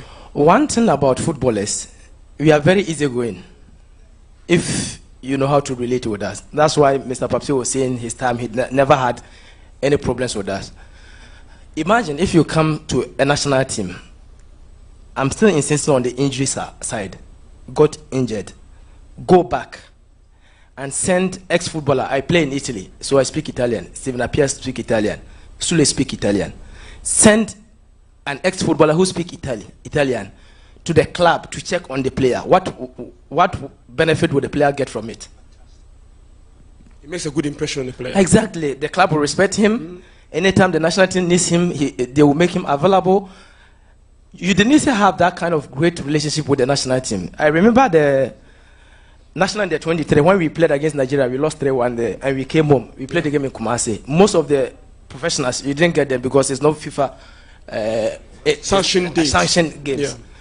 I went back, Inkum went back, and they granted him time to come and play the game. Most of the players, they didn't. I went back, sat down with the president of Udinese. I told him that, you know, you people have a good relationship with Ghana. This is a crucial game for us. We went with all our stars and we lost. We can't just leave the team like this. He said, yeah, okay. Ghana, yes, I think you have good relationship. Oh, Stephen Appiah. Then he started mentioning the Liberty players they came for. And they have a good relationship with Alex Asante too. And they released me to come and play the game. So mostly if you get injury and he goes back, send somebody to go and look after the player. Just say good morning. Oh, club, the player was with us here. He got injury. So the FA or the government sent me to come and check on the player. It does a lot for the footballers. Very interesting point. Can I? Yeah. Very, very interesting point. No, yeah. It's a very, very, very interesting point. It's extremely true.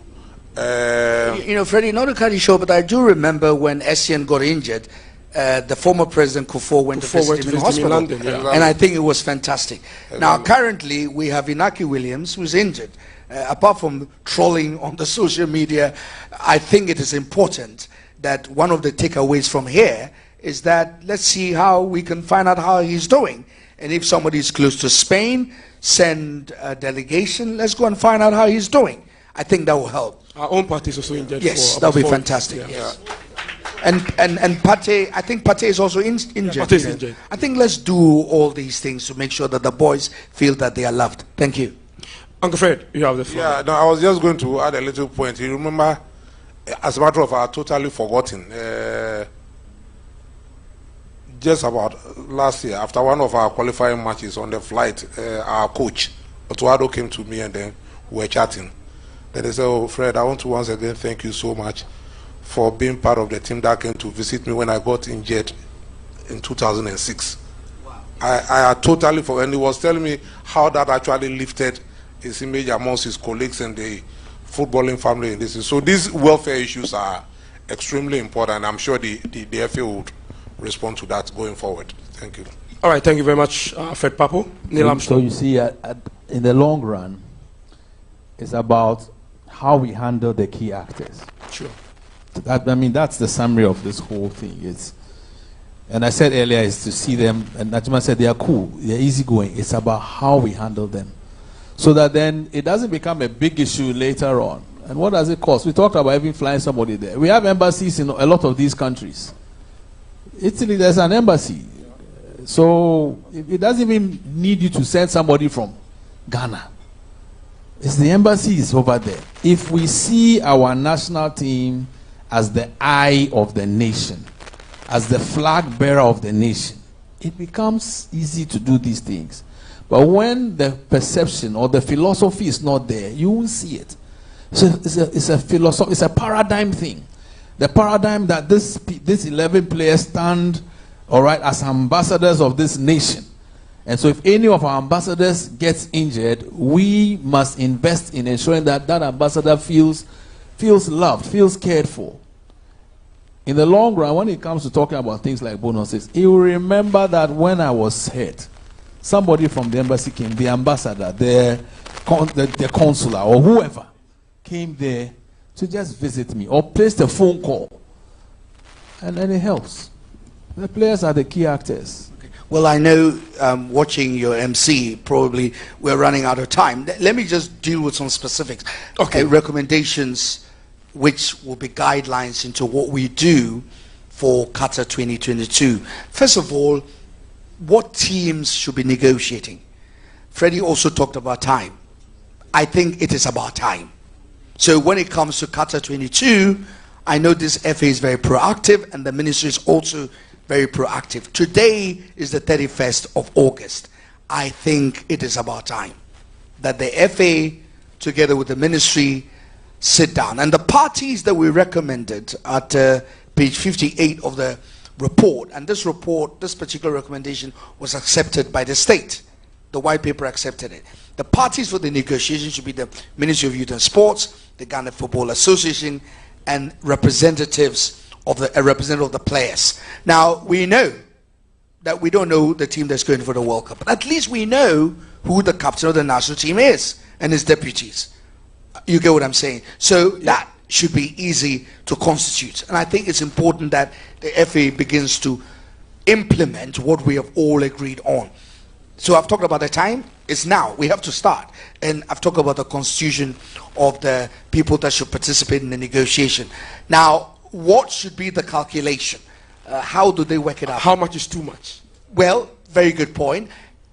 Our recommendation was to set a ceiling of $100,000 because the dollar is fixed. I don't want to talk about where the city is going. So we set a ceiling. The government disagreed with us and said that, well, they think you should be flexible.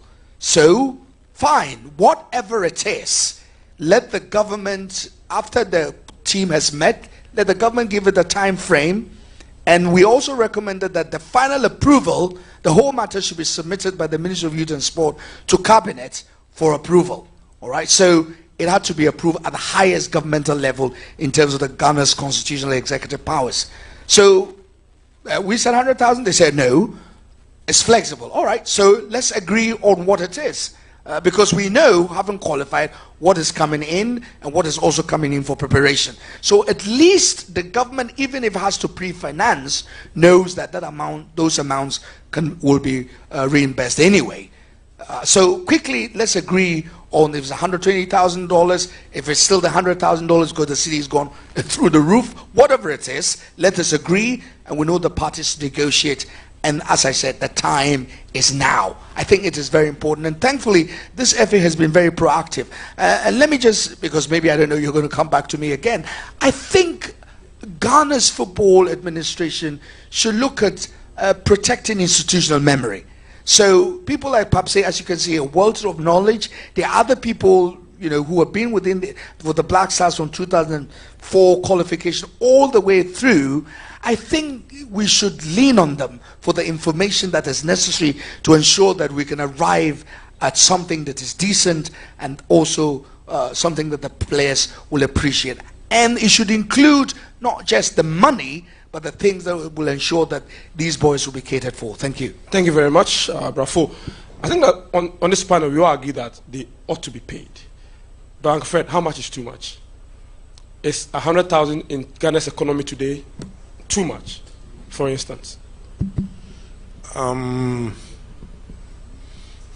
That's an interesting proposition. I think, fortunately, I wasn't in the position of Brafo when they recommended the 100,000. Let's drop the 100,000 figure and look at the fact that if, once again, going back to what I said at the beginning, I don't remember the figure now, but I think in 2006 we got 6 million. 6 million for a start, 1.5 million for preparations, and then 4.5 at the end of the day as our net. Now, if you look at the gross figure, and then you're looking at something like the 100,000 you are talking about, already 26 players, about 2.6 is gone. 2.6 is gone.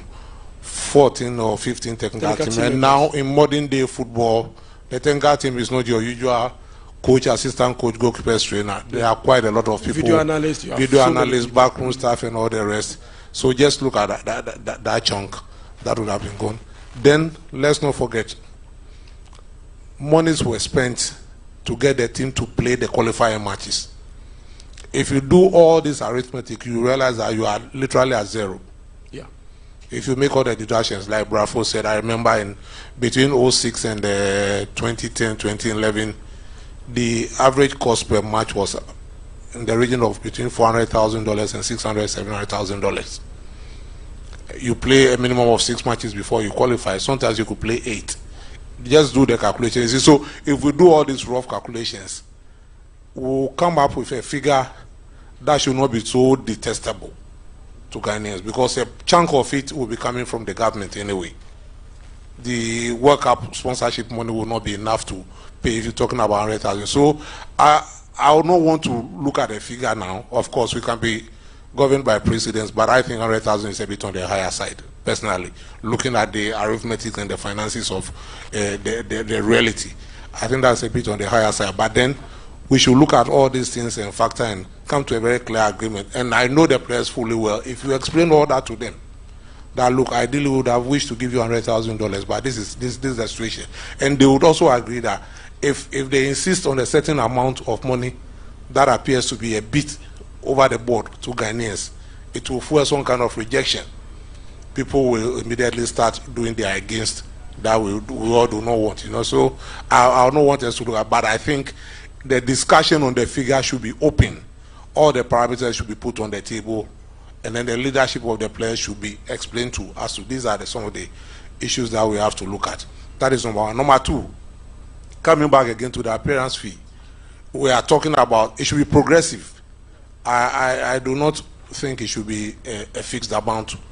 If even at FIFA, at the World Cup, if we go beyond the group stage, we get something, you know. So I'll be more inclined to look at maybe agreeing on a certain percentage of whatever comes to the nation to be shared amongst them, whether it's 20 or 40% or 50%, to be shared amongst the players as top up for the appearance fee. I believe we should be looking at those kind of things instead of rather looking at the quantity first. We should look at the relational, the proportional figure. 20%, 50%, 60%, that is it. All right. Let me come to Ajuma. Ajuma, if you're a leader of the Black Stars today, and in 2014 you receive $10,000, and the FN ministry comes to you today and says, based on the prevailing circumstances, they are paying you $50,000, for instance, would you agree? Well, it all depends on what we have been saying. The communication, the things you put on the ground for the players to understand that, okay, we are well secured, so even if you are going for this one, everybody will agree. Like how I said, we are not troublesome. We are very easygoing. When you communicate very well with them, they are easygoing. So it all based on how you talk to them, sit down with them, open up to them, and let them know what is going on. Because why did they come and sit there with you and negotiate? He needs to go back to the boys to convince them to understand. And that is where the problem is. That is the teammate. That is always where we get the problem. I've been on the communication board with Mr. Fred Papo and Mr. Nyantechi and one of the ministers, I forgot his name. And after we went back to the guys, yeah, I was sweating. Yeah, because you have to defend what you've agreed. You need to defend. The minister came and said, guys, we just came. There's no money in the system. Let's do this. From there, we need to go and do this. Okay, he's trying to take something from the bonus, which is a bit of fix there. How are you going to communicate with the boys? Because they said, okay, so we were born a boy and yes, can he be? Yeah, BGB no. Now he's not agreeing. It's a key. Oh, he has played football. He's been in the national team for 10 years. He has gotten his $10,000. Now he thinks we are just coming now, and he said 8,000, 5,000. What should that? So it's serious. So the communication should be very key. Talk to them, open up to them, don't hide anything from them, and let the captain go and know how to talk to them and open up to them so that they will understand. I can't bring a figure, but let them be happy. Let the players be happy. Neil, does the lifestyle of our politician, right from the word go, betray them in this negotiation with the players? Because, for instance, if you are coming to a meeting and you are driving a V8 and you are telling me to take a $50,000, I will look at you and say, no, pay me $100,000. Does that kind of bring a conflict between the player power and, of course, the government? It's a very, very interesting question. It's a very loaded question. But if we want to be honest, as a people, if you are telling me to take a cut, if you like, of what I think I deserve, and you are not showing by your example that you are taking a cut, why should I take it? That's my blunt answer. If we are being so wasteful, if we are being so intransigent about very obvious things that we could do to better manage our nation state, and our lifestyles portray some sort of I don't careism, as I call it the impunity of leadership, and I'm not referring to any particular political dispensation. We've been in this country since 1992 when multi-party came to more or less stay, and we see sometimes the open display of opulence by our leadership, our political class. And you come and Paddy man is sweating and bleeding, and in his mind, this is the only chance he has to get something that could help him manage his situation. If I don't show by example that I'm also ready to make the sacrifices necessary for our nation to be better, the player will rebel. The player would more or less say, I'm following your example. And if your example is one that displays the kind of things that we are describing, it becomes difficult for the player, all right, to accept it. The same with the citizenry. If the citizenry are going through some pain and they find that look at what happened in England. I think when the COVID-19 pandemic was on, there was a law that precluded the holding of parties or social events. And the Prime Minister and then some other minister, all right, they were having a party. And then when he was asked, he wasn't sure whether he was in a party or not. I mean, I may be just paraphrasing it. You saw what happened to him. He was held to account. How much do we hold ourselves and our leadership to account? And so when the chips are down and you're about to go for a major tournament, the players have watched everything you are doing, and so now is our time to, in quotes, all right, show you where the power lies. They will show you where the power lies. And so it's a clarion call that, and not only politicians, anyone in leadership, we need to show the right examples. Because not all the days are equal. There are sunny days and there are rainy days. If you show the right example when it's a rainy day and you're calling upon everybody to put up that umbrella, which is like a pay cut, we'll all take it because you have shown by example that you have taken it as you go along. But when we see the displays of opulence, it becomes difficult. And I would just say, I don't know why you asked me that question. But I hope I've tried to do justice to the question. You have. My boss was laughing, so I'm sure you have. But, Council, did that also culminated into what we saw in Brazil 2014? The mistrust between the government reps negotiating with the boys and how the negotiation prolonged.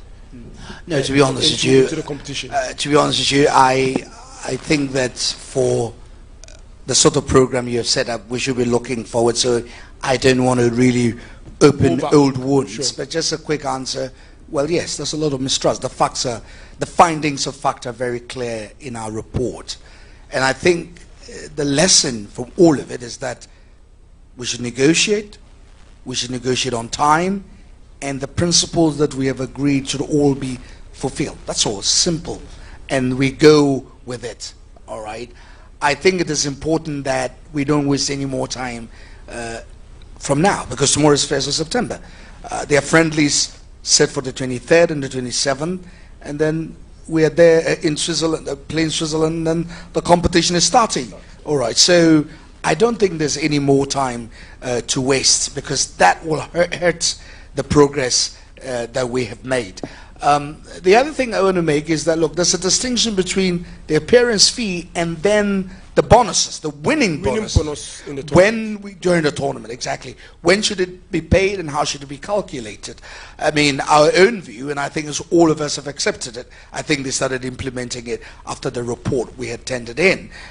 Look, you can't say you play one match, then you are paid $10,000. You lose the other two matches, you get kicked out, and you've collected your $10,000, off you go. That's not too fair. You know, if it is winning or qualifying from the round, group stage, then let's all agree. So if we qualify, this is what we're getting. If we don't, then of course it has to be redacted. So I think it will be fair. Ghanaians will understand that. You can't just win one match and then you don't qualify, but you take $30,000 off your run. That's not a very good thing. It's just like telling a boxer, you know, there are 12 rounds. If you fight round one, we're giving you 100 cedis. No. I mean, you know, that's not how it happens. And in athletics, it doesn't happen that way. I know the footballers are going to say they're different sports. That's fine. But I think it is important, and I think that the teams have agreed. And, you know, Ajimambedu made a very good point that since then, there has not been too much noise about qualifying round or winning bonuses that are paid. I think the amount was $10,000. It came down to $5,000. I think it's gone back to $10,000. That also has to be agreed. Then we all know it. Is it $10,000? Is it $12,000? Let's all agree on it, and then we know when we are paying it. Do we pay it after you finish all the 3 matches and you're out of the group, or we pay as you win a match? I think for purposes of Ghanaians and the public, it will only be fair that you get us out of the group and then we pay you. Or if you don't, then, you know, we reduce it by a certain percentage. I think that it will be fair to look at all of that. Thank you very much, Brother Fuamoni. I'm sure my MC is ready to pick some questions from our audience, but I would want to ask Fred Papo this final one before we go. There's this general perception that when it comes to the negotiations, the leadership of the FA are always behind the players, pushing them to demand more, so that they also get more based on the coefficient calculation. Okay. Well, let me help Fred. Let me help Fred even before he answers, because the report, you know, he was a very good witness before us. And the conclusion we came to, which was accepted by the white paper, was that treat the FA, you know, whole system in terms of Black Stars as a management system. So have a contract, a management contract with the management. Let them sign it off. It's performance related. It has nothing to do with what the players are getting. And I think that is what should be instituted. I don't know whether they have done it. If they haven't done it, then it's going to cause trouble. There must not be a tie-in between what the players get and what the man. No, I think all of that has been, you know, by the report and the white paper has been thrown out. And that's my problem. And maybe that's why we said that there should be constant stakeholder meetings to find out whether what we all have agreed are being implemented. It's very important. I'll mention a few things like the FIFA standardized agreement between the Football Association and the government of Ghana, and some of the things like the Public Interest Committee, whether those things have been implemented by this current FA. They've got to do it, because that's what all of us Ghanaians have agreed should be done. And it helps to provide a policy framework for dealing with these matters. Otherwise, we're going to go in and out, and that's not too good. And I think the takeaways will be to ensure that these decisions that have been agreed, facts found, agreements made, should be implemented by those who are in charge. That's the Ministry of Youth and Sport and the Ghana Football Association. So, to help Freddie, the truth of the matter is this: there should be a separate agreement between the FA Management Committee running the Black Stars and the footballers going to the tournament. That should have been done earlier, so that there's no link or tie-in. If it hasn't happened, then let's not link the payment. There should be a separate remuneration or allowance for the management team, which has nothing to do with what goes to the players. Because once it is linked, then you're going to have a problem. Uncle Fred. Okay. Yeah, I think Bravo explained a lot about that, but my first response to your question that management pushes the players is totally untrue. I'm sure you saw Ajimambedu. Yeah, you're shaking his head. We go into those negotiation tables and literally come out as enemies. The players on one side and then the rest of us. You know, you dare not do that, because the levels from which they come, I'm sure, is a bargaining strategy. They start big or high and then they keep negotiating. We don't really do that. But then, like Bravo is saying, I always believe in getting a sustainable arrangement to an issue, and it's quite important that a solution like the contract approach or whatever it is could do, so that it insulates and even prevents this kind of perceptions and speculations. That is absolutely true. Yeah. All right, Raymond Yamado is on standby to pick some questions from our audience. Raymond Yamado. Very interesting discussion, and we would open the floor for our guests to throw their questions at our panelists sitting here. And Jerome Ochi already has his hand up. But just a minute, before we get into the question and answer session, I promised you I was going to play a package. Ghana's World Cup since 2006 and where we are now. If my video is ready, let's quickly take the feed, and right after that, I would invite my guests to ask their questions.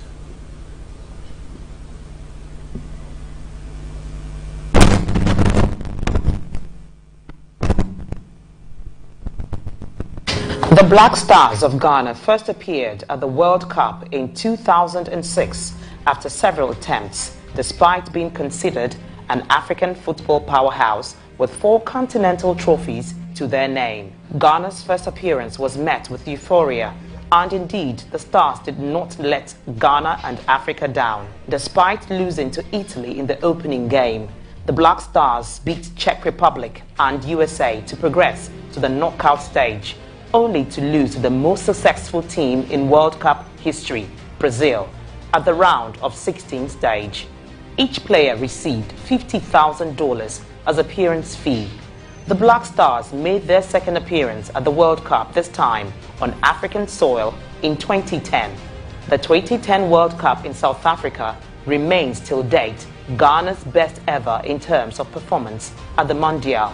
After a mixed bag of results in the group stage, where Ghana beat Serbia, drew against Australia, and lost to Germany, Ghana beat familiar foes USA at the round of 16 stage to progress to the quarterfinals of the World Cup, becoming only the 3rd African country to do so. Ghana missed out on a semi-final place after narrowly losing on penalties to Uruguay. The players received $75,000 as appearance fees. Ghana's 3rd consecutive appearance at the World Cup was one that got the whole country excited. The expectations of Ghanaians was at an all-time high. This was the chance for their team to build on their previous successes at the tournament. A semi-final berth was a must for Ghana. What was meant for good turned out to be Ghana's worst ever performance at the World Cup. After losing to USA in the opener, Ghana drew with Germany and were expected to replicate their performance against the Germans in the final game against Portugal to secure a knockout spot. Disaster struck. The players demanded appearance fee of $100,000 before honoring their final game. In an attempt to save the day, government of Ghana had to fly cash into Brazil for the team to be paid. The rest is history. This year, Ghana is set to make another appearance at the World Cup in Qatar after missing out on the Russia 2018 edition. But the ghost of 2014 still haunts the nation. Is the bonus and appearance fee structure sustainable? Let's listen to our team of experts. So we continue to listen to our team of experts here, and right about now, I would invite some questions for our panelists. I think I have one for Ajima Bedu. This on the lighter side. I mean, after joining Accra Great Olympics, are you planning on doing a Roger Miller? Well, Jerome has a question. Jerome, what do you? Mine is a very simple one, and I would like to take the thoughts of the panel.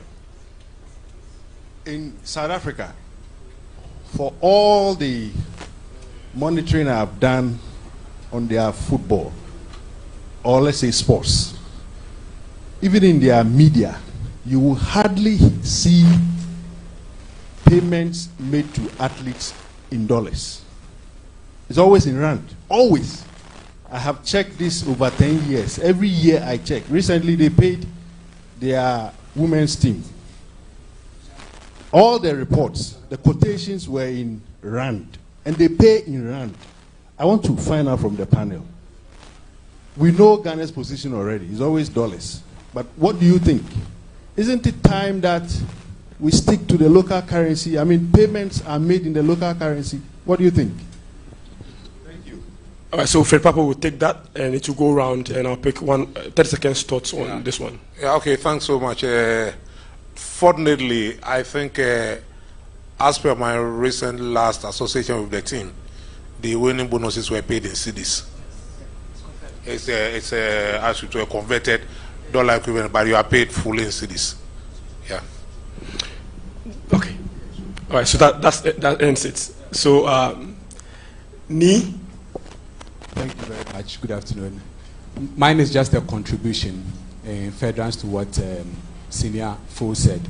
I think the issue of sustenance of the fee is already settled by the white paper. And if we make reference to it, I'm sure it will deal with this issue once and for all, because I believe, just quick reference, page 21 of it deals with that, where it actually pegs it as a percentage. So my rough figures suggest that it has been pegged at 28.7% of how much FIFA will pay to the FA. And out of that, not more than 60% is to be paid to the players. So that is already settled in the white paper. But I would also want to touch on the issue of insurance, or what Ajman mentioned. I used to be an athlete myself, and that's how come I stopped, because when I got injured, nobody actually paid attention to me. And it's a very painful thing to go through. However, my reading suggests that, especially for national teams, in the previous, or that's before the New Sports Act was enacted, the National Sports Authority has a duty to institute insurance policy for every national team. It was provided by the SMC 54. Unfortunately, in the current act, no provision like that was made, or it has been taken out. So I think it is an important instrument that we need to get back, so that anybody that gets selected into the national team knows that whenever they get injured, it is not that they become the responsibility of their families, that there is an insurance package to take care of them. Then the final point I want to make has to do with whether the management team instigate.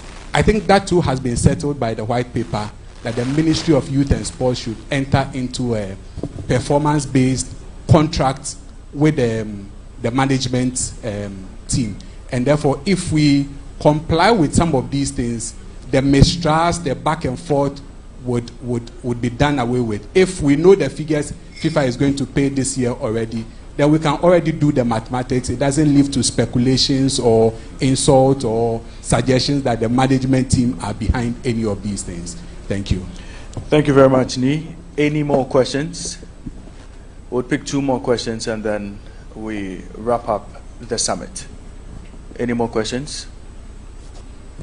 Okay. I think there's one hand up here. Okay.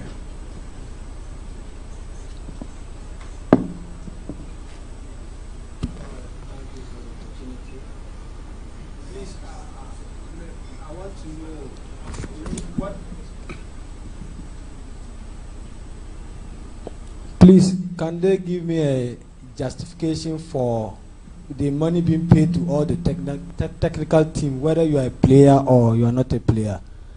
I can't just understand why everybody is paid the same amount and you don't play ball. Thank you. Okay, so who is speaking this one? Bafo? Well, you know, it's a very good point, because in our investigations, all of you remember, even the equipment person received the same amount, and we found that a bit strange. So the recommendation with the government, its white people also accept, is that we got to categorize the levels of the technical team. I mean, the coaches and those who actually are involved are totally different from the other ones who are offering some services to the team. And so you got to graduate that. You can't, and all of that has to be ironed out, all right, and discussed before the team starts on the final phase of preparation. So I agree with you. It's not everybody that is a technical person per se. There are grades of the technical team of the national team, and all of that has to be set out in terms of who gets what. All right. I know that the coaches get double and all that kind of stuff. I think all of that has to be ironed out properly. And right now, Ghana has got a technical team of 4, so it's not just one. Or a head coach and his assistant. So it gets even a bit more complicated and a bit more complex. So all of that has to be ironed out, made open, so all of us know what's going to happen. I think that because of what we're doing, the FA will wake up and do what they must do. I think that is very important. So if we don't learn the right lessons, then you will repeat the mistakes of the past. Yeah, just to assure the questioner, that is being done. All the Tenka team do not get the same amount of money. Some, I think the head coach also gets twice, as per the contract that it negotiates with the FA. Another level get about 70% of what the players get. There are others who also get 50%. Others, it's quite clear. It's not a uniform figure. Thank you.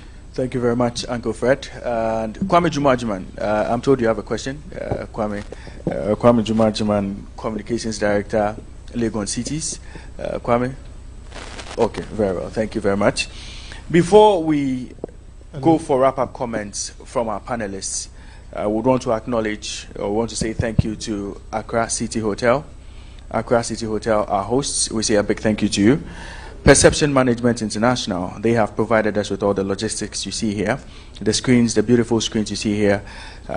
Perception Management International put everything together for us. We say a big thank you to you. Our media partners, Happy FM, ETV Ghana, YFM, and GhanaWeb, we say a big thank you to you. We'd also want to acknowledge the presence of some dignitaries here. Osei Kufo is head of the Y Triangle. George Amponsa, head of sales, GMABC. Fafagbeo is the head of HR, GMA Group. And then we have Elikondo, PRO Star Times. Rita Osei Asari, General Secretary, Hockey.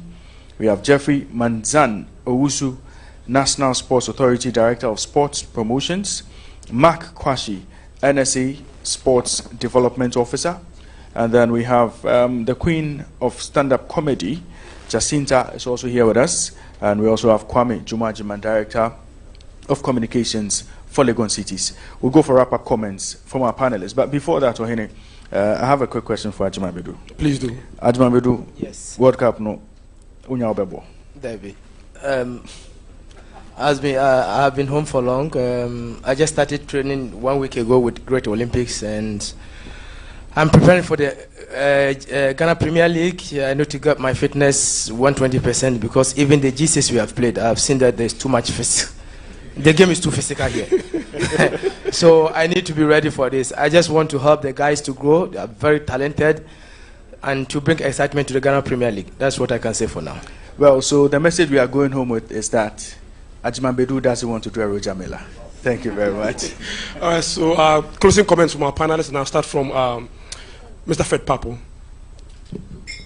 Thank you very much once again. And you can come with your recommendation as to an advice to the current leadership of the FA and the ministry on the best practices going forward into negotiations with the Black Stars. Okay, thank you very much. I think my recommendation will start from the general public. I believe we always have to constantly remind ourselves that the national team is the only national team we have as Ghanaians. It is sadly not a national team representing only a section of Ghanaians. It's not a national team for Olympics or for Kotoko or for Hearts of Oak. It's not a national team for NDC or NPP. It is not a national team for Gans or Ashantis or West. We must always look at the national team in that light. Far too often you see or you sense a certain kind of division that at every point in time, whoever is in power or whoever is at a certain point in office, whether it's Keto Kreku or Mr. Dr. Kofi Amwa, whoever it is, we have others looking at things the other way. We must always put every sense of nationalism aside and look at the national team as our national team. So that whatever ideas, of course, ideas and divergent opinions are always welcome, but we must do that to make sure that we are enhancing the unifying nature of the national team. That's my first advice. And for the FA, I think so far so good, but then the task ahead is not easy. Going to the World Cup is not an easy thing. Qualifying is good, but I can assure you, staying there and playing is far more difficult. We must do whatever we can to avoid unnecessary tensions or unnecessary issues. And like Brafo said, the time for settling the potentially contentious issues is actually now.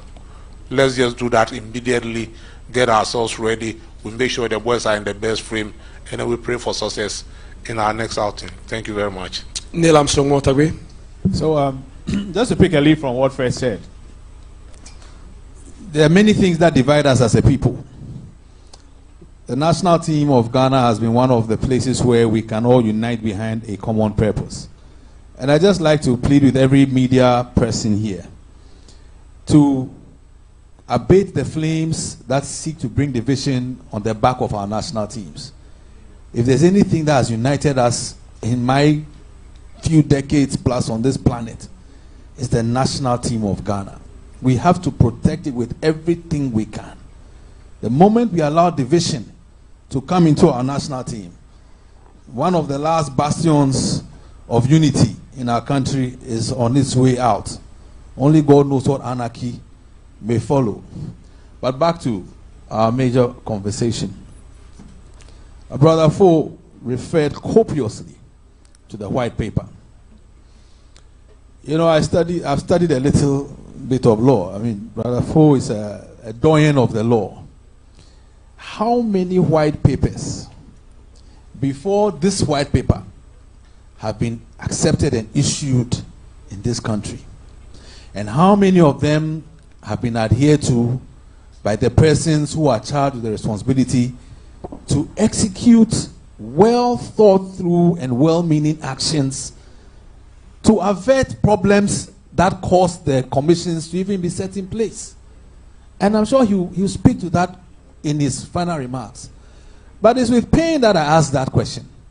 So there's a white paper with so much memory, so much factual basis, and so much wisdom in the recommendations made.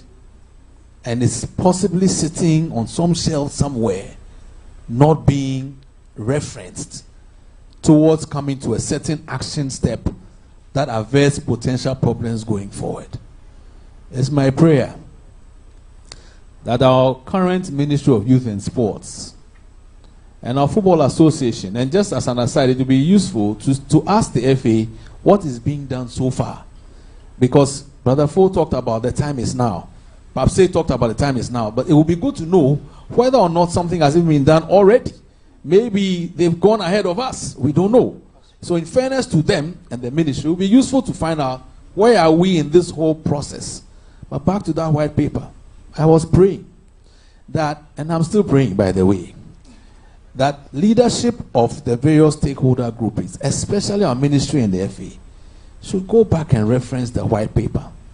It has the force and the backing of law. Is it the case that we are not implementing it out of ignorance or out of negligence or out of a simple disdain for work that has been done before by both our peers and seniors? It's a prayer that they go back to it and pick the letters of wisdom from it and execute. The next forum we may have here, we will not be talking about this thing. We'll be talking about, like Brother Fo said, the future. Those were my closing remarks. Thank you. All right, thank you very much. Ajumbedu. Well, what I will say is, we the footballers, we love the nation. We know the kind of support we get from the nation. I remember when we came back from the 2014 Wahala. We had a qualifier game in Kumasi. We were in the flight going, so when we were about to land, you know our Ghana supporters, how they are. They will be at this airport to welcome us. Asamoah saw the airport was empty. He said, hey, and Abedi. So you could see the passion when we see the supporters, how it gingers us to work. So we are not money conscious. Let's put that aside. We work and we're supposed to be paid, which is a fact. So please, once keep supporting the team. They need our support, because when we see them at the stadiums, it changed everything. Without them, we are nothing. So they should keep supporting us. Those who can offer to come to Qatar, they should come and support the players. And I know by God's grace, they will do a great thing for the nation. Thank you very much. Well spoken, Emmanuel Ajumbedu. Well spoken. Brother Fo, your final words. Well, let me, first of all, start by commending my good friend Boateng and all of you for putting this up. And my first recommendation is to challenge you to fulfill the mandatory provisions of our recommendations. The stakeholder engagements be held in respect of this, the Commission's report. And I'll just give you one example that will be very helpful. An issue of we called it legacy recommendations. We said that Ghana should have a style of play. And indeed, we put together the best of our coaches. Coach Abedi, all of them are dead now. Abedi, except the secretary, Coach. Yeah, exactly. You know, Abedi, Afrani, what's it called? Osam Dodu, all of them. You know, including the one who became FA president. I've forgotten his name. Ben Kofi. Uncle Ben was the head of it. And in fact, the one, even Didi Dramani was part of it. He's alive. And then Coach, he does a lot of talking. Chris was also part of it. So I'm praying that my next challenge is for you to hold a seminar or a workshop on the technical aspect of the game as in respect of the legacy recommendations. Because if we do, then our technical director will be chosen as somebody who can fulfill who we are as Ghanaians, the way we play. It's very unique. I doubt anybody go through the archives of the Black Starlets, 89, 91, 93, 95, and then the Black Satellites of, you know, their year group, but also the 93 year group. They were fantastic. We have a way that we play. One of the things that pleased me was to be at the stage where Ghana played Brazil. We lost 3-0. But to be honest with you, Brazil for a Omontam Kasie, we played them off the field. They won 3-0, but when it came to the football, what they call Ojogo Bonito, the beautiful game, we're better at it than them. And that was even without Michael Essien. All right? So I think we need to do this, and I'm recommending that we continue this. The second thing is, we know what we want to do. He gave you the data and the statistics and how to calculate. All of it is there. The timing, the people who be involved in the negotiation, the process of it, and how it has to be finalized by cabinet. So we know what to do. So the ministry, the FA, and let's start it. Let's get it on. Let's not waste any more time. And it's even good if we do it before the team is known, so that nobody can hold Ghana us to ransom. I have been chosen, so if you don't pay me, I'm not going. I'm sorry. Right now, nobody knows the team, but at least we know the leadership, so we can negotiate. When you come and you join the team, you sign it up. This is it. Or, sorry, you're out of it. Okay? So I think it's important that we take those steps. The other thing is to say that all of us want the Black Stars to succeed. And I think it is time for them to succeed. Trust me, what we lost 12 years ago is time for us to recover. And I can assure you that the game against Uruguay, we will win 2-1. We will win 2-1.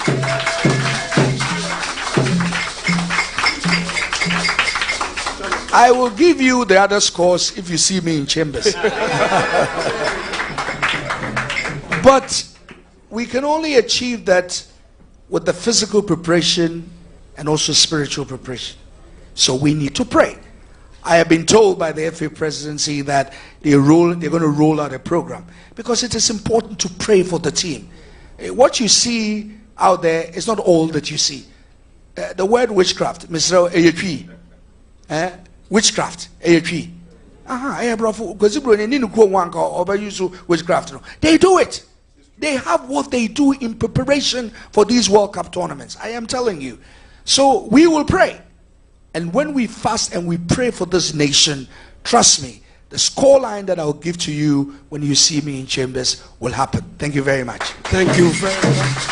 Thank you very much, Brother Fo. And once again, thank you very much for attending this summit. My name is Ohene Bampobrenya, host of Happy Sports on Happy FM from Monday to Friday. I can assure you that there's loads of sports content coming up on ETV Ghana. Please stay with us. I'll hand you over to our MC, Raymond Yamado. Thank you very much, Ohene Bampobrenya. I would like to say a big thank you to our panel of experts, Mr. Fred Papo. Thank you very much for joining us. To Mr. Neil Armstrong Motagbe. Thank you very much for joining us here this afternoon. To Ajiman Bedu, World Cup winner, thank you very much for joining us here this afternoon. And to Mr. Moses Fuamuni, thank you very much for taking time off your busy schedule to be with us here this afternoon. To our invited guests, we would like to say a big thank you to you for joining us here. You took time off your busy schedule to be here with us, to be part of this very important national discussion. We appreciate your time, we appreciate your contributions, and it is our prayer that everything that has been said here would go a long way to help formulate policies and help steer the affairs of the national team per what the GFA would decide to take from this particular summit. We'd like to say a big thank you to you once again, and to our supporters here, the Die Hard Supporters Union, led by Apirugu Chakapama. We would like to say a big thank you for your support and your contribution to today's summit. To the entire ETV production team, we would like to say a big thank you to you for making things happen over here this afternoon. And once again, we would like to say a big thank you to our hosts, Accra City Hotel, for giving us this venue and for making sure they provided us with necessary logistics to make this happen. It's our prayer that the second edition of the Esports Summit would even be bigger and better. Once again, a big thank you to everybody. A big thank you to everyone for joining us here. My name is Raymond Nyamado, and hopefully you can join me from Monday to Friday from 5:30 a.m. to 9 a.m. on the Happy Morning Show, Ghana's #1 current affairs morning show. And before we go, let me say a big thank you to our bankroller, Mr. Ernest Boatin, for paying all the bills. Thank you very much, everyone, and we hope to see you sometime soon. My name, once again, Raymond Nyamado. Die Hard Supporters Union would give us something to go with.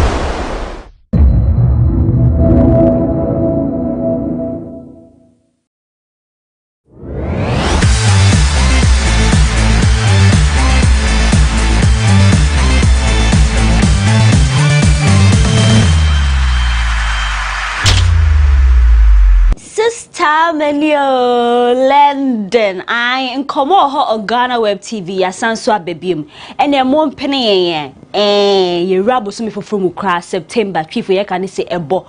Nasabusumi, dear, as I wouldn't say, is full of goodness. Ye expect big stories, our entertainment industry. Now, one casana watch here, ye woman young, send Sembia Chegu, back aqua 2 years, I and also story in the war. Now, beef be delayed, describe Bridget Otoo, Adam, who be saw your one abuse or your warrior diabolo, just in some of the doors. Now, what you dear, ye and Samuel, come by and try him. Now, your coba near in a mabbe saying, Mamma. Ah, me ma kwa ban komo ho neja weni gusu a wo hwebi na say ma sure say dey wi abosu me fufu me just na fam kwa stories ni dey back to back hot na say ma be kirem na just ya akoyenim na wo twia na beka ai chese what we enim yebo ebenum na nkofo brenya awe so oko school UPS na chese masters oko just one co school ni keke wo ze bi mo ze they just went to pass you no dey oko school na nkasa beka wo ko bia chese onima the beauty with brains and kaya de man industry may also bonum keke. No, she's not just good with music. Becca call a year UPS a koye a master's or koye with brands and communication. First class no di way you just say was a GPA 3.92. And that femo what dream down to me nyasa GPA no. Na so han mo san so valedictorian Emma UPSC 1 year group no just say best overall student o. E wo enya de that fem na be hwe industry me confirm and congratulations. Just say me no so nya fa boy because ndima we ought to celebrate it. Na just say you celebrating na good messages. Na just say what free Becca so be deliver ni address na say nanim nusu just say oh no so don't cry you can do it. Pa we nwam nusu. Obepa nanim nusu na just say deliver ni speech. On behalf of the class of 2022 of the University of Professional Studies, Accra, I humbly welcome you all to this memorable occasion. My name is Rebecca Echampon Sani Daniel, but some of you would rather call me Becca, which is fine by me. Being a mother now, a wife, a career professional, a singer, furthering my education seemed quite impossible. But thanks to my ever-supporting husband, Dr. Sani Daniel, who was always there to remind me that it was very, very possible. That there's nothing you cannot do under the sun if you dare to try. Every single young girl out there, that you are smarter than you can ever imagine. Do not underestimate the power of a determined woman, the mind of a determined woman. Now go a Instagram or troll say wow, this can only be God. I need to catch my breath. I am indeed grateful to God, to my group 1 team members. You guys are the best. Best master students in brands and communication. Best overall students 1 year program. Valedictorian 2022 UPS. And I just say Becca to say near Jan Kasa. Nanya can say Becca why are to say the Becca so back more than no asan so pursue PhD. Into sister and that them cry. Ah, young quiet man. Now what I just say you wouldn't read and nothing more shade no. Hey, me won say man na masumo just say and nothing more. Dolores from poor man to delay. Ni show no so no ni doctor you and ye. Na intro no. Na just say or touch on Bridget Otoo subjects or chirema Bridget Otoo down for kona or post this video na say ni kunu peso kiss or peso kiss ni kunu ni train hono. O say sa down for no or ye ho to so wo. Na minim say diabolo wo yibia o chemo say adamfo ben na che say wo betumi ayesa na won invite word na ka post papa na o akọ post video ma fe na ko be ka say the way Bridget Otoo kunu no train ho na akọ ye say bi on pen che say kofu begu ne ma sepoto na mafoka na delay say sa yonko no wo obi wo camp ma e say wo dan ho so ankasa na wo say wan bodin bia wo but nkomo de ebedi Bukai say weeks be a trim Bridget Otoo here and when make to say wa make here ne post this video particular video na delay reference saying or no post on Snapchat na no so e dey same bebre buy but e delay intro no boss say sa yonko kono yo wo no wan bo bi edin but wa onim nyo de ne dedaw na ensem yi beto odwa na ye hwe say obi a Bridget Otoo nso be respond to it and na nkofo keka so some post be a Bridget make here akoye say onu mo me share delay na e ho na mi so ne Bridget onu mi say onu mi fan say mi fan dan na onu so responding na Bridget Otoo be 20 so enko be say workika on delay tibo mo say ntisa o say delay you cry oh no in span for TV production also delay you bia just so wo boom and pa or respect man emu yedin into delay you bia just say on to na sinti mo mo pese mo keka won tibo mu ka say Bridget shedi delay no say nyesa anete na eyese wa me here so na wotwea na hu so o launch e o say new business be office and quote say entire money ade na just say we releasing entire for bin so pese o to be na eja wo akoko pese kana akoko fuka say nema na bu yedin but me hwa hu say price na just say obi an ne level obi adi wom obi abetumi wo ska obenya odi wom wo 350 bi so abetumi nya kaka na wo so wa che na se premier ye koye ni mankasa na yes wa make here launch sa ne brand ye wo so office enko ne nua ene ebom na wo de eyi edwuma ya betudwa na picture bi e ba ye na wo se o sha tare red bi na mafo chema ne ye funa ye kase nti onyem na me say mo no I am you don't understand the body of mo se bi mo hono ma wo ye funa but wo bokọ set ya nti wo sha tare na hu e bia sada no wan bokọ set ebi nso a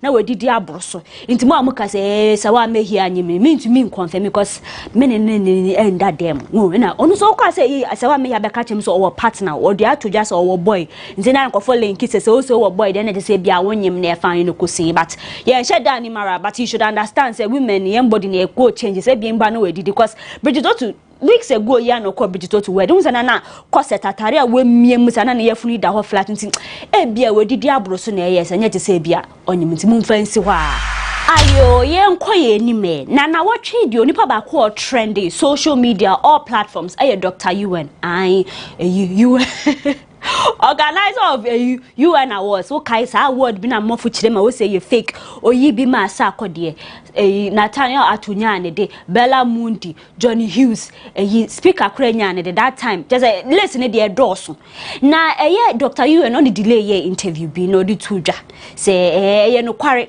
KUST okoy so sanso ko Harvard say obobo school so okoy na we want me say Dr. UN asem e do betu dwa ma fo say oboanya no kware cause we chire ma wa sa award ya we say UN fo na be ye na later we say UN fo be chiro kata say watch won hu afi ho no cause won wonye bibia ye but Dr. UN ko delay show no so no chire ma also wan ka say UN fo na ye award no o say oye honor of Kofi Annan former UN General Secretary dia work baby Ghana ni Kofi Annan also oye honor of one kase ye UN for de nti mo ma ye nti saa ho no mase na odi betu dwa na won say delay show no cause won say delay de kwa je say o just questions ye to ma wa amafo kire ma ase delay ni last episode yo ye da ko ye say o attack Dr. UN cause oni pa ba betie na enu masem but ase ensem na wati afa no ho na je say o de bob je say wo attack no say na Blakk Rasta kire ma but delay odi to Dr. UN ni me say Dr. UN wo say wa koka university mi njendi amafo kran so bebre say won njendi no so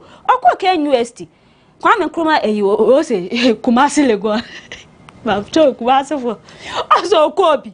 Na delay so say na Okobi na hefu na your classmate no bo Blakk Rasta ding o say Dumelo kra hu na ohobi. Na tell say me ba yes na me say woboa kosi say adechi ne Monday na delay so the tweet bet wo say ni producers contacted Blakk Rasta na woje tu mu say ayampa also no na Dr. UN nyani mate ntina ne kra ne say Dr. UN boa na ja won sensem training mi so na mehwehwem na ja me fa phone na me frɛ Blakk Rasta na me so senior Black na ya no kware say Dr. UN ye mate no say you oye me mate me ne na ekɔ Kwame Nkrumah Legon yi bi oye me mate no san so kaka hu say o ni ye dwuma we radio studio bi na tese de na Dr. UN be that studio ho no ma o de mebo interview na me mebo kaka ma wetie enti ne krakra ne say Blakk Rasta person o kire man sem na de de betu dwan enye no kware oboya. Do you remember ever having Dr. Kojo as your classmate? Yes, he was my mate. And he was at Katanga Hall, officially called University Hall, and in fact, he was also a radio presenter on Contato, and I was playing reggae there, So this was, I entered in 1997. See? So I met him there, Okay. Yes, I mean he was my mate, long and short of it all. And together we were at Contato Radio. Right. And he basically was always sleeping in the studio. Every time he would be in the studio.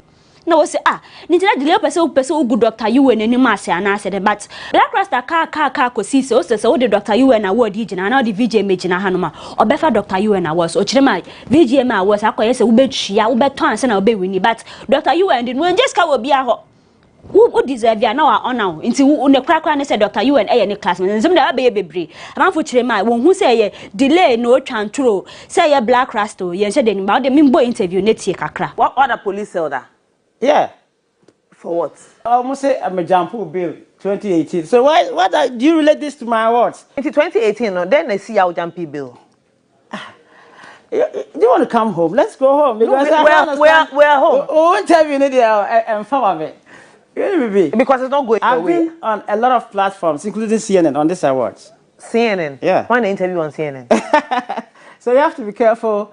So be careful. People is that a word of caution? I'm coming. People flew all the way from Atlanta to come investigate. Be careful about what exactly, Dr. UN. You're making them know. Is it a caution or a threat? It's not. No. So be careful about what exactly. It's just like me saying that. Rephrase your question. Maybe Sunday say 2018. Why did you jam bill? What happened? So one say I mean boom or hini yiri mesiedu. I mesiedu kuma wood actress. Or the nyompu for crowd betuja. wo se wo friend pressure na ye kutia nwum merima na ya mu bomia so dwai de se obi nsa toyen so merima papa bi nsa toyen na be se ase mo bese mo ba no de bi e be ma mo pressure ye be du odo egu mo so sa na me se edu nwum ye odi ato abonten e kire na me se du de nyenye na obonwum first no obo gospel music bebre we twa bebre egu honom na we die wa komu high life I was watching a memu daddy lumba sana nkofo kire wo se ma wo die wa nearly nwum na nkasa it was good na wo share video na music video na da to YouTube na say message edu nkasa je shows bi na 2 piece be say hey mercy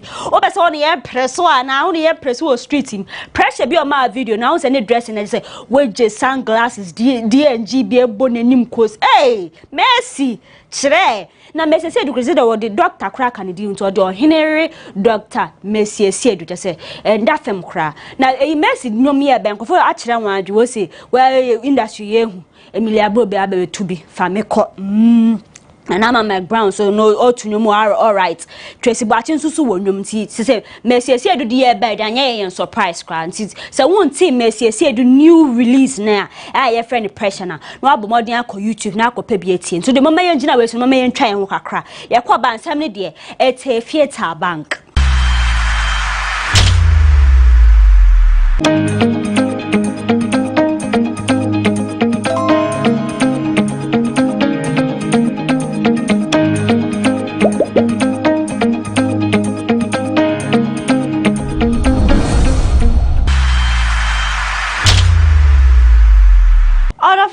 akwa bankomo ho na tese wasugusu awuti a wensu oni so daso awugusu hwe bi na mpefu bobeso so obia pade hina na benya hey Juliet Ibrahim what dance baby e dia tese manfo chema tese yetu chema Juliet Ibrahim ni se nkan bi atwemu no ware eye Apostle Joseph kantan kaba boy ayi Joseph Junior na se mi betu dwa na tese wojai but wonya baba akofim na tese wojai ma Joseph ukrampo a ware foforo fe ni Zainab Juliet nso akommodin atwempene ibia tese she also lived her life tese obi abone bra se na wokananin na eye na wotwia na eye Joseph Junior ne ba o ni Zainab no mo ba ebien di ni birthday wo ka bom na tese wo ye mega party na ye kotu ye ni be sha Juliet na ejina party ase na tese wo do abom na wo sere no say eh ona wo cry ye o muntu mi kasa ye ne kra kasa ni ex husband but wo won say intense se ubehu so obi a o ni kunu jai na se bia ni kunu akware foforo na obia yi dedawi ni fofori etala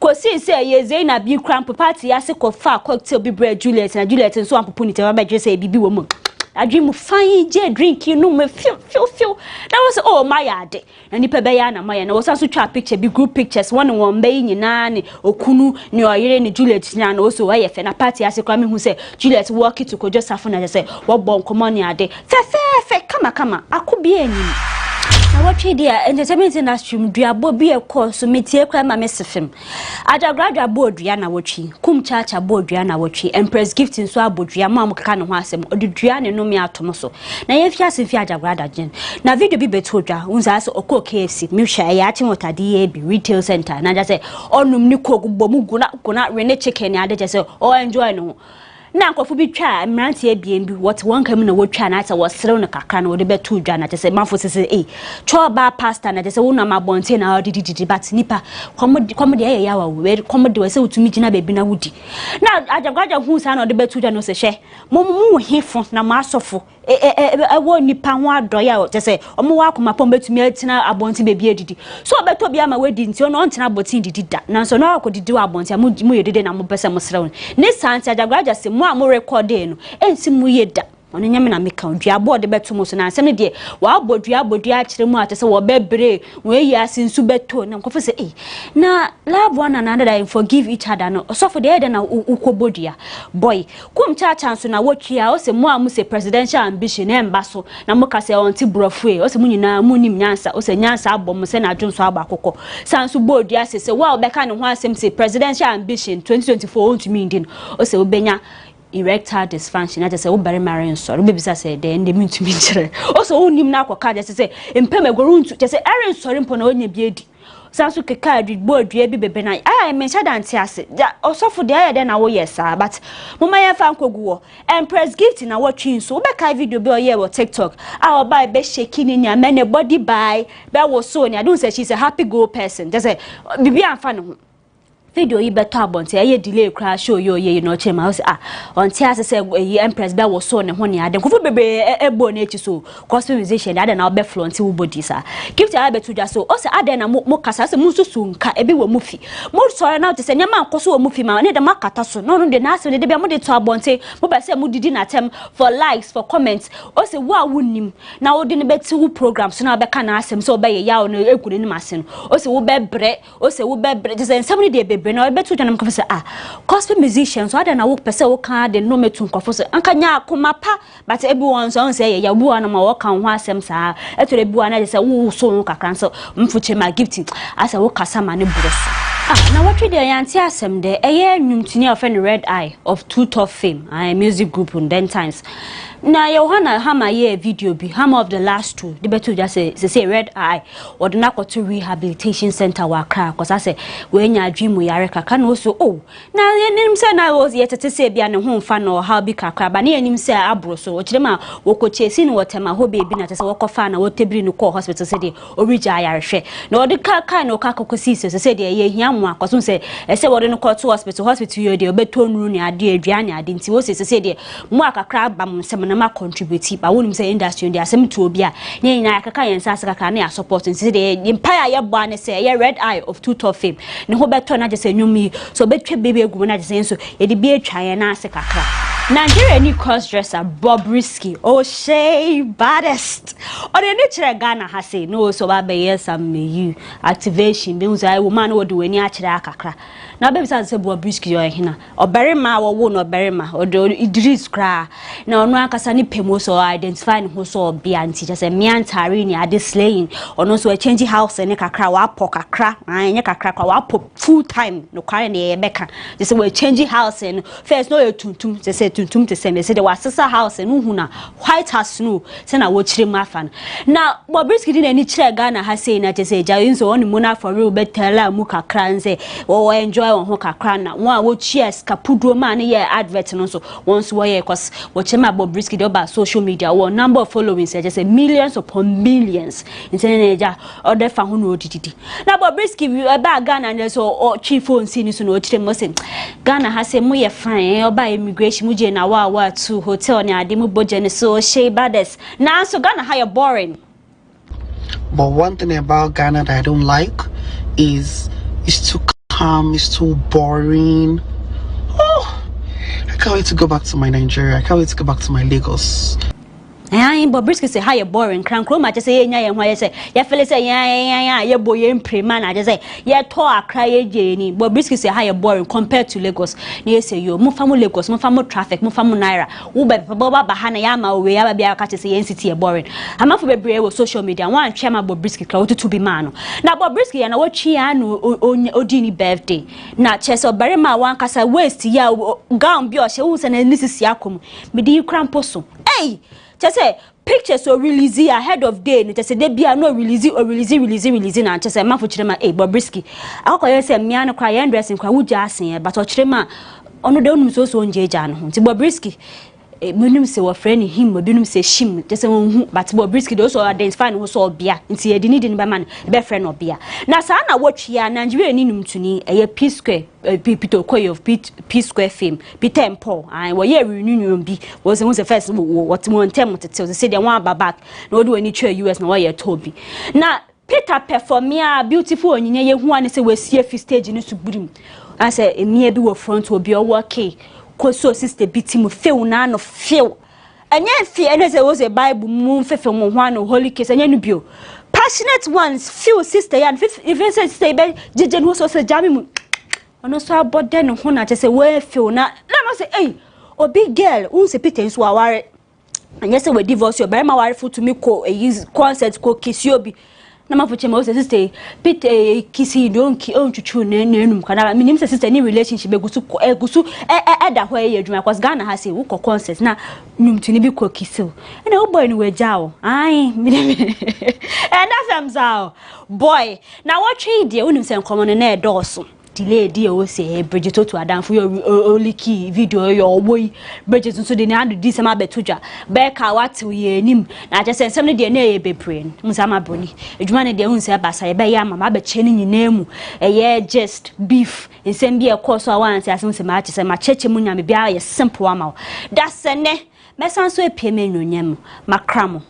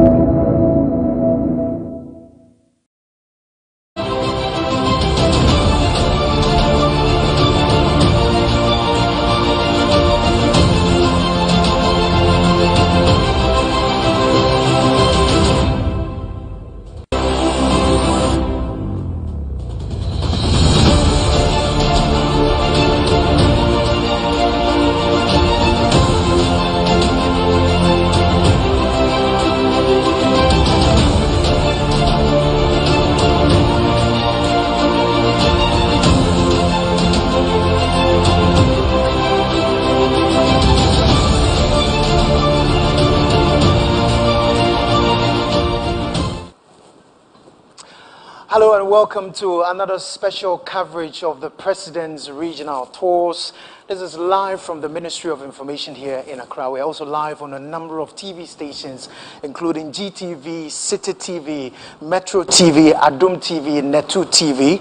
We're also live on Wuntumi TV, Movement TV, Wezo TV, and you're listening to us on Asasi Radio. If you're watching us on Facebook, this is the Ministry of Information Facebook page. My name is Kwaku Obenyeje. Well, here on this program, we bring you live updates and the big interviews on the President's Regional Tours. As you may be aware, President Akufo-Addo this morning began a two-day working tour of the Central Region. The President will be engaged in several activities, including the inspection of a court complex building at Kaswa. He will also be cutting sword for the Kaswa-Bojuasi Road and commission the 1D1F gas cylinder factory, as well as a lubricant factory in Gomwa Fete. Shortly, we will be taking you live to our reporters who've been stationed at these centers waiting for the President's arrival. But even before we do that, let's bring you a clip of how the President's Week began. Do stay with us.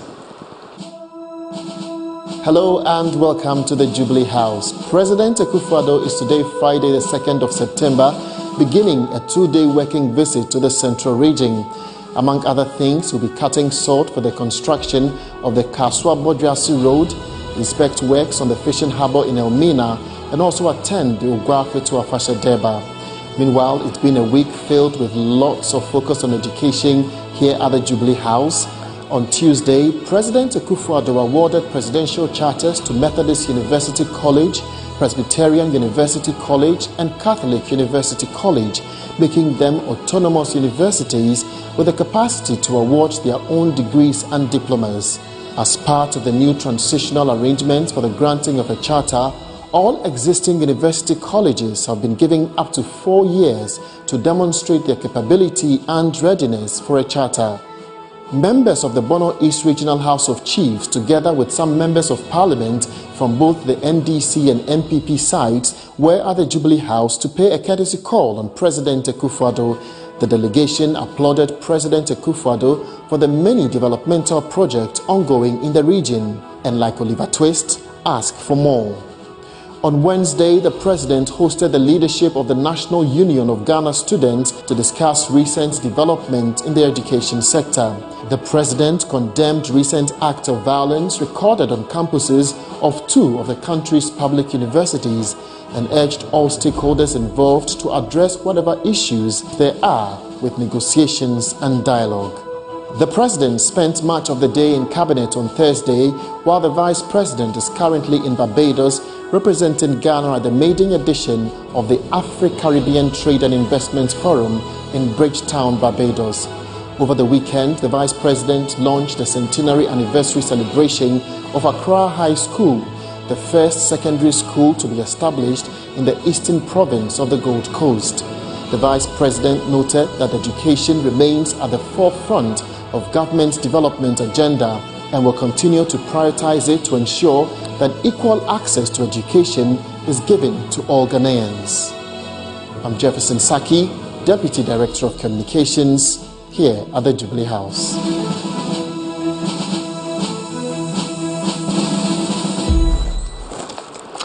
And so that was how the week began for President Akufo-Addo. Well, the president is already in Kaswa to begin his 2-day working tour of the Central Region. Let's cross over now to our team of reporters who are stationed in Kaswa and other communities waiting for the president's arrival. Wilberforce Asari and Samiria Faye are joining us live right now as we take you live to the grounds right now. Wilberforce is joining us from the court complex location, and Samiria Faye is at Bodrasi, where President Akufo-Addo will later on be cutting sword for the Kaswa Bodrasi Road. Gentlemen, good to have you. Let me begin with you Wilberforce. Take us through what has been happening since you arrived at this location.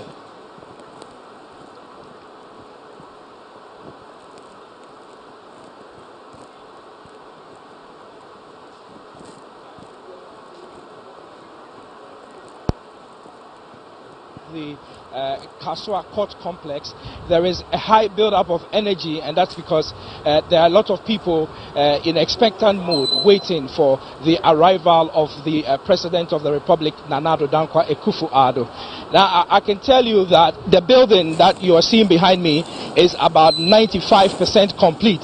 And so when you look at it from the exterior, virtually everything is complete. I have gone inside and I have seen that inside everything is also complete.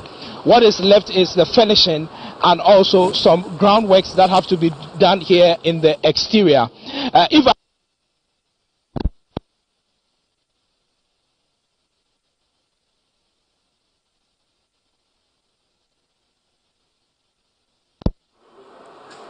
Two courtrooms, two huge courtrooms, and there is also the judge's chair.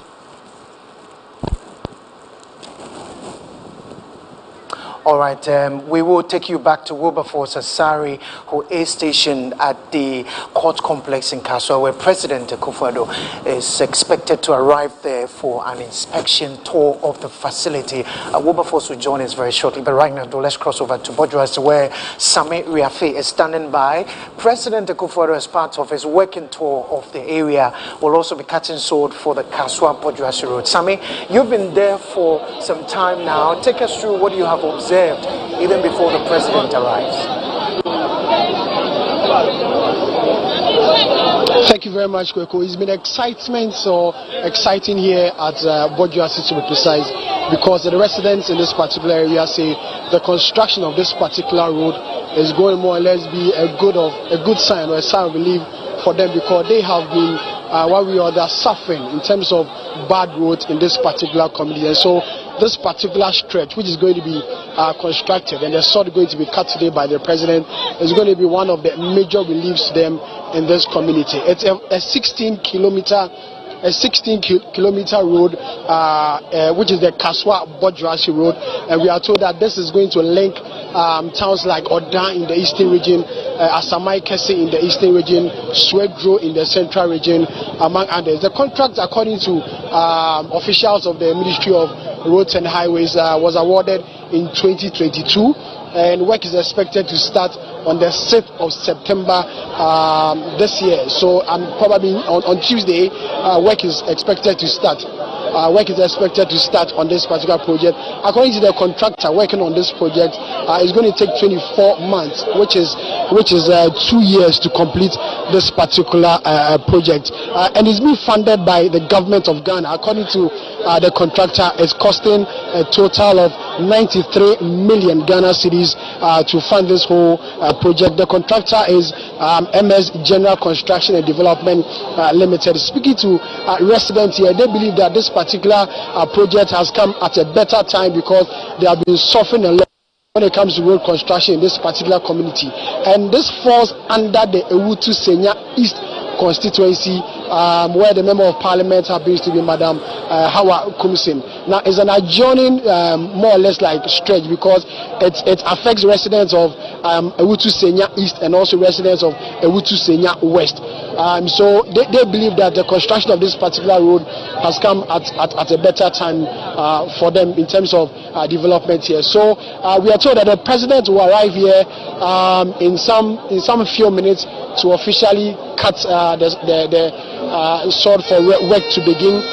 We have officials of the Ministry of Roads to also when be the here. president arrives for that particular ceremony. Samiri Afe, and as you can see in your shorts as well, a journalist station at Bojuasi will be bringing us live updates when President Akufo-Addo cast sword for the Kasua Bojuasi Road project. Right now, though, let's cross over back to Wilberforce Asari, who is at the court complex in Kasua, where President Akufo-Addo shortly will arrive there for an inspection tour of the facility. Wilberforce, apologies, we had a disconnection to your line, but continue with what you were telling us. What have you observed? What time is the president arriving?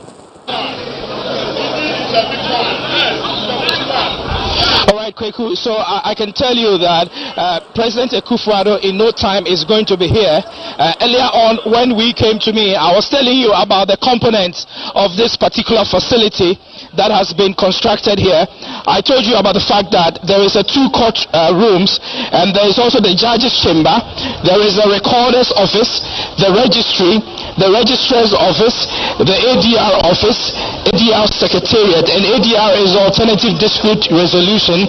There is also the source room, the multiple washrooms, there's the cashier's office, secretary office, there's a gate house. The gate house actually has 2 holding cells, one for male, one for female. There's a security post, and there is also a standby generator.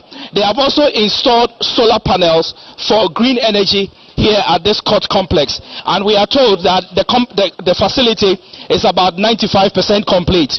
I have been joined by Isaac Ofori. Isaac Ofori is the municipal engineer, and I'm going to speak to him shortly to tell us more about this facility. So, Isaac, you are the engineer here in this municipality. Tell us exactly what level is this project in terms of its completion? Yeah, thank you very much. I think at this stage, we have reached 95% of the project. So we are left with 5% for us to complete the project. And this 5% that is left, what exactly does it entail? It left with some of the external works and the internal finishing, and that's it. So hopefully the next month you'll be able to finish the project. So you are targeting that in the next 1 month, this facility will be ready for use. Tell us, what kind of courts are going to be here? I'm told that the old building has a circuit court to the left and a district court to the right. I've seen that this building has 2 court buildings, one on the ground and one on the top. Which courts are going to be in it? The ground floor will be a circuit court, and the second floor or the first floor will be the high court. We also have ADR both at the first floor and the down floor. Okay. And so there's going to be a high court here and also a circuit court. So does it mean that the old facility is going to maintain the district court? Yes, it will be district court. We have a district court here and a magistrate court. And if you look at the whole lot of issues in Kasua, there's a need for that to also have a high court and a circuit court here in Kasua. Okay, so I'm told that there is also residential facility for the judges who will be presiding here. Is that so? If it is, what kind of residential facility have you built for the judges? Exactly. We have a bungalow for the court. There are two bungalows. If you pass here, just at the back of this building, it is there. It's already completed, which is in use now. It's already in use, you are saying? Yes. All right. And so quickly tell us, when the president is here, what exactly are you going to be telling him? Yeah, you tell the president the day that the contract was awarded and when it will finish. You also take him around to know all the various components in the building. And that's what we're going to do this morning. Okay, indeed. All right, so I see that the Attorney General and Minister for Justice is around, Godfred Yeboah Dame. We're going to engage him quickly ahead of the President's visit. He has been on a campaign to help build up or shore up the residential facilities for the judicial service. And so, Mr. Minister, I greet you. Thank you very much. How are you? I'm very well. It's good to see you. And so, coming here, is this the first time you're coming here? Well, this is my first time in Kaswa, but of course, this is my first time in this part of Kaswa. Okay. So, seeing the building you are seeing now, what are the thoughts that come to your mind as far as the building is concerned? Happy or not? Oh, very happy, and for me it represents a very significant addition to the infrastructure capacity of the judicial service. Indeed, never in the history of the country have we seen such a massive addition to the infrastructure capacity of the judicial service. We have about 100 courts being built around the country. We have the new Court of Appeal facilities also in Kumasi, in Shiaso, if my memory serves me right, in Shiaso and all that. And so I think that it shows the government's commitment to expansion of access to justice, and for me that's the most important thing, that the people will be able to access justice easily and speedily. We have a circuit court, high court coming here for the first time in Kaswa. That's a very significant achievement, and I think we must recognize that. So I'm told that here in Kaswa, particularly the district court and the circuit court that is already here, which is the old building, most of the cases that come here are cases to do with fraud, land litigation, land issues and all that. Is this something that you are aware of? Yes, I'm aware of that, and I think it's generally in line with the makeup of the Ghanaian society. You know, the litigation of our properties and all is going on for quite some time now. And of course, criminal justice too, we have a keen interest in it. The Attorney General is responsible for the initiation and conduct of all crime. So we know the tendency for such cases to occur so much in this part of the country. And I think that I'm very much satisfied to see this edifice being put up for the people of Kaswa. Are you aware of when this facility will be readily available for use by the judiciary? Yes, I think by the new legal year. By the new legal year commences in October. It's 95% complete. I myself conducted some inspection of it before the president will arrive. And I'm happy to note that all the furniture are in place and all other facilities are also in place. It is a matter of them being installed. So in terms of the work, I'm sure the actual work will be done or completed probably in about 2 or 3 weeks. And by the new legal year, the facility will be open for use. Okay, so one of the challenges that we know is that when it comes to lawyers from the AG's department available in various districts, there's a challenge. To what extent have you been able to resolve those challenges, and are you going to have state attorneys readily available in this particular constituency? I'm told it's the Wutu Senya East constituency. Well, it's something we're working on, and I think I should also place on record that this year we've recruited about 50 new attorneys, in fact 60 new attorneys, and they're all being posted to outside Accra. In the practice where the new attorneys will reside in Accra and all will be a thing of the past. So they're being posted to region, central region, and then the northeast, Savannah, and what have you. And the Office of Attorney is also working at ensuring that there will be the construction of offices for the ministry in every region of Ghana. So I'm sure in about 3 years' time, we see offices for the permanent offices for the Office of Attorney General springing up in all the 60 regions of Ghana. Okay, so just before I let you go, we know that even though this building is being constructed, it looks beautiful, we know that there are still pressing and urgent judicial service needs in terms of infrastructure across the country. What is really the game plan? I know you talked about some 100 and all that being built, but there still exist challenges in other remote areas. What is the game plan to resolve these challenges? Well, the game plan, first and foremost, as I said, will be to ensure that access to justice is actually boosted. And by that, we will first work on constructing courthouses around the country and new offices for the Office of Attorney General, not only in the regions but also districts. And of course, the legal aid facilities and all, legal aid their offices will be expanded to more districts in the country. Presently, we have about 60 districts in which legal aid is operating. Our game plan is to ensure that legal aid services are extended to every district in Ghana. So ultimately, I'm sure by the time President Akufo-Addo exists in 2025, 6 January, and by the time he's handing over power to a new MPP government, all of this would have been completed and done. Thank you very much indeed. That is the Attorney General and Minister responsible for Justice here in the Republic of Ghana, Godfred Yeboah-Daming, speaking to us there. As I speak with you, the President of the Republic and his entourage are just making their way here into the Kaswa of Fankor Ja River Court complex here in the Kaswa region, particularly the I should say the constituency name is what is escaping me, but it is the Senya East, Ewutu Senya East constituency. And so President Akufo-Addo and his entourage are just making their way here into the facility for purposes of inspecting, and I can see that the president's car is just pulling through to the premises here, and President Akufo-Addo will be ushered in by is also present, helping to help the president to inspect this particular facility. So this is the building of the Kaswa of Fanko Jar River Court, which is currently 95% complete, and there is an existing circuit court and district court here, but with this building that is completed, there is going to be an addition, which is going to be a high court, and so there's going to be a high court here in Kaswa in the Ewutu Senya East constituency. We'll have a high court as part of the courts of adjudicature here in the Kaswa area. And so President Akufo-Addo is currently being briefed by the contractors and consultants, and I can see that he's been walked into the facility to have a first-hand feel of exactly what has been constructed, what the components of this building are. Initially, I was telling you that this facility has two courtrooms, two huge courtrooms, and then they have the judge's chamber. They also have the recorder's office and a registry.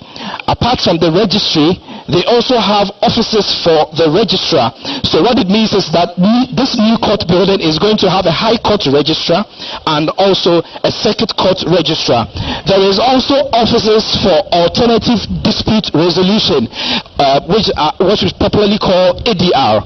And so looking at the fact that this is a community that has a lot of litigations, we're told that the litigations that are predominant here are that of land issues, and so a lot of immovable property litigations here in the Kaswa area in the Ewutu Senya East constituency. And so it is appropriate that there is an alternative dispute resolution secretariat, both for the High Court and also for the Circuit Court. And then we are also told that the building has storerooms. It also has multiple washrooms.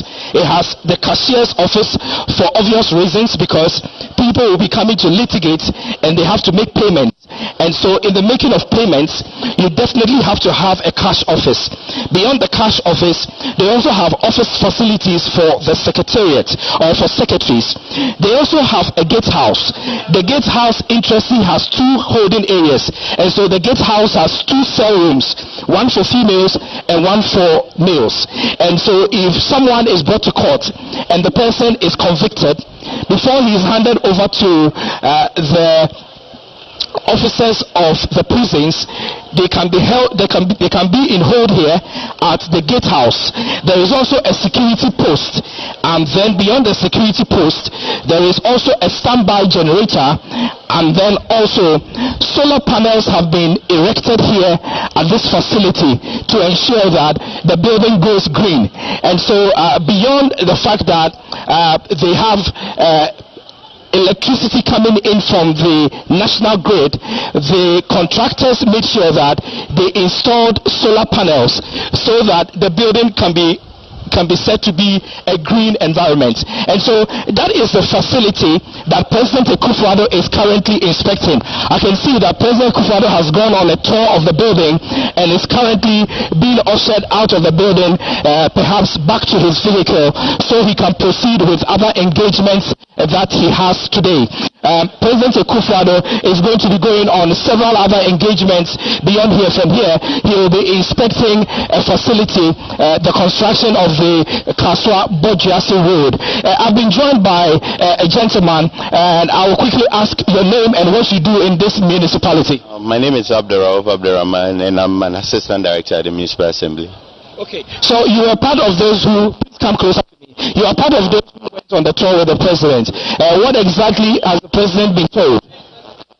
He was briefed about, the High Court development there, and then how far they've gone in terms of the project's completion. And I think he's very impressed. Yeah. Okay, so to what extent, I'm told by the resident engineer that the building is 95% complete. From where you sit, do you subscribe to the fact that this building is 95% complete? I would probably say 97%, yeah. So probably the engineer is just being, humble by, downgrading how far they've gone in terms of the project's completion. But I think they've done so well because we were here when the whole project was started, and then they've gone really at a very fast pace, and then we have a very beautiful High Court here. Okay, so President of the Republic, Nana Addo Akufo-Addo, has just inspected the court complex here, and as you can see in your shots, the President is exiting the Kaswa court complex onwards to the next stop for his tour of the central region. Yes, and so let me quickly ask you, Raman, your name is Raman, right? So Raman, as we exit, we are told that this building is going to be ready for use in the next legal year, which commences in October. From where you sit, do you think that that timeline can be met? Oh yeah, of course. If it's 95% complete, as estimated by the engineer, then obviously by October, it should be 100% ready. Yeah. Okay, the last question I'll put to you is the issue about security. To what extent have you made available security personnel to ensure that security is maintained, nobody encroaches the building and takes anything from here that does not belong to him or her? Lovely, and luckily enough, we have a police post right here. It's literally a police station, so it's a minor police station, even though it's not a very broad police station. But then it's there to provide security for not just the High Courts, but also the assembly and residents here. So obviously, the court is in good hands, and yeah, everything should be all right. Yeah. All right. Thank you very much, Raman. Thank you for speaking with us. So, Kweku, that is the President's visit to the Kaswa court complex. Yes, he's come here to come and see for himself exactly the state of affairs. The building, we are told, is 95% complete, and by the start of the next legal year, the 2022-2023 legal year, which starts in the second week of October in 2022, this building will be available to the Judicial Service for use for purposes of adjudicating cases and to make sure that justice seekers in the Ewutu Senya East constituency receive the best of service. And so, Kweku, I hand over back to you as we move to the next location. Sorry, live from the Kaswa Court Complex, where President Akufo-Addo has just inspected the facility. We're told it is 95% complete, and very soon the building will be useful to the people in the area, in the area of judicial matters. President Akufo-Addo has just inspected the Kaswa Court Complex, and he is now moving out of the place. If you've just joined us, you're watching our special coverage of the President's regional tours. This is a Central Region edition, and the President today began a 2-day working tour of the Central Region. Remember, the President will continue the tour tomorrow in Cape Coast, and we will be bringing you live updates. Right from here, the President will get ready to cut sword for the Kaswa-Bojuasi Road. Don't forget that he will also be paying Ketsi call on traditional rulers. The President has already engaged media houses in Kaswa. This morning he was on a radio interview. He will also be inspecting Agenda 111 projects, as well as hold meetings with MMDCEs. Shortly, the President will be heading to Bojuasi, where he will be cutting sword for the Kaswa-Bojuasi Road. And as you can see on your screens, that contractors, they are getting ready to begin that project. The President will cut sword for the project to begin in about an hour's time. You're watching a special coverage of the President's regional tours. We are also live on a number of TV stations, including GTV, City TV, Metro TV, Adom TV, Netu TV, Wuntumi TV, Movement TV, Wezo TV, Asasi Radio, and you're watching us live on Facebook on the Ministry of Information Facebook page. My name is Kweku Obienje. We'll take a quick break. When we come back, we'll take you live to Bojuasi Kaswa, where President Akufo-Addo will cut sword for the road there. Stay with us. This is a production by the Ministry of Information.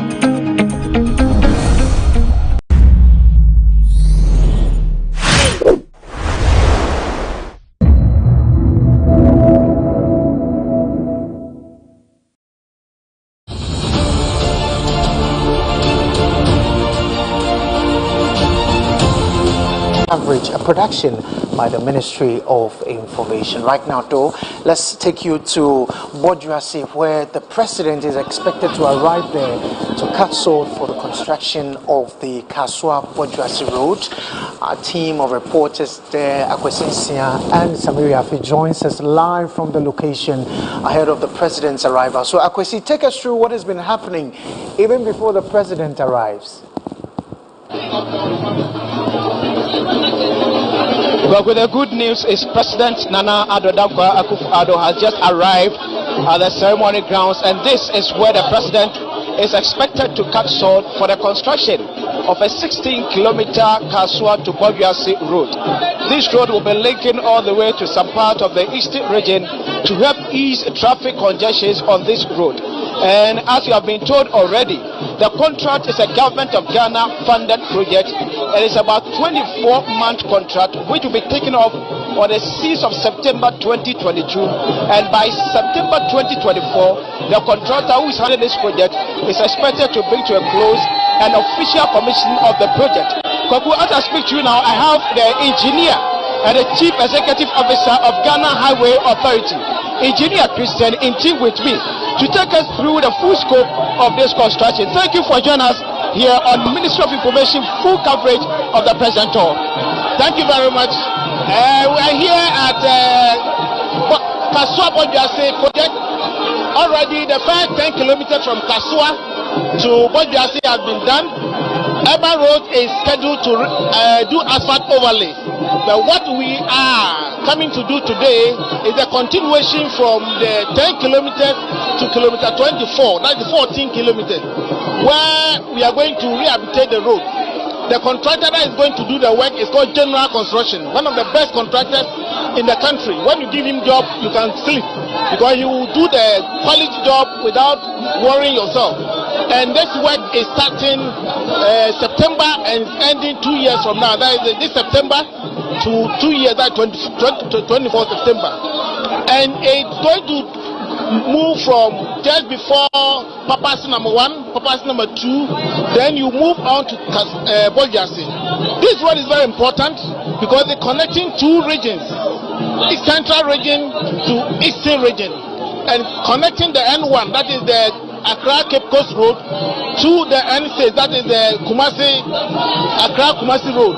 So if you are going to Accra, you are going to maybe Zoom and you don't need to go to Accra, you just branch off. And it's going to also improve economic activity because this area is known to have farms, poultry farms.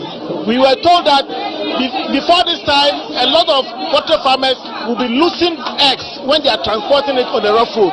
So at the end of the day, we are hoping that this road is going to improve upon the economic fortune of the people, because they are now going to move farm produce quickly to the marketing center.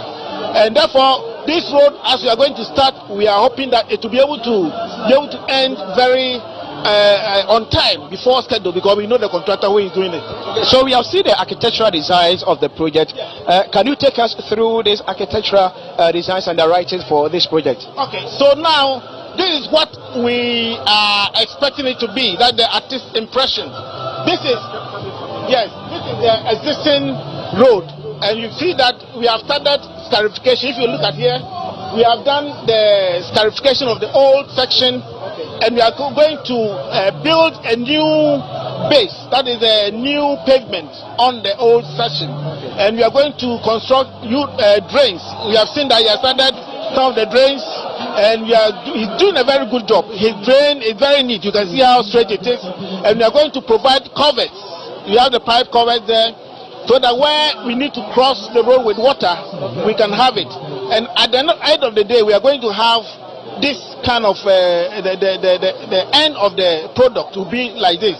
We have just simple carriageway where we have traffic signs, and we have road line markings, we have street lights in the communities. Okay, we know Kaswa in its environs has been one of traffic-prone areas in the central and greater Accra region.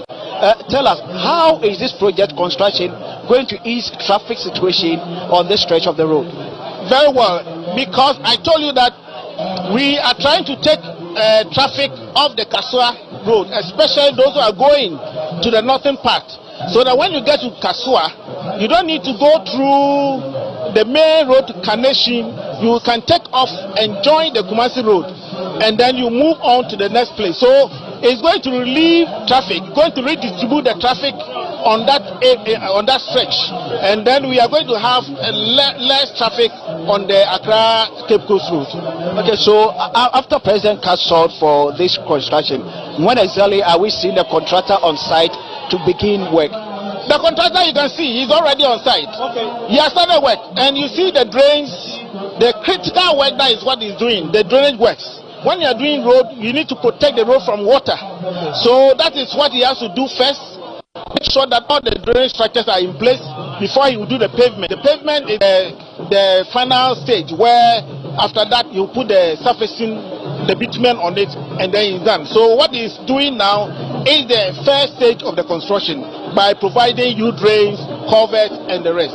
How sure are the communities who are to benefit from this construction that this road is going to take about 24 months to construct? I can tell you the contractor is here, and I can vouch for him. Okay. This road will not take 2 years. He will finish before the time. Wow. I'm telling you. I know what I'm talking about. The contractor has the capacity. He's very serious in his work. I mean, you don't push him to do his work. He does his work according to time. And he's a contractor who doesn't take job just for taking sake. If you want to give him job, he said, please, you have to let me finish what I'm doing before I can continue. So he is a type, he's a contractor. When you give him job, you are sure that the work will be completed. So, engineer, I've also seen this. So these are going to be the communities that are going to benefit from the road. That is Papasi number 1 and 2, Mankomeda, Anama will be, Anama will be, Jankwanta, J. Krodia, and then you come to Bojuasi. So all in Awutu Senya is a municipality. Between the Kasua and the Bojuasi, there's Awutu is a municipality. Then you connect to Awutu Senya, Bojuasi. Are there any peripherals that the community are going to enjoy after construction? Oh, we have a lot of those ones leads to the farming communities. When I'm talking of farming communities, people are doing industrial farming. People are having poultry farms. So those roads leading to other small communities where the economic activity is residing. So we are very much aware that this road is going to provide easy accessibility to all those factories and all those industries within the enclave. Oh, okay. Thank you very much for joining us. So, Kwaku, you just heard me engaging the Chief Executive Officer of Ghana Highway Authority, Engineer Christian Inti, who just spoke to us about the importance of this road. I also have a gentleman with me here. Okay,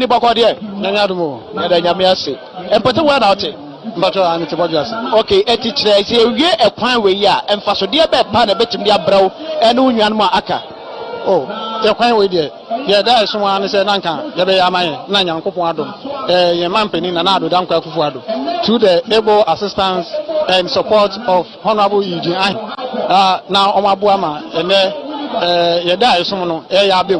Nti ene ye nim say ye kati sod ni wi a project no ye be wie no meantime. Fan faso a project no that be brand no am say ye won krofu bebre o fi Bojuasi papa say gate road ya o community ekonkan ekoye ejuma na o ministries now we have services if you am for workers for now share by 10 11 am for medu ya now it tells you the kind of situation you timu because ekwan no instead of say over spending 25 minutes now they do kaswa no you to spend about 1 hour it is obi ejuma ni no fi anom na o konkan ya could you imagine the time order be kwa do your friend saying ejuma ejunu improve productivity. Sorry onti etimeti wasia it takes one driving about 1 hour to drive from Bojuasi to Accra. Exactly, the state of the road as it is now, it's taking 1 hour to get to Kaswa, sometimes even more than 1 hour to get to Kaswa. 15-25 minutes journey. It can take you 1 solid hour. Okay, so mean this road is actually supposed to take about 15 to 25 minutes from Bojuasi to Accra. Exactly. No, Bojuasi to Kaswa. Bojuasi to Kaswa. Exactly. Thank you very much, sir. The president has said on the project here,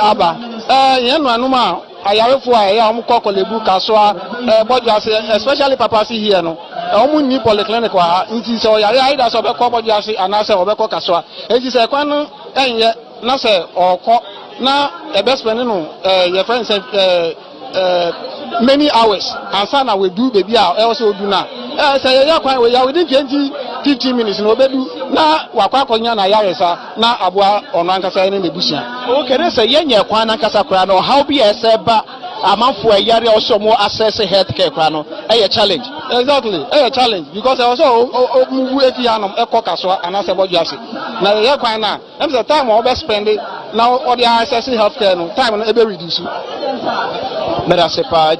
So he has also heard me speaking to one gentleman who reside at Bojuase and who is just telling us that after completion of this road construction is going to reduce travel time hours from Bojuase to Kaswa.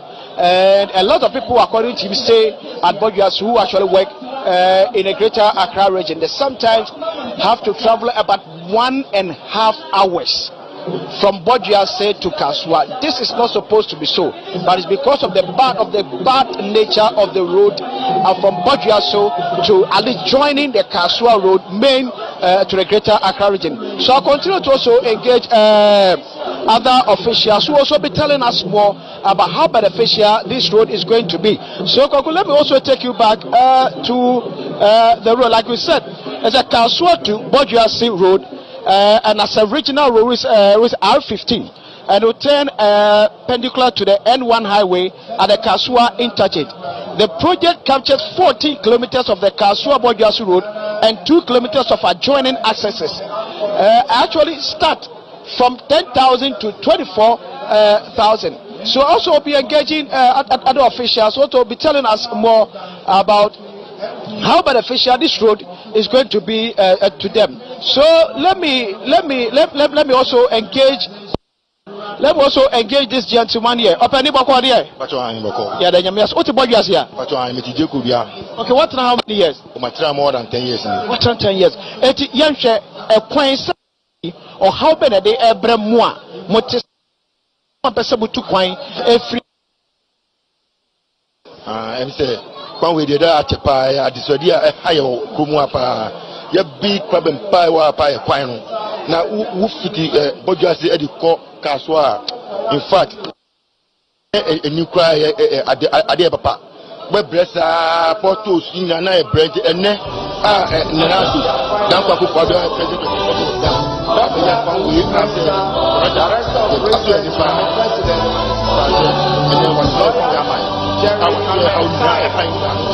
CEO of Coastal Development Authority,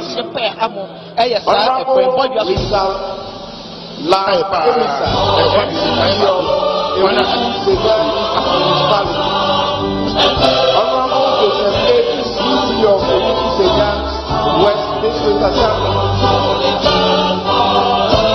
Honorable MP for West, the paramount chief of Ewutu, Omainene Abokwadi Achimai Mute III, the chiefs and elders of Ewutu traditional area, ministers of the gospel, eminent Islamic clergy, ladies and gentlemen, permit me to make this presentation. Somebody ever asked me about it. But if I go to the say, you know, educate and come now, or also train and fasodia this road after its completion. I remember a month for what Bojuase, especially those who want to travel from Bojuase to Greater Accra region, from Bojuase to some part of the eastern region. And he has been telling us that after completion is going to bring a sort of relief to them. It's going to also cut down their travel times a lot. Now someone who will be traveling from Bojuase to any part of the eastern region won't necessarily not have to travel all the way to the Greater Accra region before joining the main eastern region road. The person can just use a straight route after completion of this project. the contractor who has been handling this contract, that General Construction and Development Limited, a contractor just told me that he's actually on course, and after President Nana Addo Dankwa Akufo-Addo cut short for the official construction of this road, it's going to take him less than 24 months to construct this road, because he has everything on site. And true to be told, when we came here to see every equipment that the contractor actually might be needed for this construction.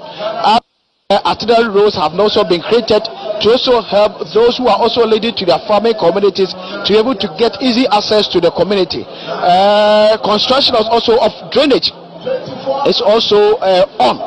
Senior Ebeya, erosion will not take over the road, because one major issue of our road, which is being corrected under the able leadership of the Roads and Highways Minister, Honorable Kwasi Abu-Akwata, is to ensure that there will be at least drainage road construction in every part of this country to help protect the road from every flood. So if you also come to Bojuase, to Kasua, 93 million 750 to construct this road. It's a 2-year contract that has been given to General Construction and Development Limited. So you can see drainage being constructed to ensure that there will be enough or erosional work to also protect the road of every flooding, to ensure that the road was so long. Yes, so in no time, Chief of Bojuase will also be addressing the people, and as I'm speaking to you now, is the Deputy Minister of Roads and Highways, Honorable Stephen Jalula, who is actually addressing a mammoth gathering here. People from all walks of life in Bojuase who are here to witness the Sod-Cutting of the Bojuase to Kasua Road, which is about 15 kilometers. So we can hear from behind the Deputy Minister for Roads and Highways, Honorable Stephen Jalula. And after that, in no time, President Nana Addo Dankwa Akufo-Addo will also address the gathering before the President finally get to cut tape for the construction of this road. So virtually everything is set here right now for President Nana Addo Dankwa Akufo-Addo to actually cut short for the construction of this road. So let me also repeat again, some of the communities that are going to benefit from this road construction are going to be Papa C number 1 and 2, Mankomeda, Anoma Wobi, Jan Nkwanta, J. Krodia, Adawu Kwao, and Bojuase, and other communities who are going to also enjoy from the peripherals that also be created by the contractor.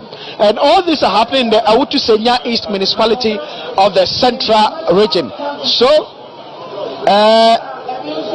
these actually are going to be the communities who are going to benefit from this road construction. So in no time, I'll be taking you to the podium where the chief will also be engaging the president, also be telling president how happy they also are for this construction. After President Nana Addo Dankwa Akufo-Addo will also be taking the podium to also address the people. So as I've been telling you already, Deputy Minister for Roads and Highways, Honorable Stephen Jalula, is addressing this gathering here. Ya oma manfo atiasie dientia ama abai afade ato no so obeye sa ekwan, because it has been the concern of the chief and people of Bojuase over the years, and they've been calling on government upon government to help them construct this road, but it seems nothing much has been done to it. But 16 kilometers.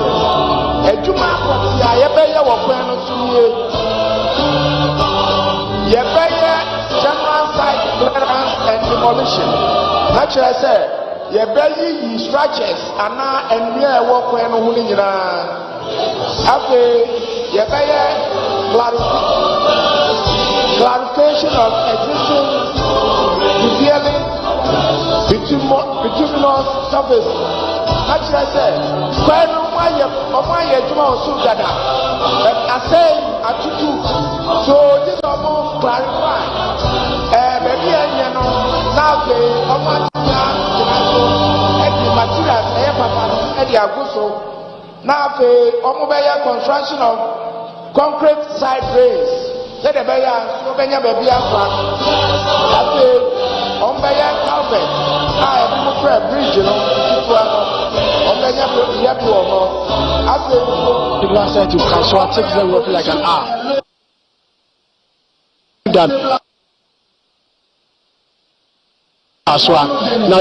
Now from here, it links them to Ona, Swedro, Man, how do you call it? So,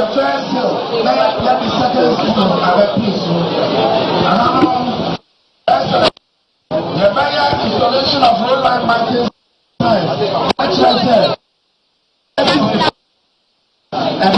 The safety of the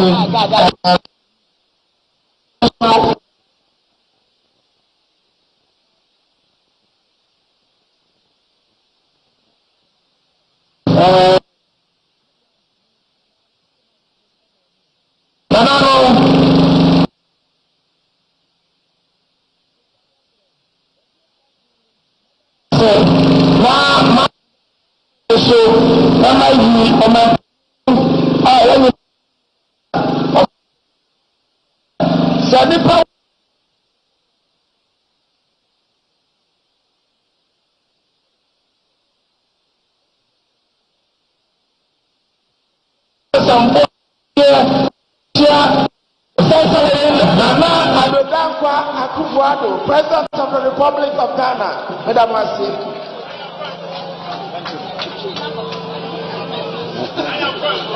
Jarula.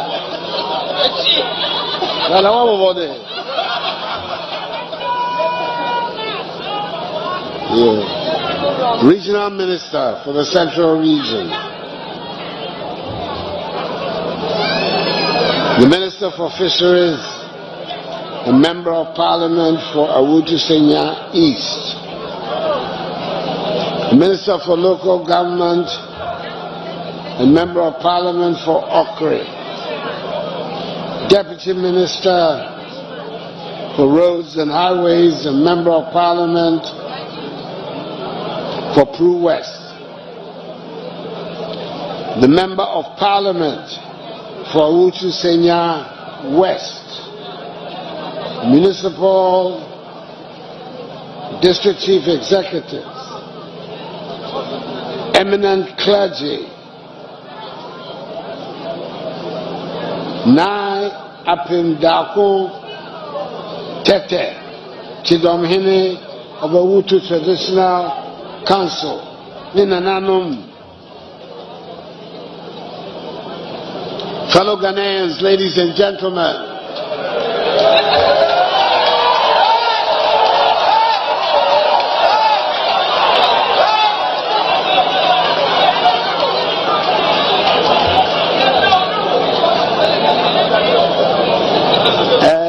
Nije Pana Mediaba of some which is in our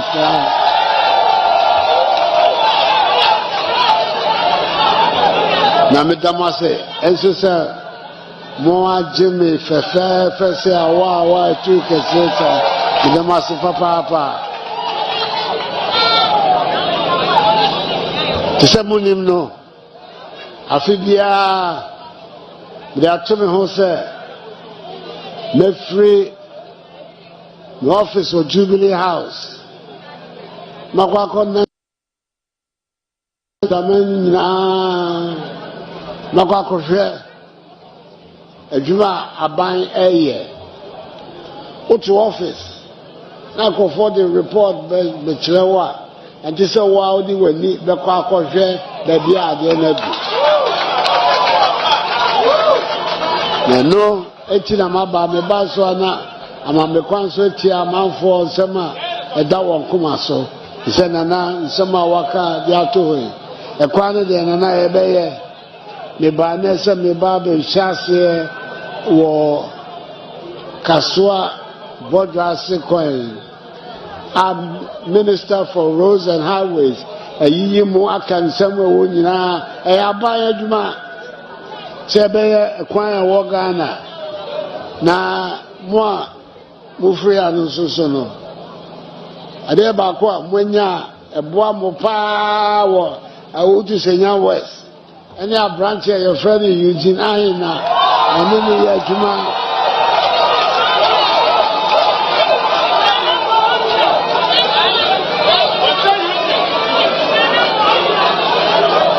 Director of Communications for Presidency.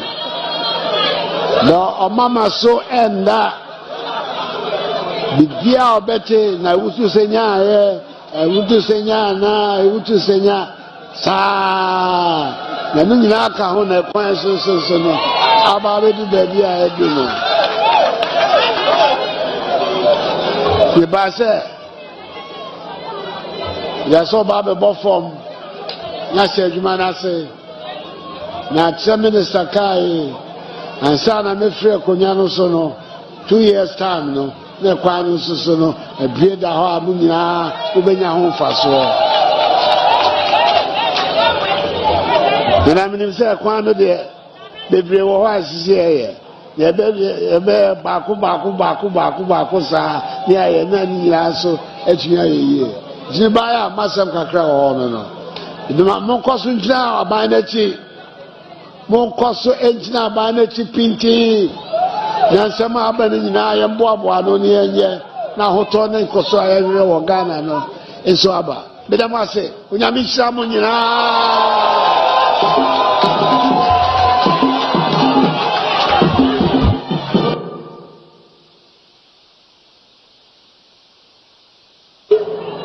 Yada your president Nana Addo Dankwa Akufo-Addo yada na si papa pa yasa da na si emei yabafra Reverend Echi na odi empabo a edi echire amaye. Hallelujah.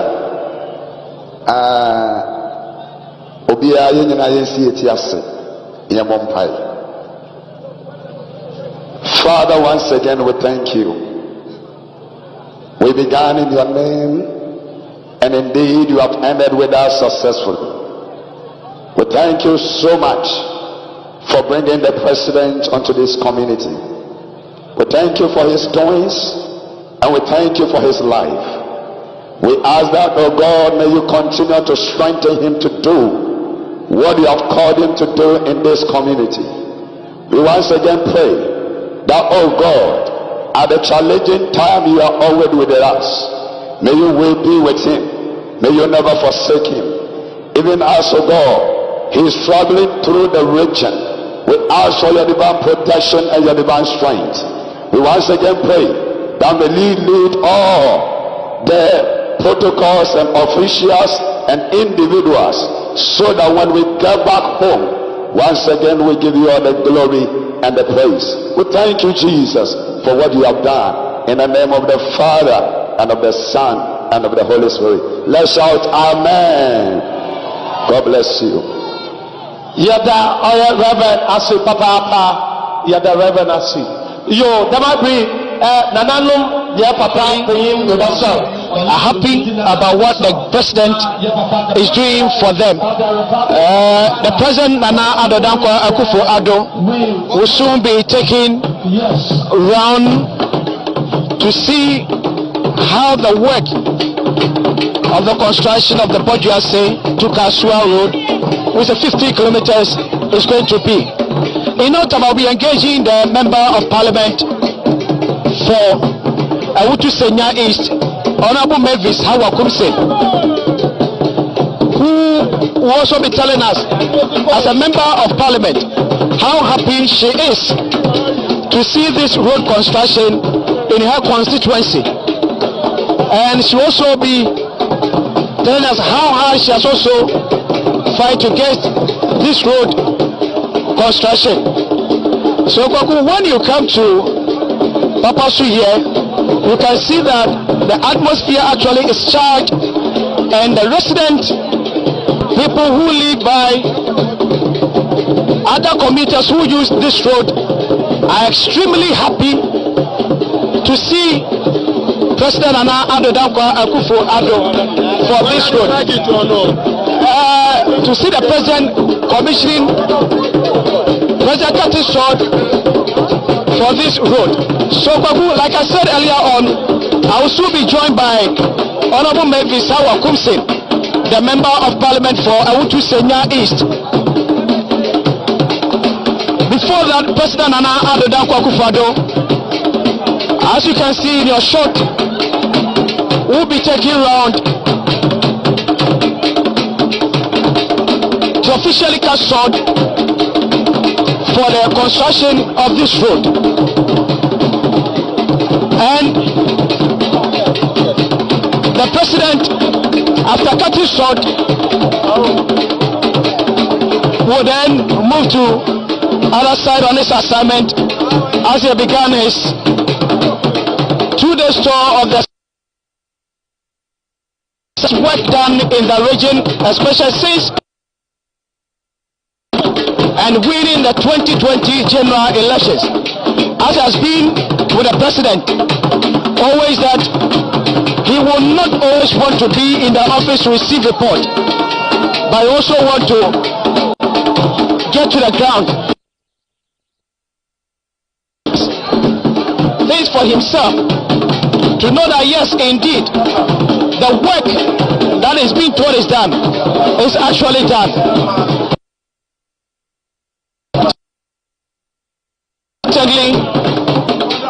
Ended a store in the Upper West and Savannah regions.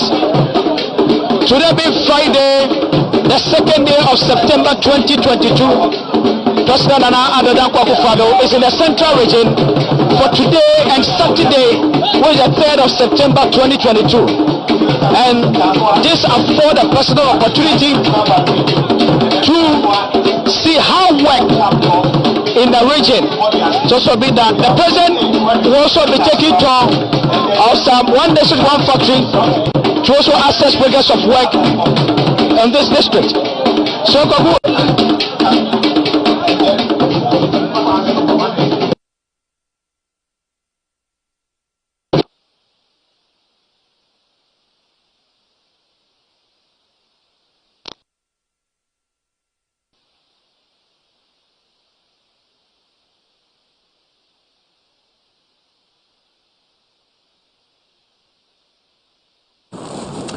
all right, so you're watching live pictures from Bodrasse, Kaswa Bodrasse, where President Akufo-Addo is being taken around the construction billboard, if you like, where he's being given a brief on exactly what the road construction will look like by engineers and contractors who will be working on the Kaswa Bodrasse Road. Remember, you're watching the live coverage, a special coverage of the President's regional tours produced by the Ministry of Information, live from Accra. But we are on the ground with the President in the Central region, who this morning began a 2-day working tour. Currently he is at Bodrasse, where he will be cutting sword for the construction of the Kaswa Bodrasse Road. The President earlier delivered a speech at Bodrasse, where the chiefs and people there were gathered. The President indicated how important his government considered the area in the area of developments, and so it is the reason why the Bodrasse Kaswa Road is going to be constructed as soon as possible to ease traffic and also help commuters in the area and communities nearby to be able to ply that particular road. So you're watching on the screens. If you're just joining us, you're also watching us live on GTV, City TV, Metro TV, Adum TV, Netu TV, Wuntumi TV, Movement TV, Wezo TV, Asasi Radio. Of course, if you're watching us on Facebook, this is the Ministry of Information Facebook page, and we're live in Bodrasse Kaswa, where President Akufo-Addo is soon going to cut sword for the Kaswa Bodrasse Road in the Central region. Remember, this forms part of his 2-day working tour of the region, and we are bringing you live updates on the engagements as well as activities that the president and his delegation, his entourage, will be involved in.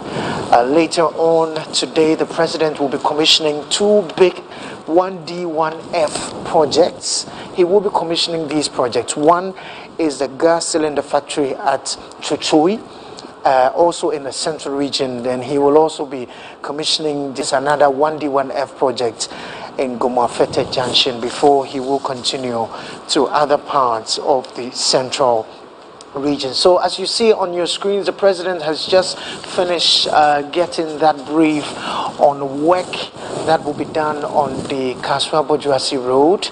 The president will proceed now to cut sword for the construction of that road. We heard from opinion leaders, we heard from residents in the area who are very excited about this development. The president is now moving to cut sword for the construction. As you can see, he has the shovel now signifying the sword cutting of that road, the Kaswa-Bojuasi Road. We also see the chief in the area who is also taking part in the ceremonial exercise to cut sword for the construction of that particular road. So you're watching this live from the Ministry of Information live, of course, on a number of TV stations, radio station, and of course streaming live on Facebook. On your scenes, you're watching dignitaries, town folks, chiefs, personalities who have gathered at this ceremony where President Akufo-Addo has just cut sword for the construction of the Kaswa-Bojuasi Road. As I did mention earlier, the president will be also commissioning some 1D, 1F factories. But right now, though, let's cross over to our man, Akwesinsia, who is going to be speaking to the Deputy Minister of Roads about the ceremony that you've just witnessed on your screens. Akwesi, if you can hear me right now, take over now.